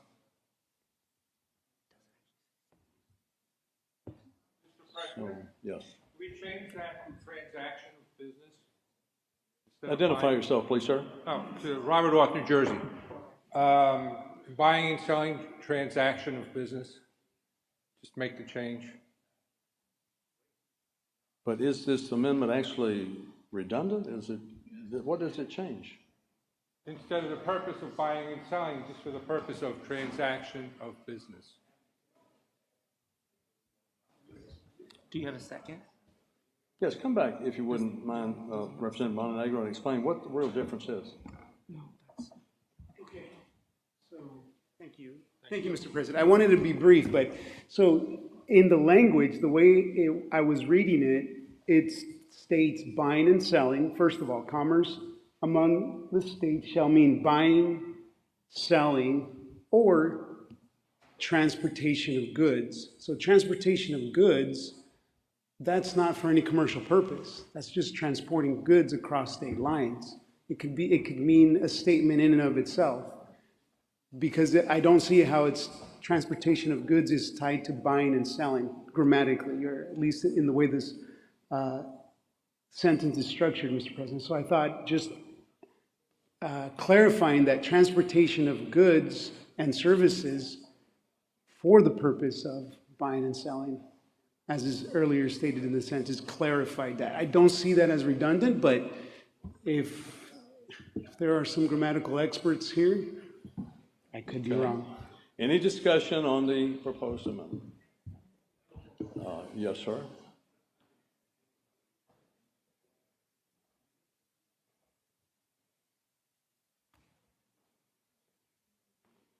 And identify yourself, please. Representative Walter Hudson from Minnesota. I would submit as a potential friendly amendment to the amendment, instead of the language that you're suggesting, putting the word commercial in front of goods, and that would clarify it, I believe. Okay, the gentleman proposes an amendment to the amendment to simply say, instead of repeating the words transportation, it would say the commercial. Fine. Do you have a second for that proposed amendment? Yes, there is. Commercial goods. Mr. Secretary, do you understand that? Could you read that to us? So the proposal, as I understand it, is to add the word commercial before goods and services, and to strike the proposed amendment language that says for the purpose of buying and selling. Okay. Any questions on that? Any opposition to that amendment, to the amendment? Hearing none, that amendment to the amendment is adopted. Are there any further amendments? Where time is looking good, maybe we can get ahead of the game a little bit. Any further discussion on the proposal? Hearing none, we will go to a roll call vote on redefining the Commerce Clause. And the Secretary will call the roll in a moment. Give me 1 second to get the final language up. Okay, so this was.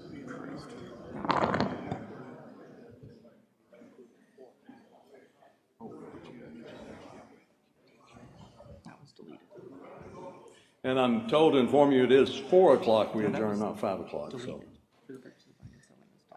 But maybe we can finish a little early, I hope. Yes. Yes.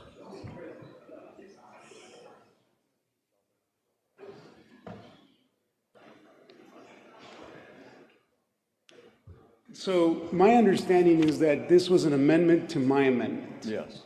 There was no vote for the adoption of that amendment to my amendment. Yes, I did. Yes, if there was any There was no objection. I can't be the only one that speaks English in this place. Lo siento mucho, señor.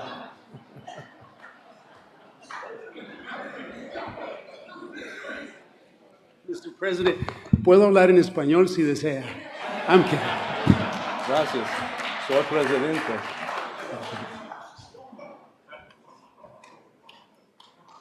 Okay. We're getting ready to strike another blow for freedom here.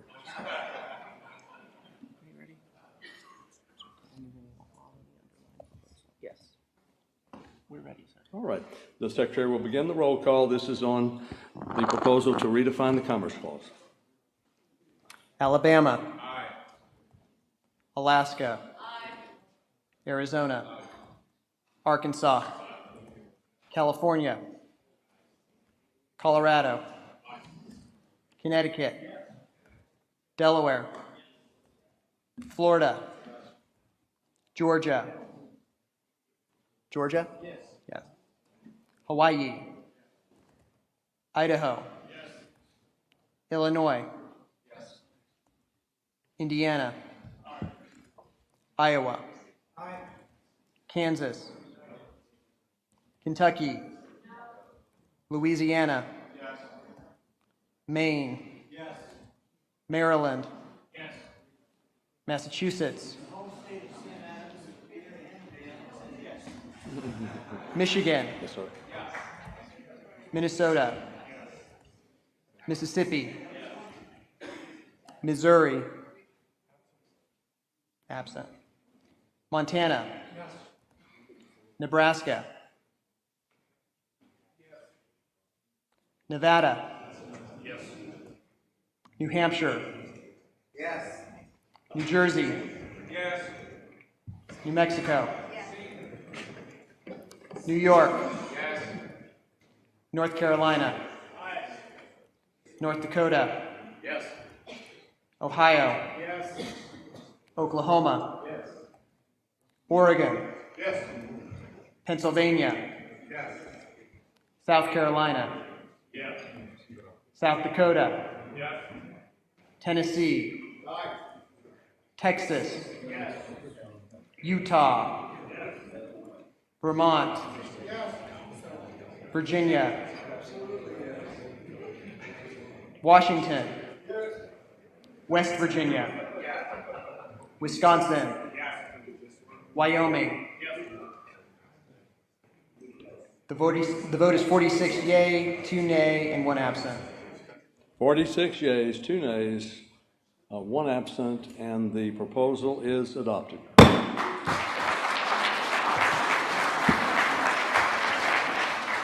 Now, the Vice President informs me that we have a little bit of a controversy going. We have different ways that we do in the different states. In our state, and I believe in his state too, it's very common for the presiding officer to say, without objection, so ordered. And you really have to raise your hand, wait, I object. So some people don't like that, you don't do it that way. So what we'll do for the rest of the day, the day's not much longer, but we will actually have a voice vote on every motion, so I'm not moving too quickly for you. So we are going to now go to our next proposal. We will end that one, just so you'll know, at 2:45 and a vote by 2:50. So I'd like to recognize Representative Ken Ivory for the Counterman Amendment. Thank you, Mr. President. Now that we're all warmed up and humming like a fine-tuned Swiss watch, Ferrari, Mercedes, pick your vehicle of choice, I will turn the time over to Commissioner John Malcolm from North Carolina for the Counterman Amendment proposal. Thank It's, you. 3 minutes, please, sir. I'll summarize as quickly as I can. This is a state abrogation amendment that would apply to any action by Congress, the President, or an administrative agency in any form whatsoever, as an executive order, a proposal, a decision, a decree, a statute. The only exception to that contained in Section 1 is the provision with respect to any presidential action that deals with pardons or grants of clemency. That's what that provision is in terms of Article 2, that the state shouldn't be able to touch. The second section, we had some discussion about this. Oh, there was discussion in Section 1 about whether it should apply to judges in court decisions. We've already had that debate earlier this morning. You can have it again if you want to.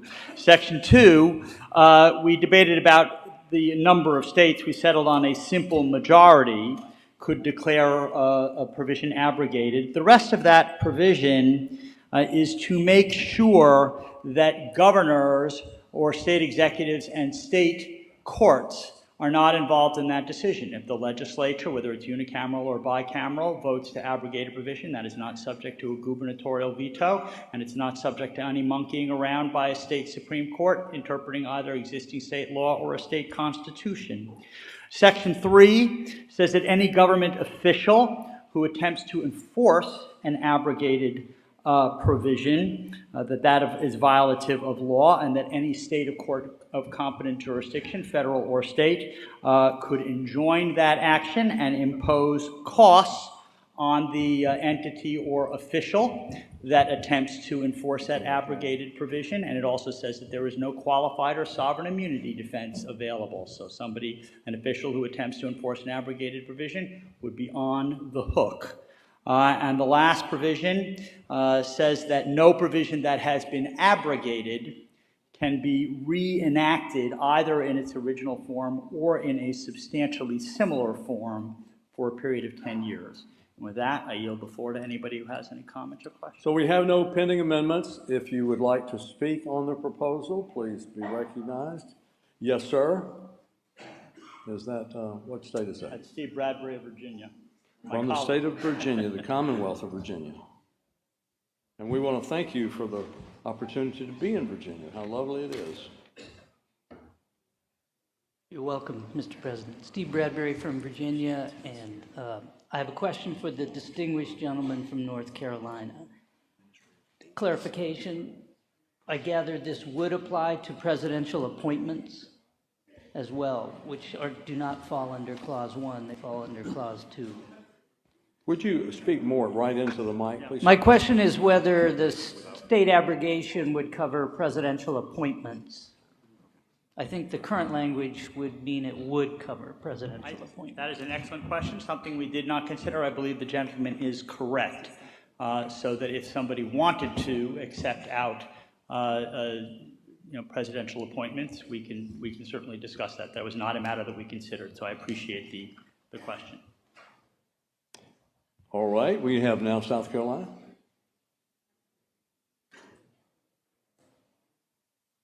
Thank you, Yes, Mr. sir. President. Yes, sir. Bill Taylor, Representative, South Carolina. Brevity is in order. Mine's real simple. Back in the day, I think it was 1913, you lost your voice as the states. This goes a long way to get your voice back if it were enacted. So I very much support this because we need, as states, our voice. Thank you, sir. Thank you. And now the Vice President would like the floor. Thank you, members, and I've enjoyed serving with you here today, but I did at least want to speak on this one. The emperor has no clothes, and we're in dire jeopardy. And many of you have articulated while I've been here the concern you have for the country. While we've been here in the last 48 hours, there's one of the strongest firestorms happening in American politics and government that we've ever experienced. And we need help. And it really is time that we exercise our rights. To speak on this bill, on the countermand, we have to have a way to stop the craziness that's going on in Washington, D.C.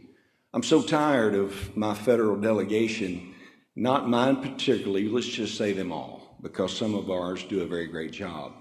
But it gets old saying that they're going to go up there and hold back the overreach of federal government only to see the debt ceiling raised over and over and over and over again. What you're doing today is important. It does have an effect. And I believe that this is one tool of many that we're talking about that could restore power to the states where it really ought to be, because it's obvious that Washington, D.C. is not caring for the rest of us. Thank you. Thank you, sir. And yes, sir. Well, so Mr. Bradbury, the delegate from Virginia, raised the issue of presidential appointments. So this is actually his amendment and not mine, but I would propose it. At the end of section 1, after the clause 1, to put comma, and to presidential appointments. Is there a second? So we have an amendment to exempt out presidential appointments from this ability to abrogate. So our next person for the floor, do you wish to speak on this amendment from Pennsylvania? Yes, if you would explain it again for the Secretary. Yeah, so there would now be two presidential actions that would be exempted out from the state's ability to abrogate. One would be partisan clemency grants, and the other is that states could not throw out presidential appointees. That would be up to Congress to do that. Can I get the exact language? Yes, after clause 1, instead of a period, put a comma, and then add and to presidential appointments.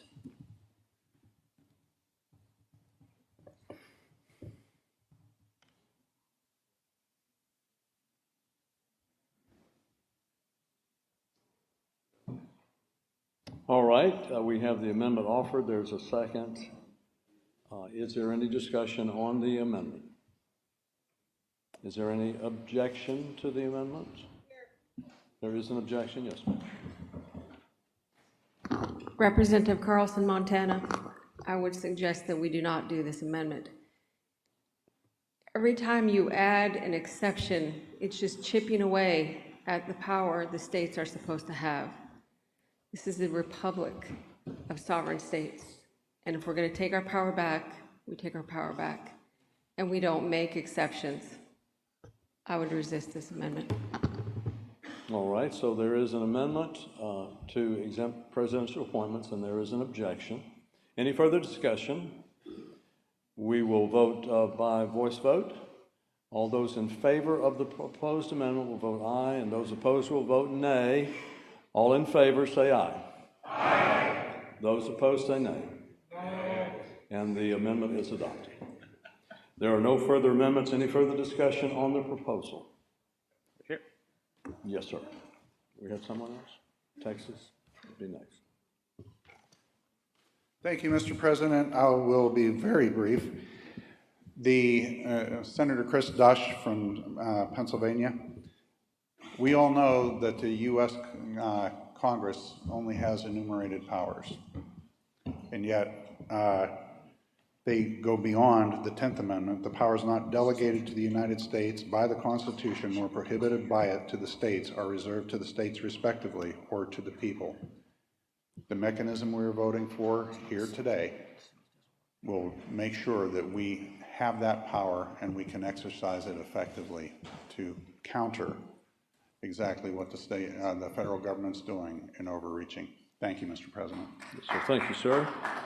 And now we have Texas recognized. Who would be speaking for Texas? Yes, sir. Thank you, Mr. President. Brian Hughes from Texas. I thank the committee and all the work on this. A purely technical correction, Section 2. The first sentence, such abrogation shall be effective when a simple majority of the legislatures of the states. It says declaring, I believe that should say declare the same provisional provisions of federal law to be abrogated. That's my amendment. All right, there's an amendment there to change the word, it's really technical, declaring to declared. Yes, sir. That's a friendly grammatical correction, Yes, which I would accept from the senator from Texas. So any discussion on that amendment? Hearing none, we'll go by voice vote. All in favor of the amendment will say aye. Those opposed will say no. All in favor say aye. Aye. And those opposed say no. The amendment is adopted. So would you like to close on the proposal? Yeah, you our have further discussion's discussion? I'm mercifully sorry. brief. I take that Oklahoma. as a I'm sorry, Oklahoma. Oh, sorry. Thank you, Mr. President. Thank you, members, for this, and I'll be brief as well. Well, when we look at this convention and what we are here to do, we are here to curb the authority of the federal government, and there is no bill we have considered to date that does this faster and better than the one that you are considering here today. I would simply leave you with this. James A. Garfield, the 20th President of the United States, one of the greatest men to ever serve in office, once said, "Now more than ever the people are responsible for the character of their Congress. If that body be ignorant, reckless, and corrupt, it is because the people tolerate ignorance, recklessness, and corruption. But if that body be intelligent, brave, and pure, it is because the people demand such high qualities from their elected legislature. And if the day shall come when America is no longer thought to be a great nation, it shall be because those responsible for controlling the morality and the enterprise did not aid in controlling its political forces. There is no bill that we are considering today that will get to the heart of what James A. Garfield was speaking to than this. I highly recommend a yes." And if you would, please, sir, close on your proposal. Yeah, I've learned as a former litigator, when things appear to be going well, the best thing to do is to say, I yield back my time. So the secretary will call the roll.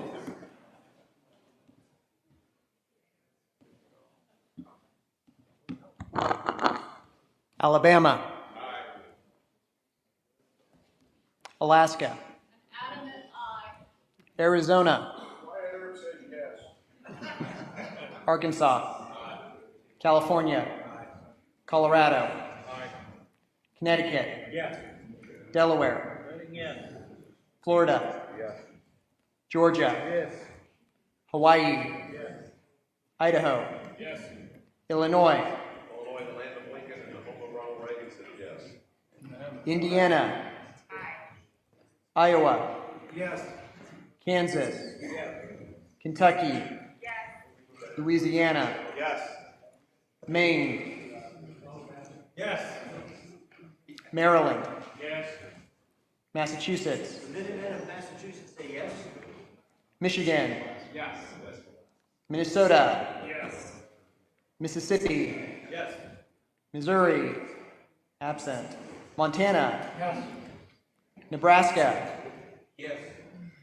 Nevada. Yes. New Hampshire.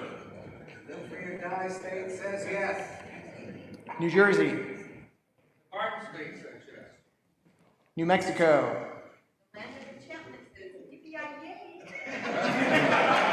Which I take to be a yes.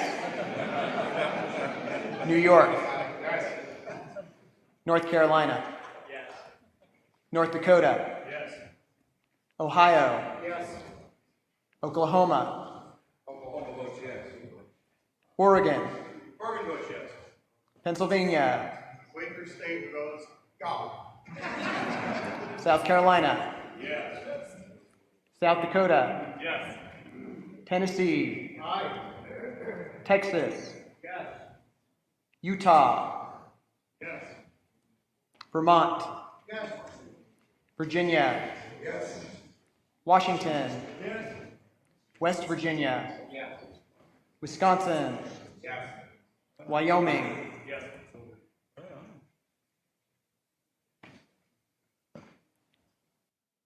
Mr. President, I show 48 yeas, none opposed, and 1 absent. 48 yeas, 0 nays, and 1 absent, and the amendment is adopted.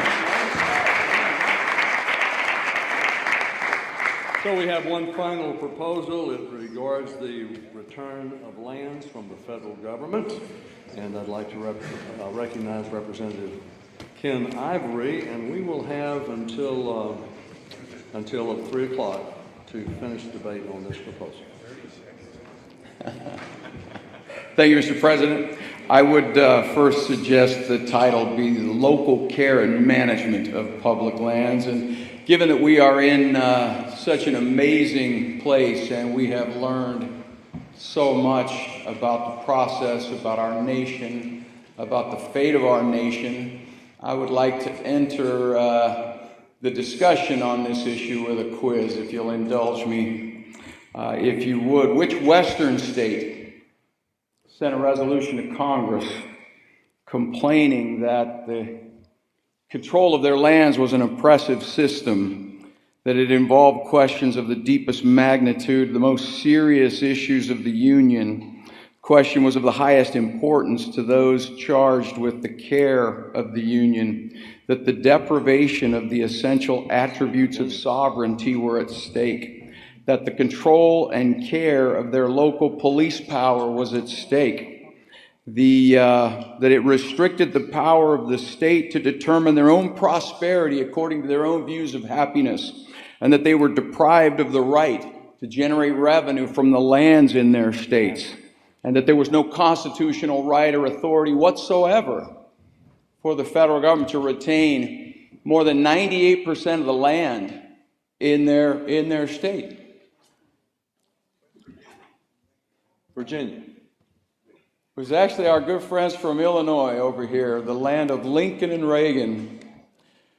98.75% of the land in Illinois was controlled from the 1820s to about the 1870s.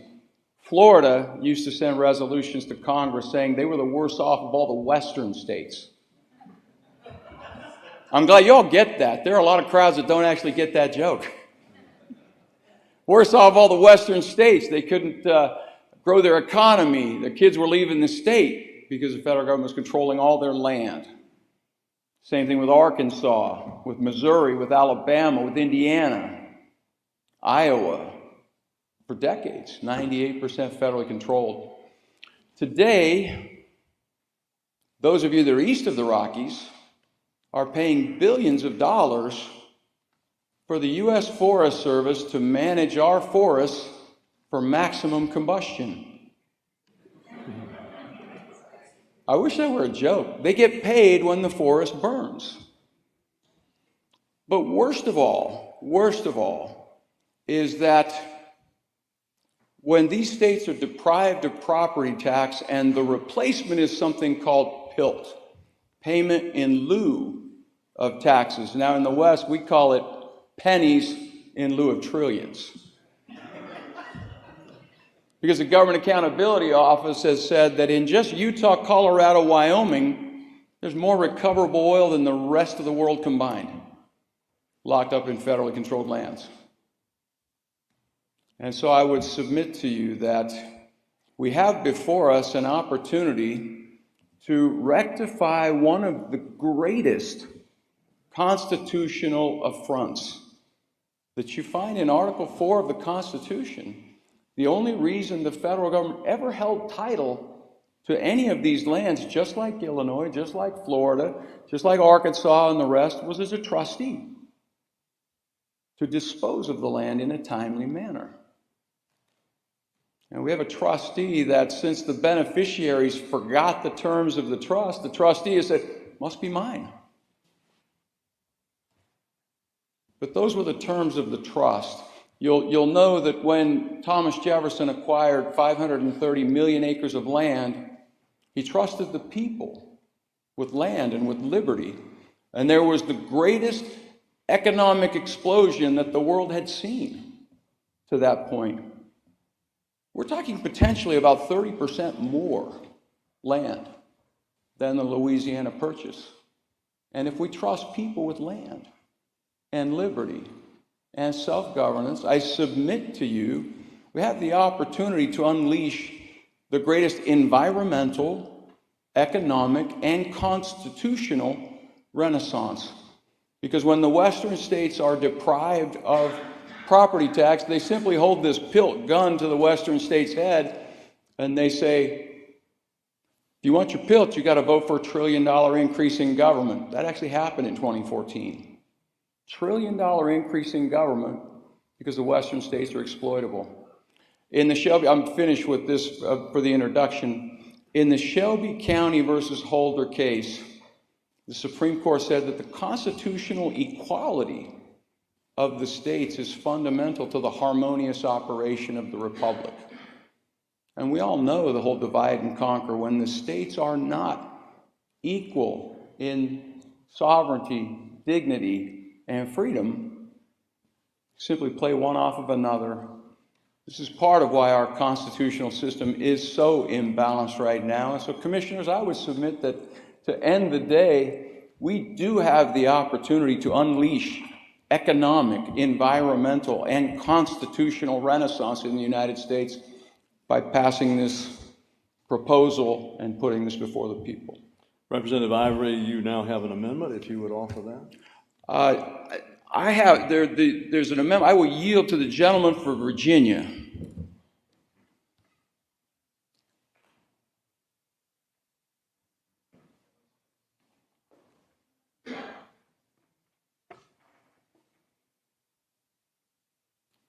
Gary Porter from Virginia. In the haste of composing this yesterday, we overlooked a caveat that should be included, and I would propose a new Section 5, replacing the present Section 5, and the present Section 5 moves to Section 6. And it may be that since that was passed on another one, that 6 could even be deleted. Possibly, yes. That would have to be a separate action. But a new Section 5 to read, this amendment shall not apply to lands or military installations with respect to which jurisdiction has been ceded to the United States by a state, lands belonging to an Indian tribe, or to lands that, as of January 1st, 1976, are designated as national parks, national monuments, or as congressionally designated wilderness under the Wilderness Act of 1964, 16 U.S. Code, Section 1131 et segue.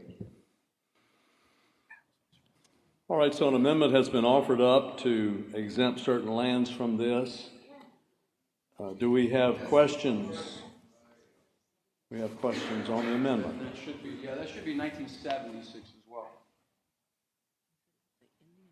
So parks that were created recently would not be included in it? Not necessarily. Not necessarily. That would be the jurisdiction of the state. The challenge that we have is, and the question is, why 1976? 1976 was the passage of the Federal Land Policy and Management Act. That was the first time that the federal government said, we're not going to keep the promise to dispose of the land like they did with all the states east of the Rockies. The Western states have the exact same terms of statehood, word for word. In fact, Montana and Washington share the same Enabling Act document with North and South Dakota. That same document created those 4 states, and the terms to dispose of the land were the same. 1976 was the first time that Congress said it's now our policy to retain these lands in federal ownership. Never mind the Constitution, never mind the Northwest Ordinance that was adopted in, never mind the enabling acts of the states, which they call solemn compacts. 1976 was the first time they said it's now our policy to retain these lands in federal ownership. And so it does not mean that they would, and there are few national parks in the western states since then, doesn't mean that they would not be retained, but that would be the consent of the state legislature. The biggest issue we have, though, is that it was from that time forward that we had presidents that began to make million-acre monuments with the stroke of a pen. And so that's the reason for that date. All right, so is there any objection to the amendment? Any further discussion on the amendment? Yes, ma'am. Come forward if you would. And identify yourself. From the state of Montana. Thank you, Mr. President. This is not an objection. This is just a clarification. What was read as the amendment is still not quite right on the board because national parks were mentioned in the statement of the amendment, but I'm not seeing them on the screen. So if we could just get that clarified. That's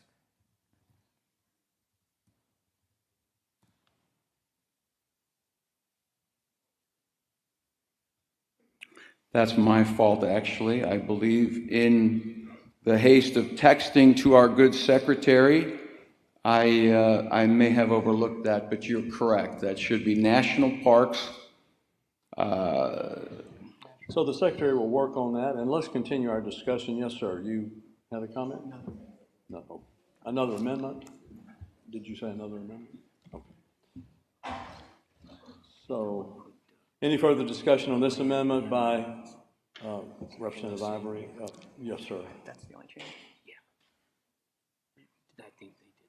Thank you, Mr. President. Senator Fortunato, Washington State. So in the interest of time, I would like to propose at the same time we strike what is now Section 6. We included it in both amendments, the previous commerce one, which is actually a little more applicable. So this is duplicative. So at the same time, in the interest of saving time, strike Section 6. This is which on is the already navigable approved. waters? Pardon me? Navigable waters? Right. So it's already approved in a previous amendment that we adopted. So we have to consider this amendment, I think, first. If he were to make that as a substitute amendment, or I would be happy to include that in my, well, no, I guess the gentleman from Virginia. We'll deal with your amendment first. Is there any objection to Representative Ivory's amendments? We have, yes, sir. Thank you, Mr. President. Walter Hudson from Minnesota. I rise to ask a question of Representative Ivory, if he may. Representative Ivory, this is a question for you. My question is regarding the language referring to an Indian or Indian tribe. I'm wondering if that language has the intended effect, or if it would be more appropriate to refer to native sovereign nations, simply because it could be interpreted as property that's actually part of the jurisdiction of a state that happens to be owned by an organization that has tribal affiliations as opposed to politically designated tribal land. If I may, Mr. President? Yes. So, yes, and it's a great question. We actually looked at that at some length when we did the original bill in Utah. The phrasing in the Constitution is exactly this, Indian or Indian tribe, and so that's, appreciate the concern. We had those same concerns. We looked through that, and that was until that phrasing and the rest of the Constitution is changed, this is the constitutional phrasing. All right, so Representative Ivory has offered up this amendment. Actually, Mr. Cooper. Mr. Cooper has offered it up. This is Mr. Porter, I'm sorry, Mr. Porter from Virginia. Mr. Porter from Virginia, yes. Is there objection to? All right, then. Looks like Hawaii wants to talk. Hawaii wants to speak on this? Yes, sir. Thank you, Representative Irie. So the state of Hawaii used to be the Kingdom of Hawaii, so any wording in this amendment would still be insensitive to a lot of our constituents. But if you would include the words Hawaiian homelands or Hawaii lands, that might help. The word Indian is rather outdated. I would recommend, as the other person mentioned, indigenous people, indigenous nation, or Native Americans. Yeah, I appreciate the comment, and actually Hawaii is such a wonderful, wonderful example. In 1959, Hawaii was granted control over virtually all of its lands under the trust of the state, and at the same time, Alaska, that was admitted virtually the same time, they retained 265 million acres of land. And so I think where this isn't impacting on any of the native people themselves as a people, we're talking about the land, and the way they describe the land in the Constitution is the Indian tribe. And so I'd be happy to deal with the nomenclature, but since that's the constitutional nomenclature, I would suggest that it may be more appropriate to stay with what we have here. All right, so the amendment has been offered by Representative Ivory. There is objection, is that correct? Someone from Oklahoma. Someone from Oklahoma, Commissioner from Oklahoma. Yes, sir, identify yourself. Thank you, Mr. President. My question is we are currently going to reference a section of law now in our Constitution. What do we do on the day when Congress changes that section of law to make their definition mean anything within the nation or that they deem necessary as their land? That's actually a good point.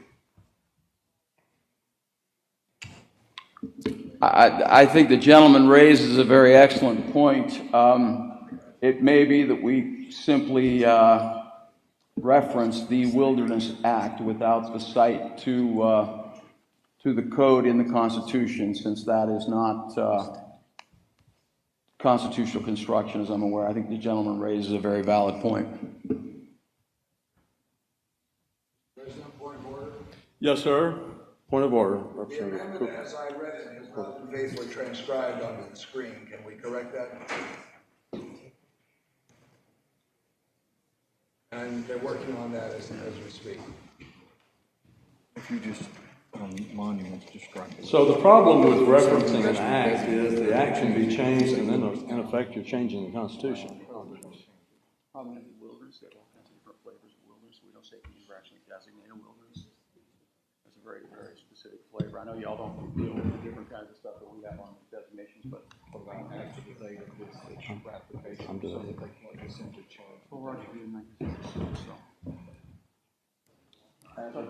Yeah, so if you stop it, period. Yeah, no, that's fine.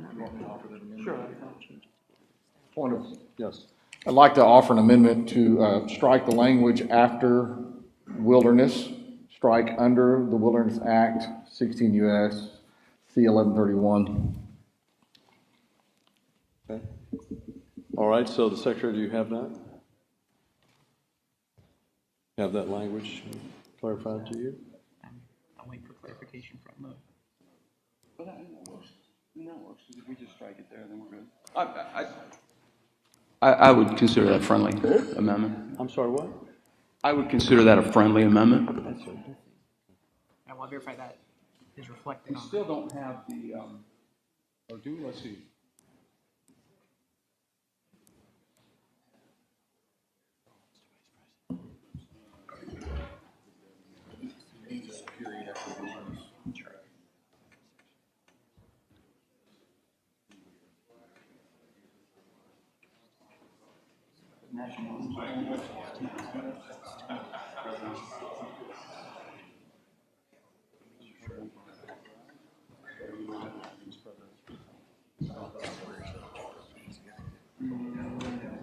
Well, I mean, it had been, but then you just said, I think that's the way. That's accurate.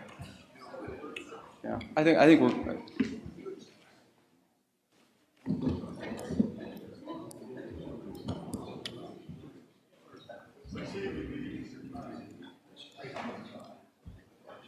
Third line, state, semicolon, should be a comma.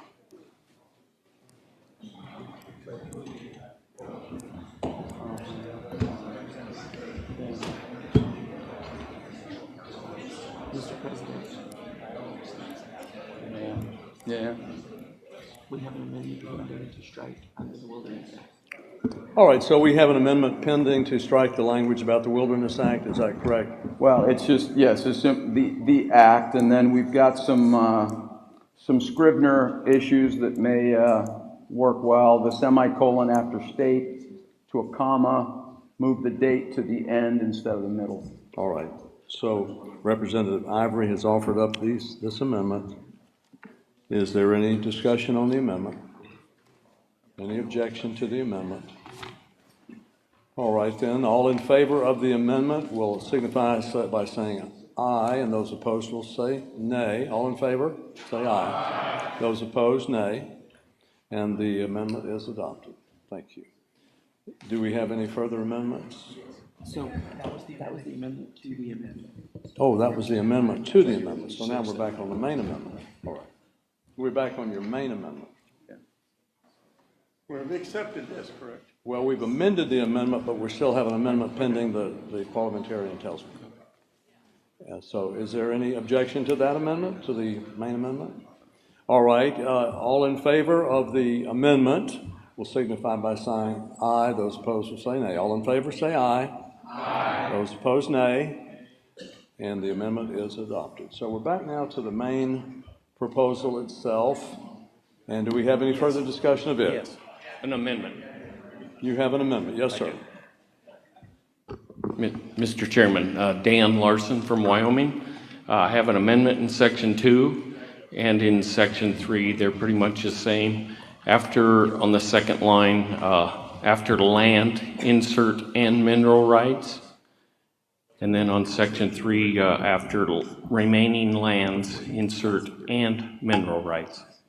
This is a big deal for Wyoming if we did get the land and had to deal with the cost of service of that land, having the minerals underneath is vital. All right, are there any questions on this amendment regarding mineral rights? Yes. I think we have it. So, It's a disconnect between the computer and the screen. Yep, there we go.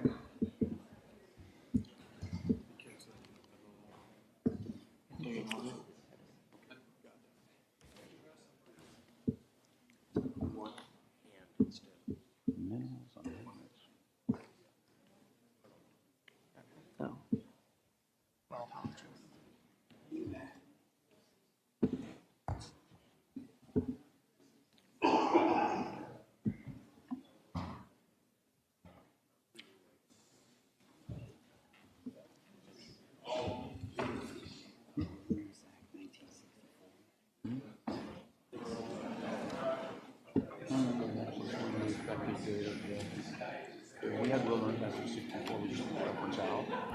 So this is What state? that wasn't New Hampshire. Sir? New Hampshire has a point of order. If you would state your point.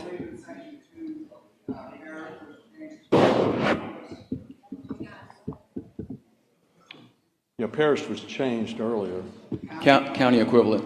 Yes, county equivalent. So I deeply object to it. I don't remember that. We've done Ken Ivory. Right, but it wasn't changed. So I think we're still looking for our language to put up on the screen. Is that correct? Yeah, I'm confirming parish right now, that was made in the committee of style. Parish. Right. I'm just County making sure equivalent. that change was made in the committee of style. Yeah, they did, they did. Well,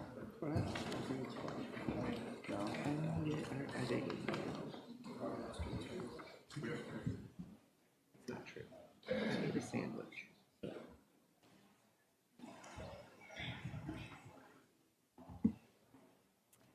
So this is Rita Peters with Mark Meckler. We're breaking in just to talk to you a little bit while they sort some things out on the floor over there.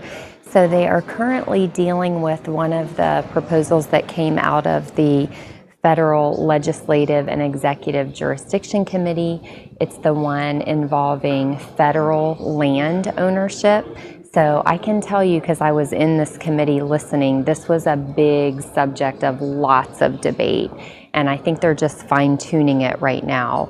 Right, Mark? They're talking about things like, you know, the Indian lands and national parks and mineral rights. There's a lot involved in this. What are your comments or thoughts on what they're doing right now? Look, this one is complicated, and I know there was a lot of debate in committee, a lot of time was spent on this. Representative Ken Ivory from Utah, this is literally his life's work. This is the thing he's most passionate about. He is probably the foremost expert in the country on this subject, so really a blessing to have him here addressing this. He knows the history, and I think you're going to see them take the authority over most federal lands away from the federal government. I think this is a big deal. Yeah, this is a big deal for a lot of the western states in particular, right, Mark? So Utah, Montana, Idaho, a lot of those states have a big issue with the federal government owning so much of their state, right? Well, Nevada, I think it's over 90%. So this is incredible. It has tax consequences, has resource consequences, all kinds of revenue consequences. For the eastern states, interestingly, they pay billions of dollars a year to, quote unquote, maintain the lands in these western states from which they get no benefit. Right. And Representative Ivory started with a joke, which isn't really funny, which is they're mismanaging the lands brutally, the federal government. We're seeing forests burn because of mismanagement, and so the eastern states are paying billions of dollars for the mismanagement of the western states. Yeah, absolutely. Okay, well, let's take you back to the floor so we can see where they're going to come out on this. It was titled Granting Unremaining Public.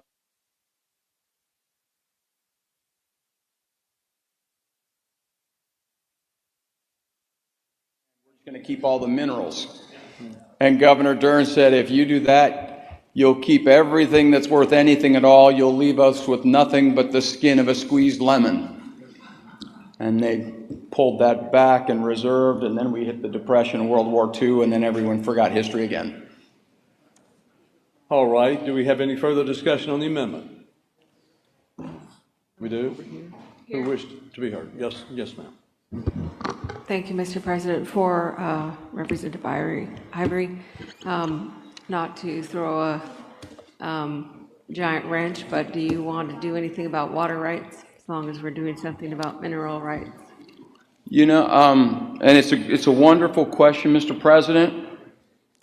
Mineral rights and land rights are very connected, and they were dealt with in homesteading and others. Water rights were very separate, and they're a unique state law creature, and so I would just respond to the good commissioner from Montana that while water is a very tremendous issue, whiskey's for drinking, water's for fighting out west, that would be another issue for another day that does need great attention, as the U.S. Forest Service has lodged 16,000 diligence claims to water in Utah based on the bunnies and the deer that preceded the pioneers, and it's a big issue, but I would submit it's separate from this one. So, do we have a pending amendment?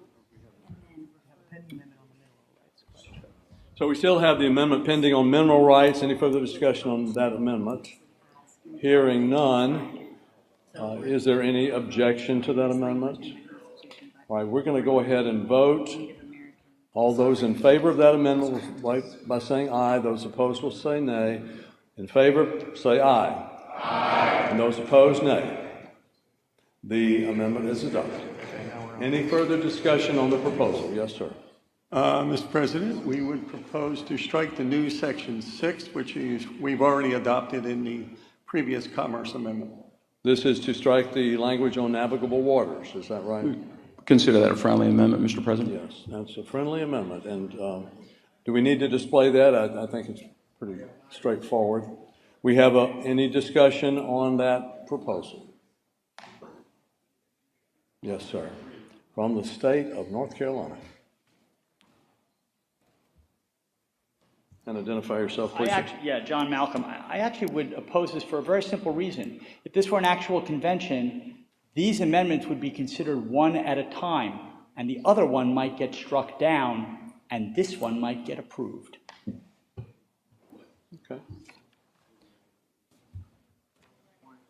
Any further discussion? So we have the amendment to take out the navigable waters, and there's an objection to that. Any further discussion on it? Any further discussion? All right then, all of those who are in favor of the amendment will vote yes, and those opposed, all will vote aye, those opposed will vote nay. So all in favor say aye. Aye. Those opposed, nay. Nay. I believe the nays have it. Are we ready to vote on this proposal? Any further discussion? Yes, ma'am. We have another minute. Thank you, Mr. President. Christy Stutzman from Indiana. I just wanted to propose an amendment. I understand completely that the language Indian or Indian tribe is in the Constitution. However, since then, there have been Native peoples who have sovereign nations, as referred to by my colleague from Minnesota. So I would suggest that we add an amendment that says Native American peoples or sovereign nations as referred to previously as Indian or Indian tribes, just to clarify that and recognize that since the Constitution has been written, they have been recognized. So, do we have that in writing? No. So this amendment would say that we're going to recognize Native peoples and sovereign tribes, which were formerly referred to or previously referred to in the constitutions as Indian tribes. Okay, and we're working on trying to get the language here. Mr. President? Yes. All right, I'll go ahead and recognize you while we work on this language. Thank you, Mr. President. I don't know if this will be considered a friendly amendment or not, but can we maybe change the name of Indiana while we're at it? I'm thinking the state of Native American and Indian tribes for the new name. Actually, I think it's named after the Speedway. You know what, you may be. Mr. President, I would leave that to the will of the body. I would note that on February 10th, 1829, the state of Indiana made an application claiming all the public lands in their state, stating that this state, being a sovereign, free, and independent state, has the exclusive right to the soil and eminent domain of all the unappropriated lands within her acknowledged boundaries, which right was reserved to her by the state of Virginia in the deed of cession of the Northwest Territory of the United States, being confirmed and established by the Articles of Confederacy and the Constitution of the United States. And Utah simply seeks to be equal with Indiana and the other states. Thank you, Virginia. So that's what I need to clarify. I'm with you, brother. I'm Arizona and New Mexico and. So we've discovered that the language is not a complete sentence, so we need to work on that a little bit. We need clarification on the text that is being proposed.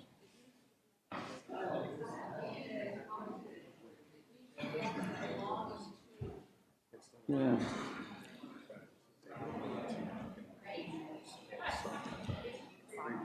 Yes. Okay, so we're substituting that instead of to an Indian or Indian tribe. Is that correct? As previously referred to as, yes, so. So I'm striking. Yep.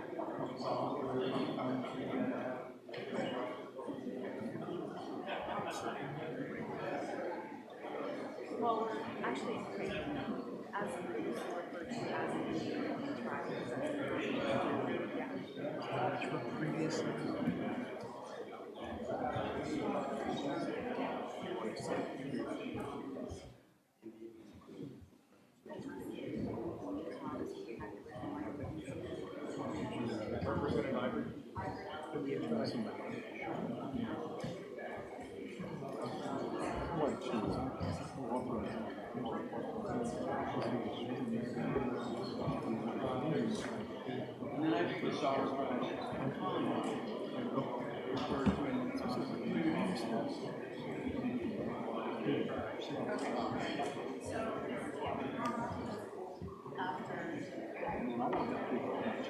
Sovereign tribes, comma, and then it would be singular Indian or Indian tribes. Is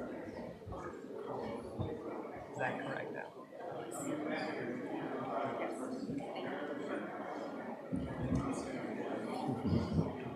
the amendment is on the screen correctly. All right, the amendment is now on the screen correctly. Do we have any questions about the amendment? Or Oklahoma.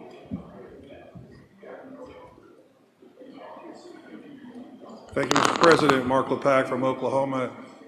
Folks, we have a situation in Oklahoma now with the McGirt decision recently where for major crimes, 42% of the state is now considered Indian country.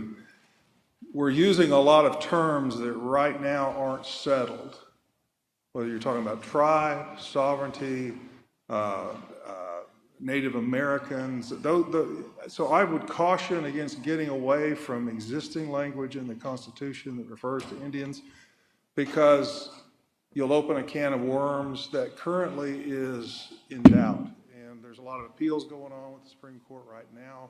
I think if this were to float out there, it might have a lot of implications that even the tribes would consider as positive and negative, depending on which tribe that you talk to and depending on which case you're working on. So I would suggest not adding this amendment simply because of the uncertainty of the language that we're using. Thank you. So there is an objection to the amendment. Any further discussion? Yes, sir. Yes, sir. Members, I would resist this amendment. Coming from Montana, we have no trouble calling the Native Americans there Indian. Our Constitution uses that word. Our own Native Americans there call themselves Indian. Also, if you read Professor Nadelson's work, one of the things he urges about amendments is that they stay consistent with constitutional language. So I think that Mr. Ivory is correct. We need to stay consistent with the language that the Constitution uses. So we resist this amendment.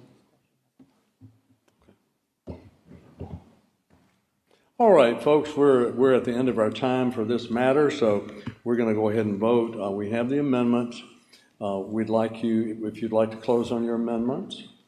She waves. So all in favor of the amendment are going to say aye. Those opposed will say no. All in favor, aye. Aye. All opposed, no.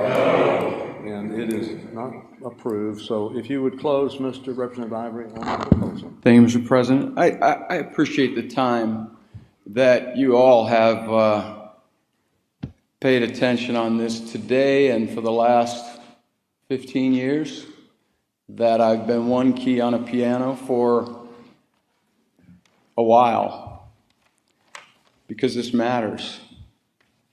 When I was first elected to the Utah legislature, the discussion was about funding education, and we were, at the time, $2.5 billion below average in per pupil funding for education. And one of my colleagues on the other side of the aisle suggested increasing income tax that would raise $20 million as a solution to being $2.5 billion below average in per pupil funding. And at the end of the day, we're still $2.5 billion below average. And I was naive and young, and as was pointed out earlier, I'm still a little naive and hopefully young, not as young as I was, but we looked for solutions that really mattered, solutions that were big enough to the problem. We have problems in the United States of America where we have $33 trillion in national debt. It's unfathomable. I was jesting with some of our friends the other day. If any of you know how long it would take to count to 1 trillion if you started right now by ones, 32,000 years is 1 trillion. We're 33 trillion in debt. The interest will be accumulating at the rate of $1 trillion a year within the next 2 to 3 years, crowding out all of the funding to all of our states. And there's more recoverable oil than the rest of the world combined in Utah, Colorado, and Wyoming. There are $250 trillion in mineral value in those states, rare earth elements. But beyond that, the environmental devastation is horrific. The greatest source of PM 2.5 pollution is from the wildfires. caused by the way our Forest Service literally does manage our forests for maximum combustion. And after the fires, then come the floods, because there's nothing to hold back the rain, and all of the land comes down. In Arizona, boulders the size of buses come down, killing 30 to 50 animals per acre in the million-acre wildfires. This is the greatest preventable environmental devastation of our age, completely preventable.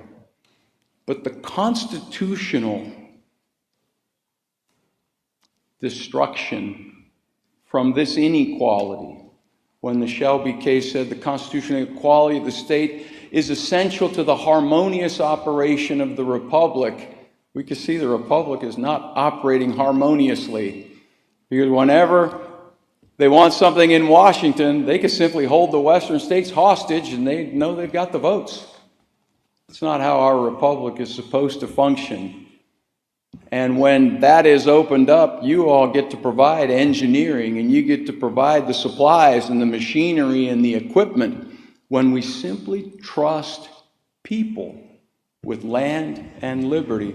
I'll close, Mr. President, with this. The only Supreme Court justice from Utah is named George Sutherland. And he said, man has three great rights: life, liberty, property. They're so bound together as to be a single right. Because if you give a man his life, but you take away his liberty, you take away all that makes life worth living. If you give him his liberty, but you take away the property that is the fruit and the badge of his liberty, you still leave him a slave. It's time that we treat all the states equally, that this union can get to where it functions harmoniously. And again, thank you for this time. I suggest it is time for an environmental, economic, and constitutional renaissance. I would encourage your support. Thank you. Ladies and gentlemen, in just a moment we'll take the roll call on this, our final proposal. And when we complete that, we will still have a little business to attend to. I hope you will. I'd like to say a word after we finish, and then we'll do a few other things. And people who need to go will be able to go, but if you want to stay until closer to 4 o'clock, we do have time to do that. So, and we are going to have pictures taken too. So with having said that, the secretary will call the roll. Alabama. Aye. Alaska. Aye. Arizona. Aye. Arkansas. Aye. California. Aye. Colorado. Aye. Connecticut. Yes. Delaware. Yes. Florida. Yes. Georgia. Yes. Hawaii. Yes. Idaho. President, Idaho, where God spends a lot of his days and most of his weekends. Illinois. Yes. Indiana. Yes. Iowa. Yes. Kansas. Aye. Kentucky. Yes. Louisiana. Yes. Maine. Yes. Maryland. Yay. Massachusetts. Massachusetts, home to one of our most sacred minerals, Plymouth Rock, both sides. Michigan. Yes. Minnesota. Yes. Mississippi. Yes. Missouri. Absent. Montana. Yes. Nebraska. Yes. Nevada. Yes. New Hampshire. First in the nation, primary state votes yes. New Jersey. New Jersey present? Absent. New Mexico. New York. Yes. North Carolina. Aye. North Dakota. Aye. Ohio. OH. Iowa says yes. Oklahoma. Oklahoma votes yes. Oregon. Pennsylvania. Yes. South Carolina. Yes. South Dakota. Yes. Tennessee. Aye. Texas. Yes. Utah. For Arizona and the other western states and ourselves and our posterity, we vote aye. Vermont. Yes. Virginia. Any sympathies or expressed for the brethren? Vigorously, yes. Washington, Yes. West Virginia, Yes. Wisconsin, Yes. Wyoming, Aye. Mr. President, we have 47 ayes, 0 noes, and 2 absent. 47 yeas, no nays, and the proposal is adopted.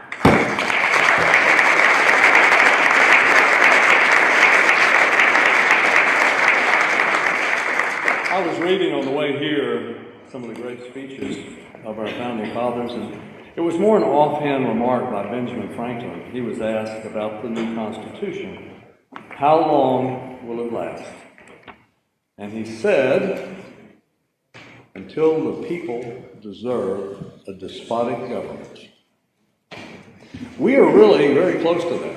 And I think that's why men and women from every corner of our nation have come here. They've been asked to come here and speak. We've been here on behalf of the people of this country who don't want to deserve a despotic government.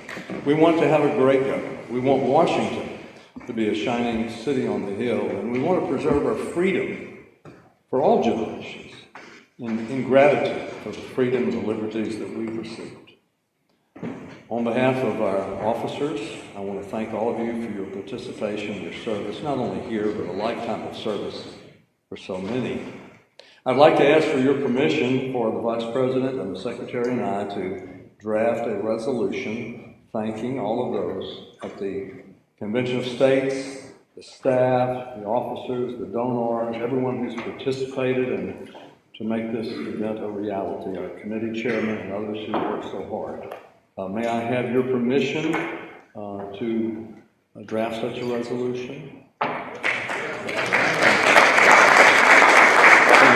Following up what we said, all in favor say aye, and those opposed no. Those in favor say aye. Aye. Those opposed no. So that is adopted. Now, we're going to kind of stand at ease before we officially adjourn. If you need to go, then you're very free to go.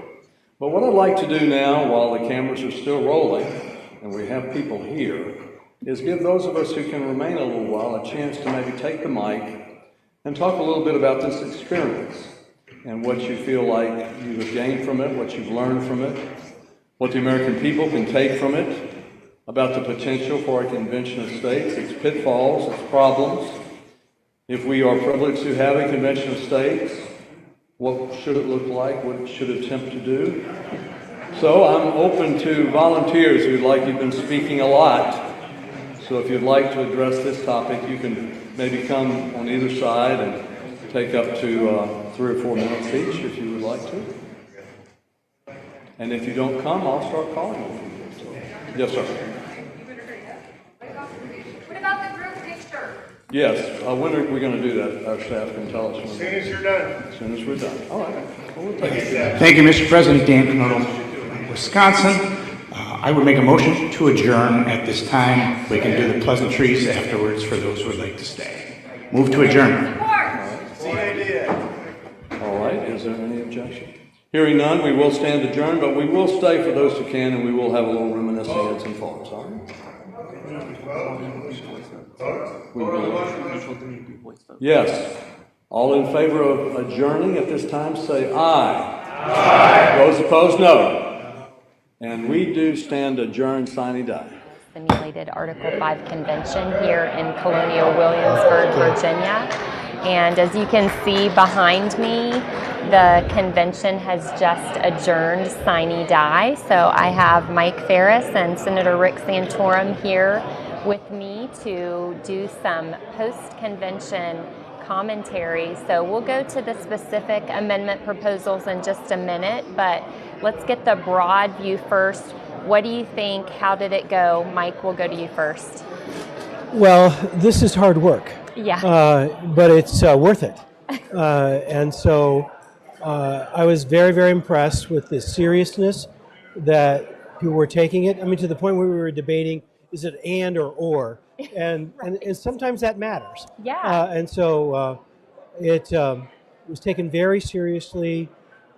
there were some ideas that, people supported the general idea, but because the specific proposal was a little off kilter, they rejected it for now, lest that we have a misimpression of our organization, of our effort, of our movement. And I think that they had behaved with great wisdom in that regard. And we have a good idea of things that could be done. Yes. We certainly have an idea that people will, this will be a long process. I've always predicted it would take 6 months. Okay. And I think that might be enough time. But it's really, really an important event. And I think the country's better for what we've done. Absolutely. They were certainly very thoughtful, very deliberative. Senator Rick Santorum, what are your thoughts? How did it go? Were you surprised? What do you think? Yeah, this is the first experience of mine doing this, and Mike's comment about this might take 6 months. I'd never heard you say that before, Mike, but had you said that to me before this experience, I would have said, what are you talking about? Why would it take 6 months?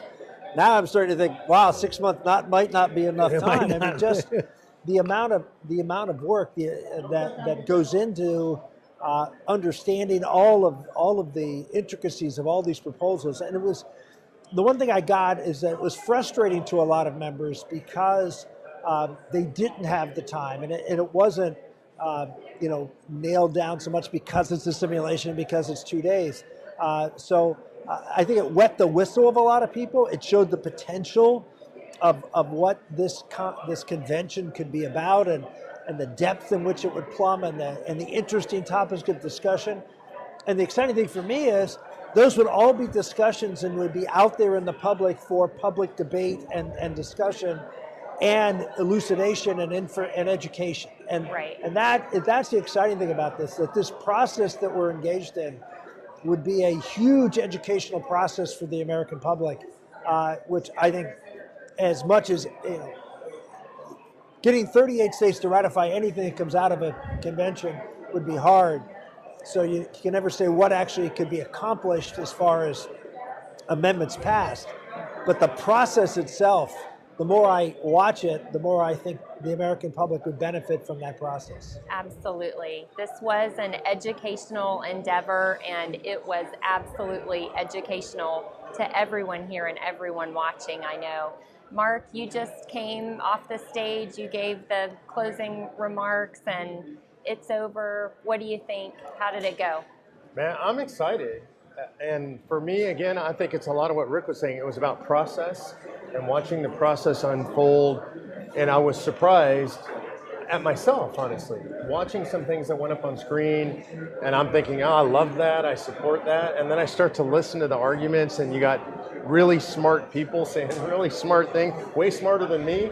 And I'm thinking, well, maybe that's not such a good idea, right? And so to have that kind of a turnaround in real time, and we're just here for a short period of time. Imagine what that's like if you're in a committee and you have relationships with everybody and you're debating for days. It gave me a lot of faith in the process. Absolutely. Well, 6 amendments ended up coming out of convention, and that was actually all of the proposals that came out of committee came through convention. So that was pretty interesting to see. Let's go through them individually and just give me your thoughts on them. And Mark, I'm actually going to pitch the first one to you, and that was term limits on Congress. What did you think of that one? Yeah, I didn't love it, is the honest truth. And I, if we're going to do term limits, and I'm not 100% fan of term limits, I'm not really a fan of term limits without term limits on the bureaucracy and the staffers, and we didn't get that. We didn't get it for a good reason, in my opinion. It was complicated. There's a lot of nuance in there. There's a lot of details. There's danger for a lot of unintended consequences. So I understand why we didn't get it. I'm not happy to get term limits on Congress without that. And I thought they were too long if we were going to do term limits. So that one, I would say, of all the ones we did, probably my least favorite. Well, it's interesting. I mean, I'll react to that because I am sort of a fan of term limits, but I'm a fan of fairly long term limits. And so I disagree with him on that. But I do agree with him that if you're going to do term limits on elected congressmen and senators, you have to do some sort of limitation on the bureaucracy. The problem was, in my opinion, was that can be a problem in any kind of venture like this. You should come out with something overly ambitious. And I think what the folks who proposed the amendment came out with the kitchen sink, and it was just too much for this body to handle. It took hours. It was the longest debate. And if you think about it, as far as really making a difference substantively, term limits is probably, of all the things you're going to debate, probably the least substantive thing that we're going to do here. We spent the most time on it. Yeah. But it just tells you, because they came in with something that was somewhat unwieldy and just caused a kerfluffle.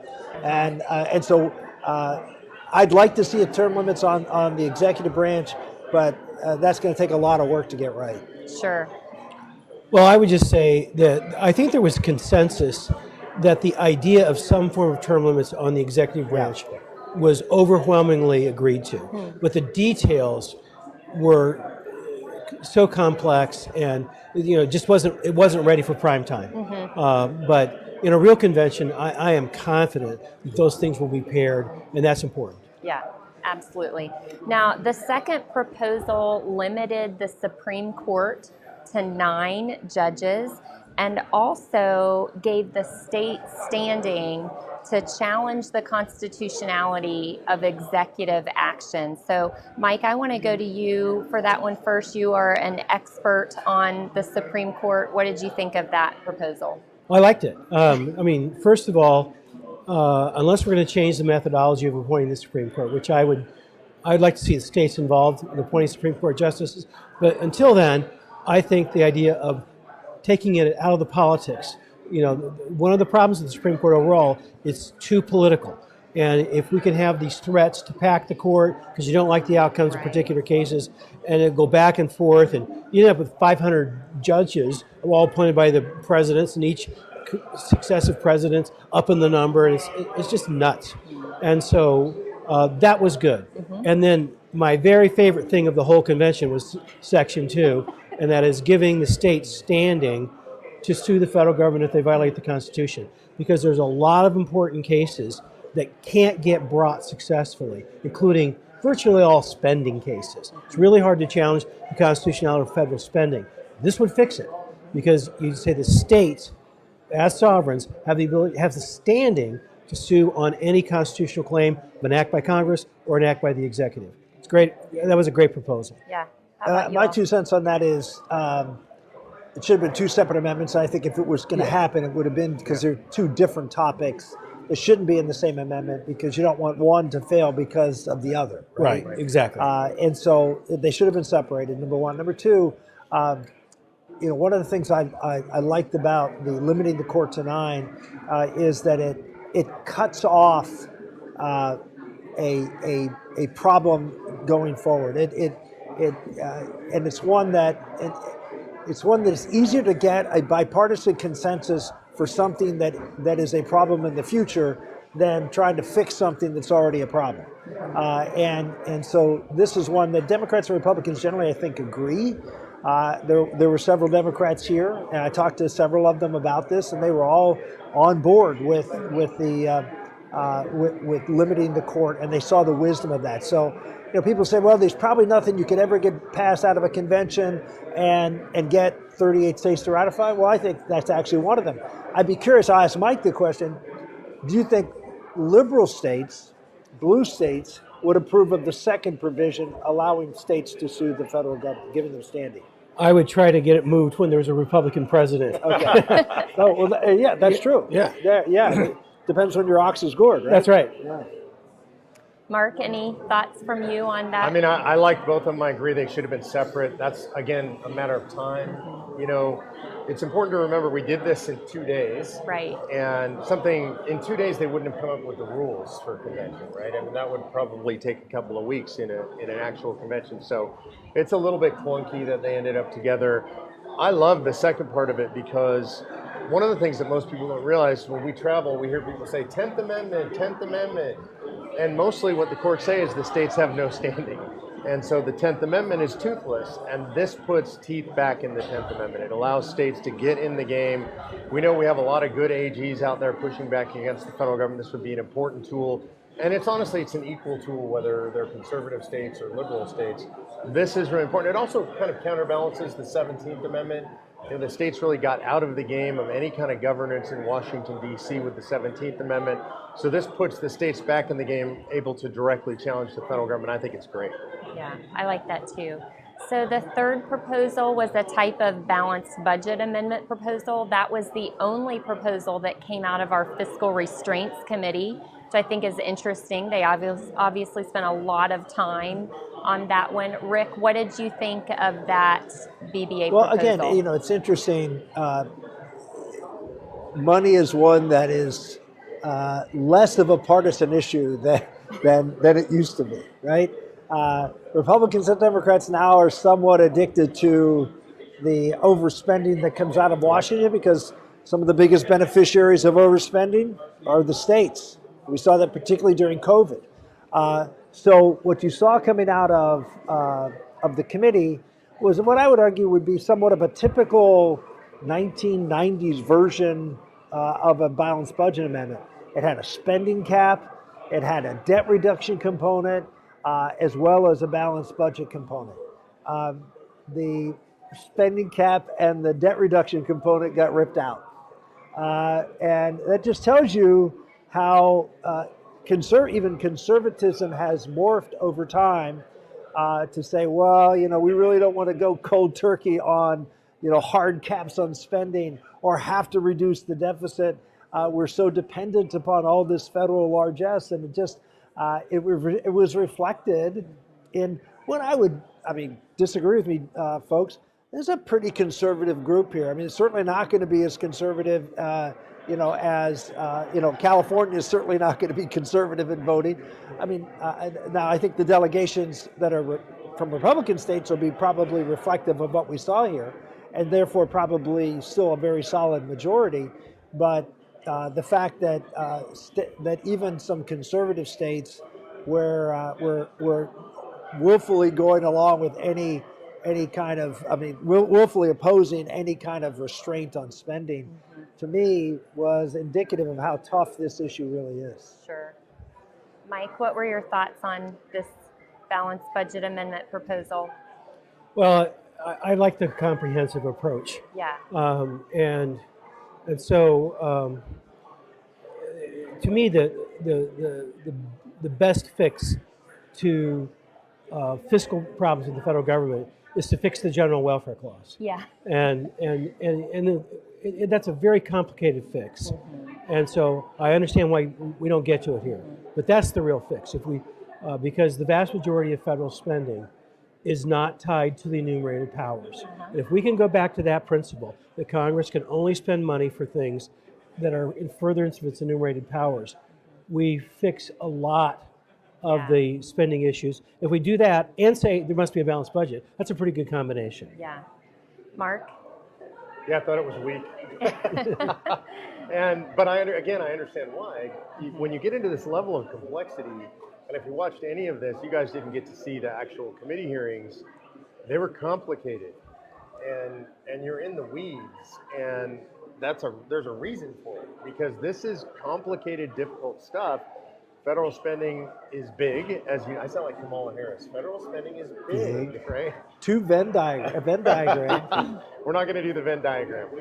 Federal spending is huge. It affects every part of our society, from cities up through states and obviously nationally. So you've got all of that complexity and all of the consequences of how that money is spent, how that money is appropriated. You can't deal with that in one day. It's really just not possible. And so I did appreciate the way it got drawn back, because it got drawn back to send a signal. In other words, everybody was unified. We need some kind of balanced budget amendment. Exactly what that would look like in a real convention, I don't think it would be as limited as what you saw here. Maybe because the liberal I disagree. states would be involved. No, look, why pass a balanced budget amendment? Why propose a balanced budget amendment out of a convention that has no chance of getting 38 states to ratify? Yeah. I mean, as I repeatedly say, baby steps is a good thing. Just having the convention would be a remarkable thing. Certainly a warning shot across the bow of Congress. But what comes out of here, I think, will without question be baby steps, and any kind of fiscal restraint coming out of this this convention that is going to be sent back to the states obviously has to get 38 votes, and has to be modest by definition, or won't have any chance of passing. Yeah, so I'm going to revise my statement. I agree with Rick. This is, and sometimes I forget this, and I think I forget it politically generally because all I do is hang out with grassroots people. You have to do things that are possible. We can come out of here and pretend we're all muscular because we've proposed all these huge things that will crush the federal government. If they can't, none of them get done, then there's no point to it, and it's just been play act. Yeah. And so I'm going to disagree that there's no point to it, because we're going to talk about the next 3 amendments. Yeah. And the next 3 amendments, I think it's highly, highly, highly unlikely that any one of those amendments would get adopted. Maybe maybe the first, I don't know, maybe the Commerce Clause amendment could get 38 votes. I think the other 2 are more cannon shots. Okay. Well, basically talking about, here's where we really want to go. Yeah. Right? Well, let's talk about those. So the 4th proposal is a limitation on Congress's power under the Interstate Commerce Clause, and it basically restricts Congress to regulating commerce that is crossing state lines. So Correct. Buying, selling, transporting goods across state lines. Mike, I know this is one of your favorite ideas, so talk to us about this. Well, Justice Thomas is the only one on the Supreme Court that has written opinions that gets the Commerce Clause exactly right. And his language that was in the United States versus Lopez, his concurrence in that case, was operating as the core of that amendment that was proposed today. And so interstate commerce is regulated exclusively by Congress. So if it is interstate commerce, states can't regulate it. So let's take banking. Can states regulate banking? Vast majority of bank regulations are in the Uniform Commercial Code, and that's state law. States can and do regulate banking. States regulate manufacturing. States regulate the environment. None of those things are correctly understood as interstate commerce under the correct historical definition, which was in this amendment. And so we would get rid of the whole area of duplicate jurisdiction. It's not that these things won't be regulated. Right. They're going to be regulated either by the states or by the federal government, not both. Yeah. And so that by itself is an efficiency that the Constitution gave us that's a huge protection of liberty. And it would reduce power grabs, it would reduce overspending. And so if we can get this through, and if people think that the environment's not going to be regulated, it's dead. But if people get the idea, let's have one level of government and only one level of government deal with these things, and not have 2, where we have conflicts and problems and everything, it has a lot better chance. And a convention can teach that lesson. If we were to go to that and try to push that through today, it won't happen, because the American public doesn't understand it well enough. But when they get to watch this on live television for several weeks and get to hear this principle over and over again, one level and only one level of government, that'll click with people, and the opinion polls, I believe, will shift in the right direction. So I think that this actually has a pretty good chance of getting 38 states at the end of the day. Okay. I love your optimism. Yeah. Mark, what do you think?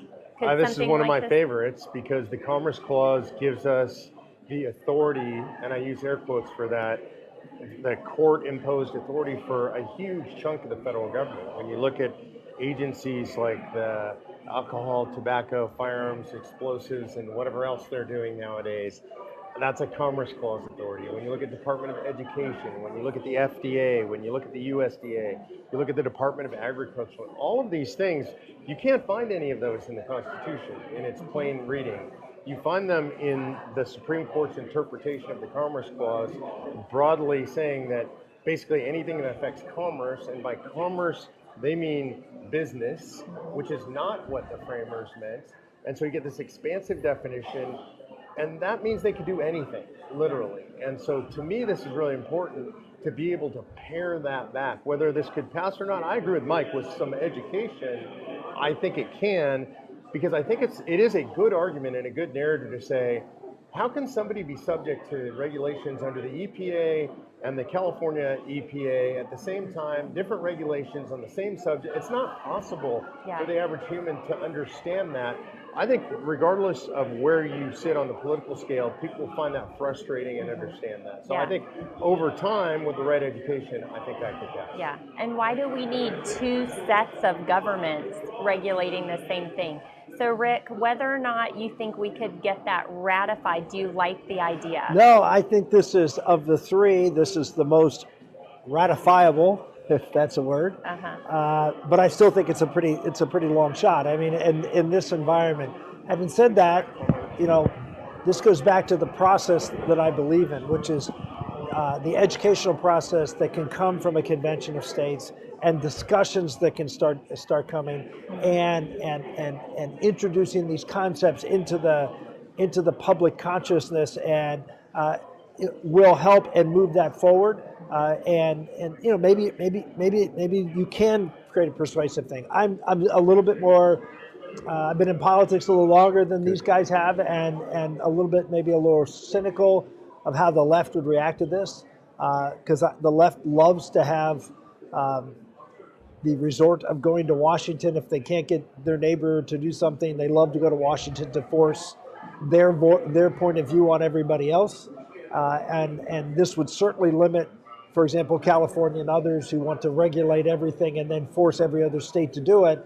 This removes one of their most important levers to get that done, which is to go to Washington and get them to do what California does. Sure. Well, let's talk about the fifth proposal, and this maybe is the boldest of all the proposals we saw come out of the simulated convention, and it's referred to as an abrogation amendment. So it gives a simple majority of the state legislatures the power to abrogate or override, undo a federal federal law or rule or regulation. Who wants to take this one on? It's bold. Maybe the lawyer should start with this one. Go ahead, Mike. The lawyer, that's all of us. Yeah, well, no, the real lawyer. Yeah, the real lawyers. Well, I mean, it's a great idea. You know, whether the simple majority is the right thing or not, that's a really good question. But I like the idea of increasing state power, and just the fact. I mean, I'm with Rick on the difficulty of ratifying this. This can be hard, really hard. But the fact that we debate that seriously makes Congress afraid to be as crazy as they've been. And so if Congress continues to go in a really irresponsible direction, this becomes more and more ratifiable over time, because they've got to have checks and balances on them. And so I prefer structural checks and balances on Congress, and Article 5 convention is structural checks and balances. This is a retail level checks and balances that says, I'm going to check that decision and that decision. That's the only thing that gives me some comfort in some of that is it's really hard to do. Yeah. It's hard to get 26 states to do anything. And so it's hard to do, and so it probably won't be used irresponsibly if we ever get it. But the idea generally of giving the states the ability to override the federal government, yay. Yeah. Yeah, Mark, what do you think? Do you like it? Let me just jump in, because I agree with everything you said, and it's one of those things where I don't think there's any chance that this would ever pass with a simple majority of states being able to countermand. But the higher you raise that bar, the more likelihood, the higher the likelihood you could actually get a majority where something is so bad, whether it's 2/3 or even 3/4 of the states would have to pass it. Then, you know, particularly if you get up that high to, you know, you have to get 2/3 or 3/4. Then you can make the pitch to the states that this is something that is, you know, overwhelmingly unpopular that the Congress has done, and this is sort of to stop a runaway Congress, or more importantly, I think it's less likely that Congress is going to pass things that are outrageously unpopular, but regulations and the bureaucracy and potentially a president that's sort of become a little tyrannical. This might be a way to rein that in. That could be good. Could be a good thing.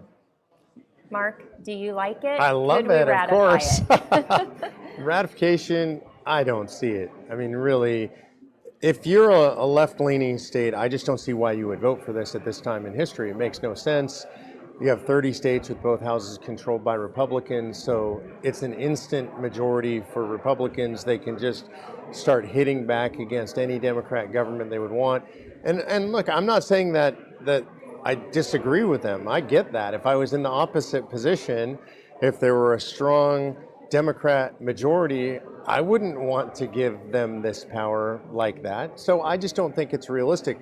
I think it's important. Rick mentioned this earlier. I guarantee you Washington, D.C., broadly speaking, is watching this. And to see this many states that angry, that would like to see their power curtailed that dramatically, I think it has an impact on them. And I think it's a difference what you get out of a simulated convention, which doesn't have a large Democratic representation here. It doesn't have, other factors at play because not a lot of media, not a lot of. You're gonna swing for the fences a little bit more under this because you're actually not sending it for ratification of the states. Mm-hmm. I think you're going to see at a real convention much more modest proposals, or if this is a proposal, much higher thresholds, because why, other than the idea of, we're really angry, we want to show how angry we are. Okay, great. Agreed. I think people want to pass things. I mean, they want to actually propose things that has a chance that they can go out there and show that that they've acted responsibly and where the American public is. Yeah. That's why I think amendments like this, while I cheer it, may not be the best message coming out of a convention. Sure. So the sixth and final proposal that passed here today was a limitation on federal ownership of land. And I know this is a huge deal, especially for our western states. What did you gentlemen think of this proposal? Let me jump on that one because I was sitting there thinking, how could something like this pass? I mean, because I come from Pennsylvania and we don't have a whole lot of federal lands in Pennsylvania. And I just thought to myself, maybe you guys know, and that's why I jumped in. How many states are affected by the federal lands issues? Is it 20? Is it 50? Is it 30? Is it 35? I don't know.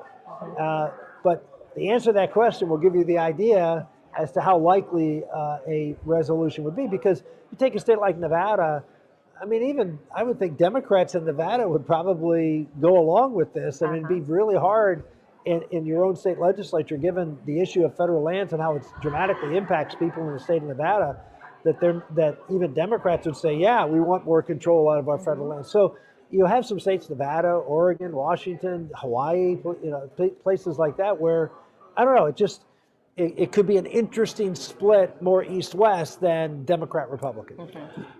Well, I am very sympathetic to the western states on this and lived a lot of my life in Washington State.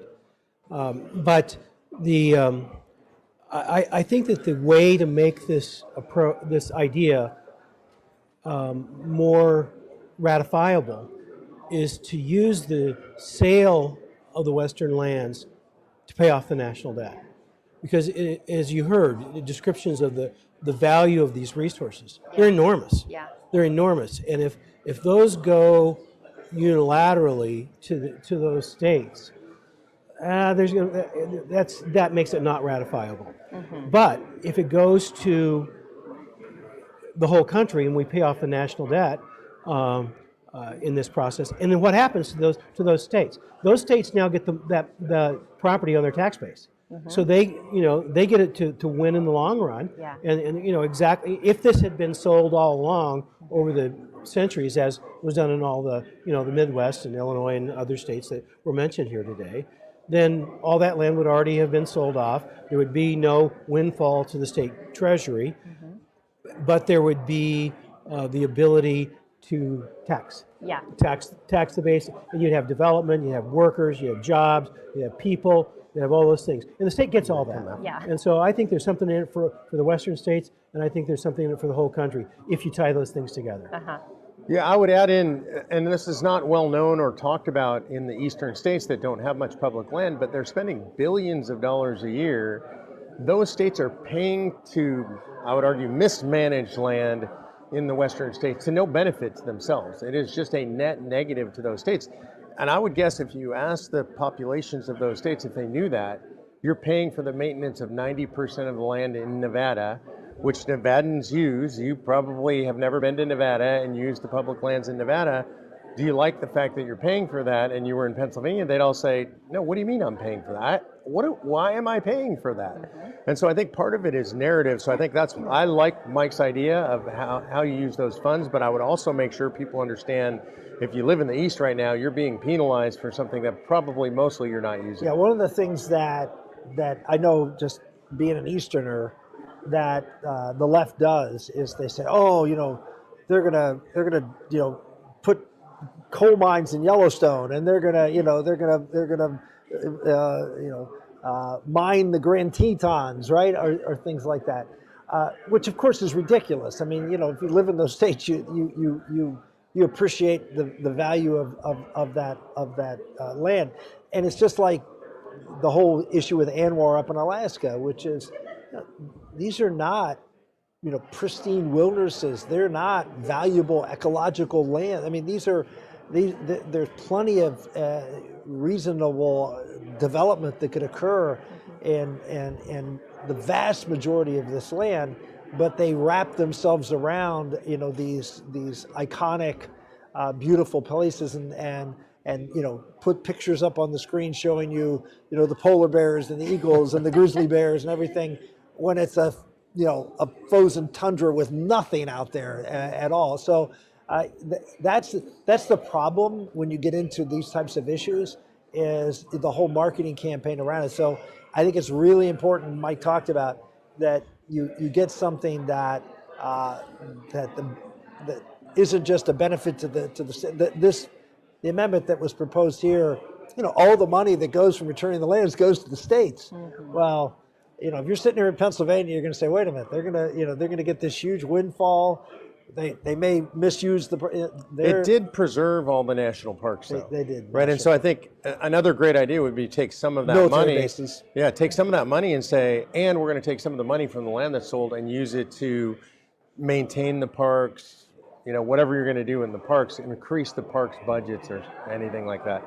Rita, at some point soon, I think we're going to go to the vice president and the president of the convention can join us up on stage. Well, I'll just repeat for those of you who may have missed our earlier introduction. We are joined now by Representative Woody Jenkins of Louisiana, who is elected to be our convention president, as well as Senator Jason Rapert from Arkansas, who is elected to be our convention vice president. Both of you served admirably. I was so impressed by the way you kept things moving, you kept order, you did it beautifully, you seemed so calm.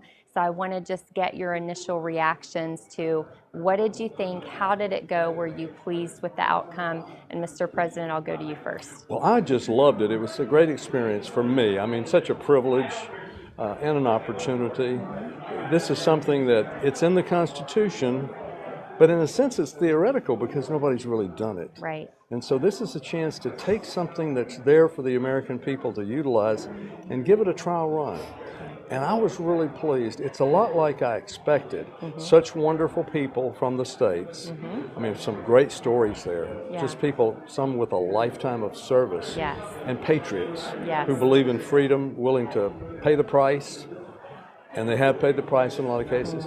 So they came here with ideas, with grievances that they want corrected. But I think we came away with some really good ideas and proposals. I think we showed that this is not something to fear, that you're going to have some good ideas. Not necessarily you agree with everything, but everything then has to go to the legislatures, and 3/4 of the legislatures That's a lot of red states and a lot of blue states have to agree for anything to become part of the Constitution. But overall, it's an A+. It was wonderful, absolutely wonderful.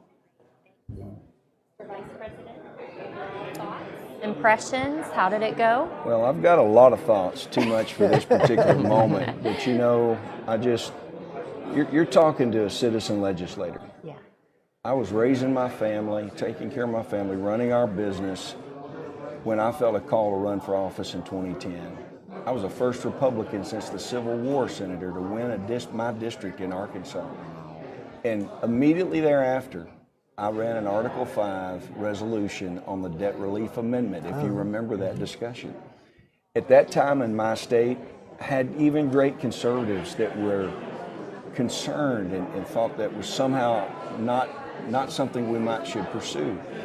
But probably, which has already been said on here many times, I haven't gotten to hear the whole conversation today, but Article 5 is a part of the original Constitution. It wasn't even an amendment, the first 10 of the Bill of Rights, which I love, but it's part of the original document that was there. And I feel like it was very clear that those founders put that there as a safety valve or a safeguard, as a check that, God forbid, something happened and Washington was running off into the wild blue yonder, the states could reassert that authority, and that's why I think that they put that there. And so I just want to tell all of my friends, and look, you know, I served 12 years in the Senate. I'm now focused on working with the National Association of Christian Lawmakers, which, by the way, I was surprised and proud of how many of our members were here, supportive of this. But I want to tell you, to those friends out there in the conservative movement, I will just hope that they have been able to see here. This is a part of who we are as Americans. It was very normal for these conventions to occur in the early stages of our country. And what they're looking at is that, yes, we can come in and handle the business. And I will tell you, if we had had a week and not 2 days, you would have seen an even smoother process. But it's very difficult to basically have a mobile legislative body working in a 48-hour period. So I want to just take some time here to say the country, and Senator Santorum has probably covered all this, Washington, D.C. is broken in many instances. So I just want to ask people, who's running away? Well, I think that right now we have, and this is me speaking, not Convention of States, I think you have someone that may very well be a criminal in the White House. We found cocaine in the lobby of the United States White House. When they can track terrorists from 3,000 miles away, but they can't figure out who dropped a bag of cocaine in the White House, it's ridiculous. When we have the national debt that's grown, when I got in office, it was half what it is today.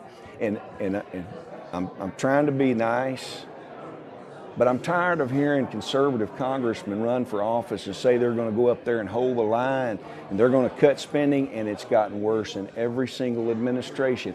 And what I'm saying is, I'm not faulting them, but somebody has to say no. And we have 7,383 state legislators in this nation. And I believe that amongst these 50 state capitals and states like my own, where we balance the budget every single year, I believe that we're smart enough, and may I even say able to find another 535 that could fill the Senate and the House if needed, that can make the decisions necessary to get this country back on track. And I'm just telling you, I would have been better off to never get into politics. I have lost money my family sacrificed to serve, but it's worth it because we need business people, smart people to get involved and are willing to do it. In Convention of States, I firmly believe, and this is me speaking, I believe God has raised up entities like this at this time in our nation. People are trying to work together and do good policy to try to save the country. And here's one last comment. All of these folks about the runaway, even if it's a congressionally proposed amendment or a convention proposed amendment, it takes 38 states to ratify anything. And I would like to suggest that all those folks that say they love the Constitution, you need to check yourself when you're warring against provisions of the Constitution that were there from the very beginning. So I'm proud of Mark Meckler, Mike Ferris, Rick Santorum, former Senator Coburn, and all of you that have given, and I know there's plenty other names I'm not mentioning, but I am honored to be here because we passed the COS resolution in Arkansas, and I know a lot of those Arkansans are watching. They have worked, they've been educated now, and that's what this process is able to do. And I will tell you, somebody asked me, why is it just a simulation? I said, well, if we had 34 states, it would be the real deal. Yes. And when that happens, I pray that we're prepared to make decisions that would truly steer the country back on the right track. Well, I know we have to let you gentlemen go soon. There are lots of people who want to congratulate you and talk to you. But before we let you go, I just want to ask you, Mr. President, do you think we achieved the objective of showing the American people that this Article 5 convention process is one that works? You know, I believe so. I think if people really watch the video from the proceedings today, they'll learn a lot and they'll see the give and take that occurs in the legislative setting. You'll see that people who, they're operating at one level as legislators, but they move into the setting where they're talking about changing the Constitution. They elevate all their standards. They think at a higher level because they want to leave a legacy. I don't care who they are. They want to leave a good legacy. You know, I'm reminded of something Justice Scalia said. In fact, it's on the Convention of States website. And what he said, it's a balancing act. If the needs of the country are great enough and the risk of a convention of states are low enough, that's what you should do. And what's happening in our country, we have a runaway presidency. We have a runaway government. Now, Benjamin Franklin said when he was leaving the Constitutional Convention, they asked him how long this Constitution will last. And what he said was, he said, until the American people deserve a despotic government. And you know, right now, it's important that all Americans, legislators, everybody, citizens, stand up and say, no, we won't stand for a despotic government, and we're going to do it peaceably. We're going to use the rights that were left to us through the Constitution. And look, I love our founders. I believe their work was divinely inspired, and one of the things they did, they left us a safety net in Article 5 so that when Congress was the problem and President was the problem, there was a way the people could go around and amend the Constitution in order to try to solve those problems. So we're just doing what the founders gave us the opportunity and right to do. Absolutely. Senator Santorum, do you agree we achieved that objective today? Look, I don't know how anyone could look at what transpired here and not see people who took this job, take it very seriously. I mean, this is a simulation. You know, you don't know what's going to happen in simulation. Some people may take it seriously, some people may not. Some people may see this as just sort of a role-playing kind of thing. I think that's what I didn't see any evidence of any of that. I saw people who understand that this country is in trouble, and we need serious discussion. And they saw themselves, in some respect, they saw themselves as people on trial. I mean, they were there representing their states to the people who are going to be watching, reporting on this. There were observers here who are going to go back and write and talk about what happened here. And I think everyone understood that. They understood their role in the process and rose to that level. I think Woody's point is right. You know, when you're dealing, your legislators, you're used to dealing with laws. When you're dealing with the Constitution, all of a sudden, you got to up your game, right? That's right. Isn't that the truth? I mean, you got to see, what I'm talking about here has huge. I mean, this can be around for. This isn't a bill that could be repealed next year. This is going to be around for hundreds of years, hopefully. And I think everybody took it with that seriousness, and that's why I always, and both of you mentioned this, that when people say, "Oh, people will go there and they'll do crazy things and they'll try to." We didn't see that. And you saw the passion of people. Yeah. To them, this was all real. Yes. And because they love their country so much and they're concerned. I mean, they want good things for our country. They want us to survive. And we've all been blessed with this freedom. We want to pass it on. So this is our way to do it, one way. Senator, I can tell you it's sort of a, from the trenches perspective, sitting as our president's right arm there where the stairs were, I got a lot of the questions that came up, trying to get some clarity on things. Yeah, they were taking it very serious because they wanted to make sure that the proposals were fully discussed, that the process was followed, and so yes, they were. And there was I could be wrong. You were catching some of these things. There was some heat there. I mean, there were some people who were pretty upset at times that they wanted more debate, right? I mean, you had to gavel it down, and it was not a popular thing to do. So, right? Senator, another example. I know one of the commissioners that were here. He's new to his Senate body, and he told me, he said, "Man, I'm getting a lot of heat from some of my folks back home." And he articulated who it was. It's the same voices that try to use a boogeyman at everybody. And here's the reality: when you begin studying it, there's so many different illustrations, but this is one.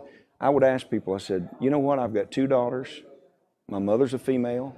At least she still is today in America. My mother. I think about the women in my life. My daughters. I'm proud that there was an amendment that allows my daughters the ability to vote and participate. Had you used the arguments they're using today to war against the Article 5 movement, you wouldn't have had an amendment so that women could vote. And I'm kind of glad that, I'm not kind of glad, I'm glad of a lot of things. I'm glad that, people that are 18-year-old can vote. I think that's a great thing. Because I got married when I was 18. I was on my own. I wanted to have a say. So the other thing there is that slavery. I'm proud of things that have been done. And you know what, in America? They passed prohibition and decided to change it, and they pulled it out. So Americans are able and have the capacity to utilize our Constitution and stay within the realms and the rails of what it was meant to do. The Article 5 process, the convention process, was given to us by the founders. They wanted us to use it, and we showed today that the process works. Gentlemen, I want to thank all 3 of you for your many years of public service, and thank you, gentlemen, for your service to the simulated convention here this week. And that's going to wrap it up for now for our live stream coverage of the Article 5 simulated convention. Thanks, folks. People rise above the everyday and start thinking about what can they do to really make a contribution to the future of our country. These are folks who understand what's at stake in the country. They understand their role as state legislators in that. We cannot just pretend it'll fix itself. We cannot assume foolishly that somebody else will take care of this. This is our time.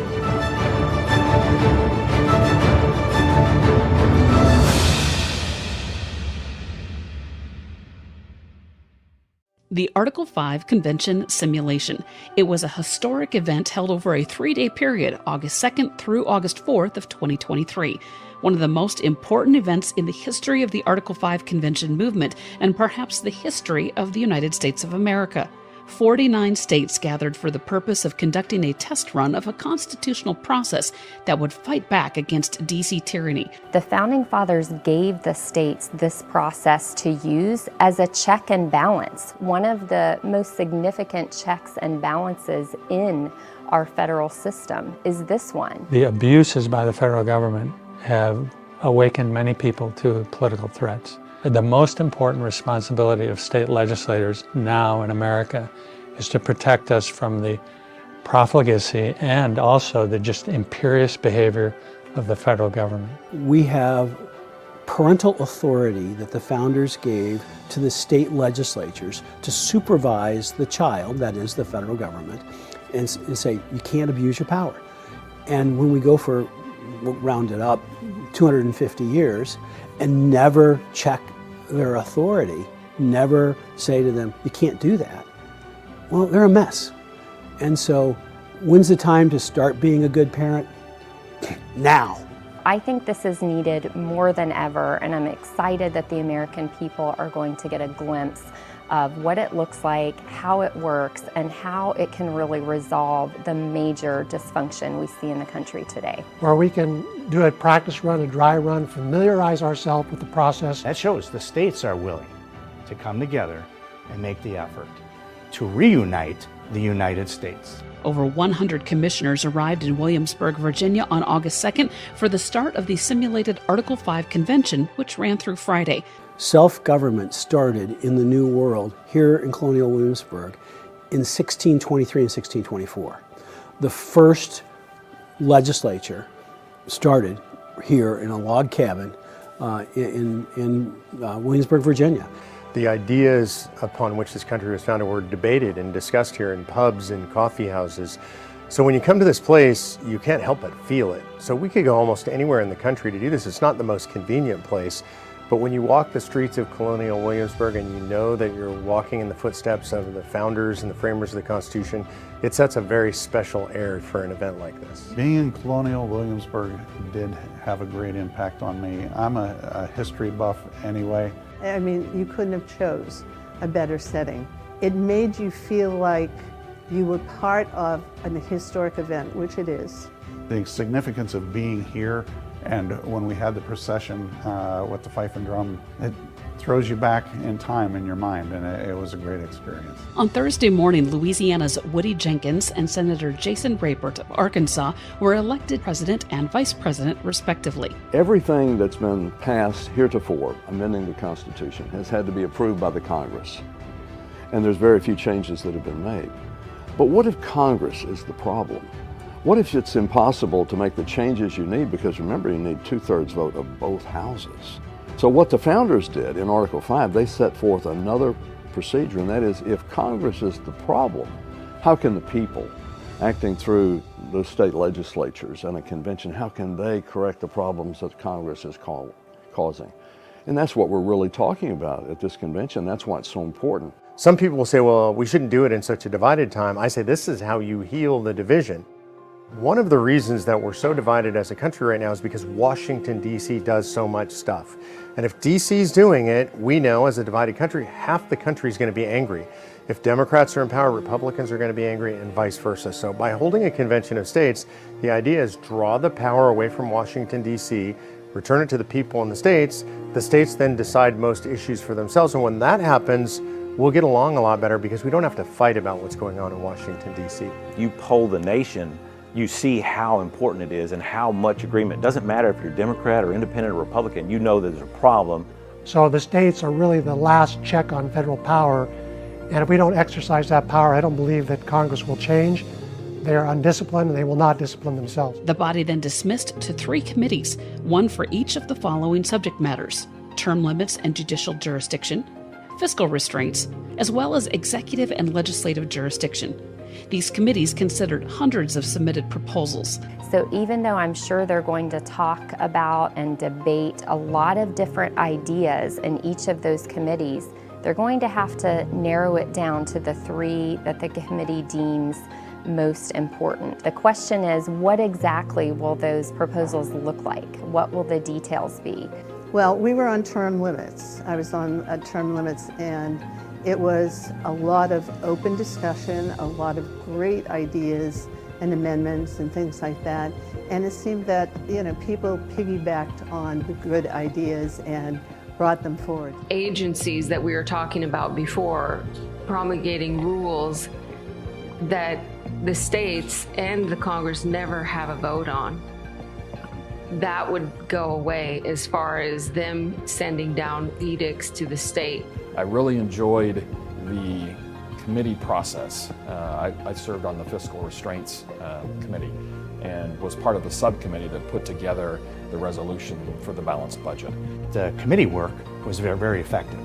That we really came in prepared to come to the floor with a proposal that was pretty well in shape. Al Torres, the winner of last year's COS Voices contest, was on hand to witness this historic event as a representative for the Citizen Grassroots Army. It's just an honor and a privilege and humbling to actually be here. The patriotism behind each and every person who's working here to accomplish what we're trying to do, which is save this nation. it's just magnificent to know that I've been blessed to run across with some of the people that I have. You know, we see Washington, D.C. on television all the time. We see some of the worst behavior in the country there. But if you go into the state legislatures, you meet people who are doing politics for the right reason. They're engaged because they believe in public service. Maybe their family has a long history of public service. They love their communities. They love their states. So they're doing it for the right reason. I feel like it would be legislative malpractice if I did not take every tool at my means, at my disposal, every tool constitutionally, peacefully, that I can utilize. If I didn't join and be a part of this, I think I would have to apologize to my constituents. And most importantly for me, truly, I'd have to apologize to my family for not doing everything I could given this opportunity at this moment, at this time. If it wasn't for the grassroots, I wouldn't be sitting here in this chair, because it was a constituent, a grassroots supporter of a convention of the states that came to me at a meeting, you know, where they were meeting legislators, asked me if I'd sit down with him for tea, which I did, and he just asked if I would look over a couple of pamphlets that he gave me on convention of the states, which I looked at, and from there went down the rabbit hole, and as a fiscal conservative, had that epiphany that said, this is the solution. I think they realize the potential that this has, that they can in fact come together and do something, and there's a real commitment to do that. I don't know of any other organization that has the insight to what ails America than COS. Friday's plenary session was live streamed to the world with Rita Peters, Michael Ferris, Mark Meckler, and Senator Rick Santorum providing expert commentary. Commissioners engaged in lively debate regarding the proposals as presented by the committees. They made points of order. Yes, sir. Come to the front if you would. Under Mason's manual, I challenge the chair on that ruling and ask for a vote on the floor. Amendments. Be the proposal that you have on the screen with the additional sentence at the end. This article shall not apply to military officers or enlisted personnel. And roll call votes. The secretary will call the roll. Alaska. Aye. Arizona. Aye. It was very interesting, very exciting. This discussion was fabulous, absolutely fabulous, and the debates were just amazing. We do have the opportunity to unleash economic, environmental, and constitutional renaissance in the United States by passing this. The wisdom of the entire group really showed as we passed the different amendments in the resolution. It really also reinforced the viability of this, because we do this as legislators. No one seems to be overwhelmed by anything. This is not like, oh, what do we do? How does this work? I mean, no, they feel very comfortable. I mean, I'm talking to members, yeah, that's what we do all the time. Yeah, we know the rules, yeah, they're like the rules that we deal with all the time. How else would you do it? It's been there all along since the very beginning in 1787. This is not a new doctrine. It's not something that is just pulling out of a hat. This is something that has been well acquainted in our history as a nation of states calling themselves into convention to solve problems. My favorite moment would be when we did get to passage of any particular proposal. It's always a good feeling, those that come out of your committee. In our case, had 3 proposals, all 3 passed. People got up, they made reasonable proposals and amendments and stuff like that. And it really, it was thoughtful. In the end, 6 amendment proposals were successfully adopted: a congressional term limits amendment, an amendment limiting the Supreme Court to 9 justices and allowing the states to bring suit against federal actions, a balanced budget amendment, an amendment restoring the Commerce Clause, an amendment allowing for a majority of states to overturn acts of Congress and the executive branch, and finally, an amendment that would cede most federally controlled land back to the states. After convention's over, if this were the real thing, then what would happen is the commissioners would go back to their states. Whatever was proposed would go to Congress, and then Congress would send it out for ratification to the states, whatever the proposed amendments were. And then there would be debates at the state level, usually in the state legislatures, both houses debating which, if any, of the proposals they want to ratify. Now, of course, this is just a simulated convention, so there's no ratification process that will take place. But what we hope is that the legislators that were here, the citizens that were here, will go back to their states and they'll spread the education and the excitement that we've created here about the Article 5 process. I talked to folks that were here to see, does this work? And I think that helped them today and yesterday, to see those processes are just the same kind of processes you go through in your legislatures, Congress, etc. They're no different. They can see that, hey, this can be done normal, in order, by the rules, and we can provide real, lasting change and benefit to our nation as a result. And that confidence, I think, is something that I can take back to my state as we've looked at this over a number of years, and try to instill within them that same confidence in the process, that it can work, that it does work. The only part of a simulated convention that you can't simulate is the amount of time that people will spend on this, and the wisdom that over time, as you massage issues and you spend time on them and you work them, that you begin to see this block of marble turn into the to the Pietà, right? But that doesn't happen in 2 days.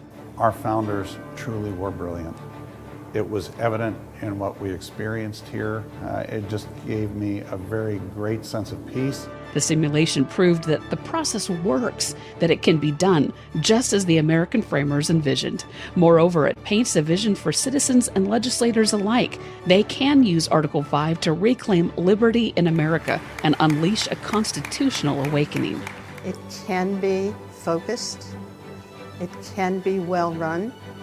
It can be thoughtful, and people can debate and debate respectfully, and that you can have a final product at the end. I guess a credo that I strive to achieve, to be a statesman, not a politician, not an elected official. And I think we have those, and that's also what is reflected in this Convention of States simulation. People with those kind of ideals working together to find consensus for the betterment of our country. People rise above the everyday and start thinking about what can they do to really make a contribution to the future of our country. These are folks who understand what's at stake in the country.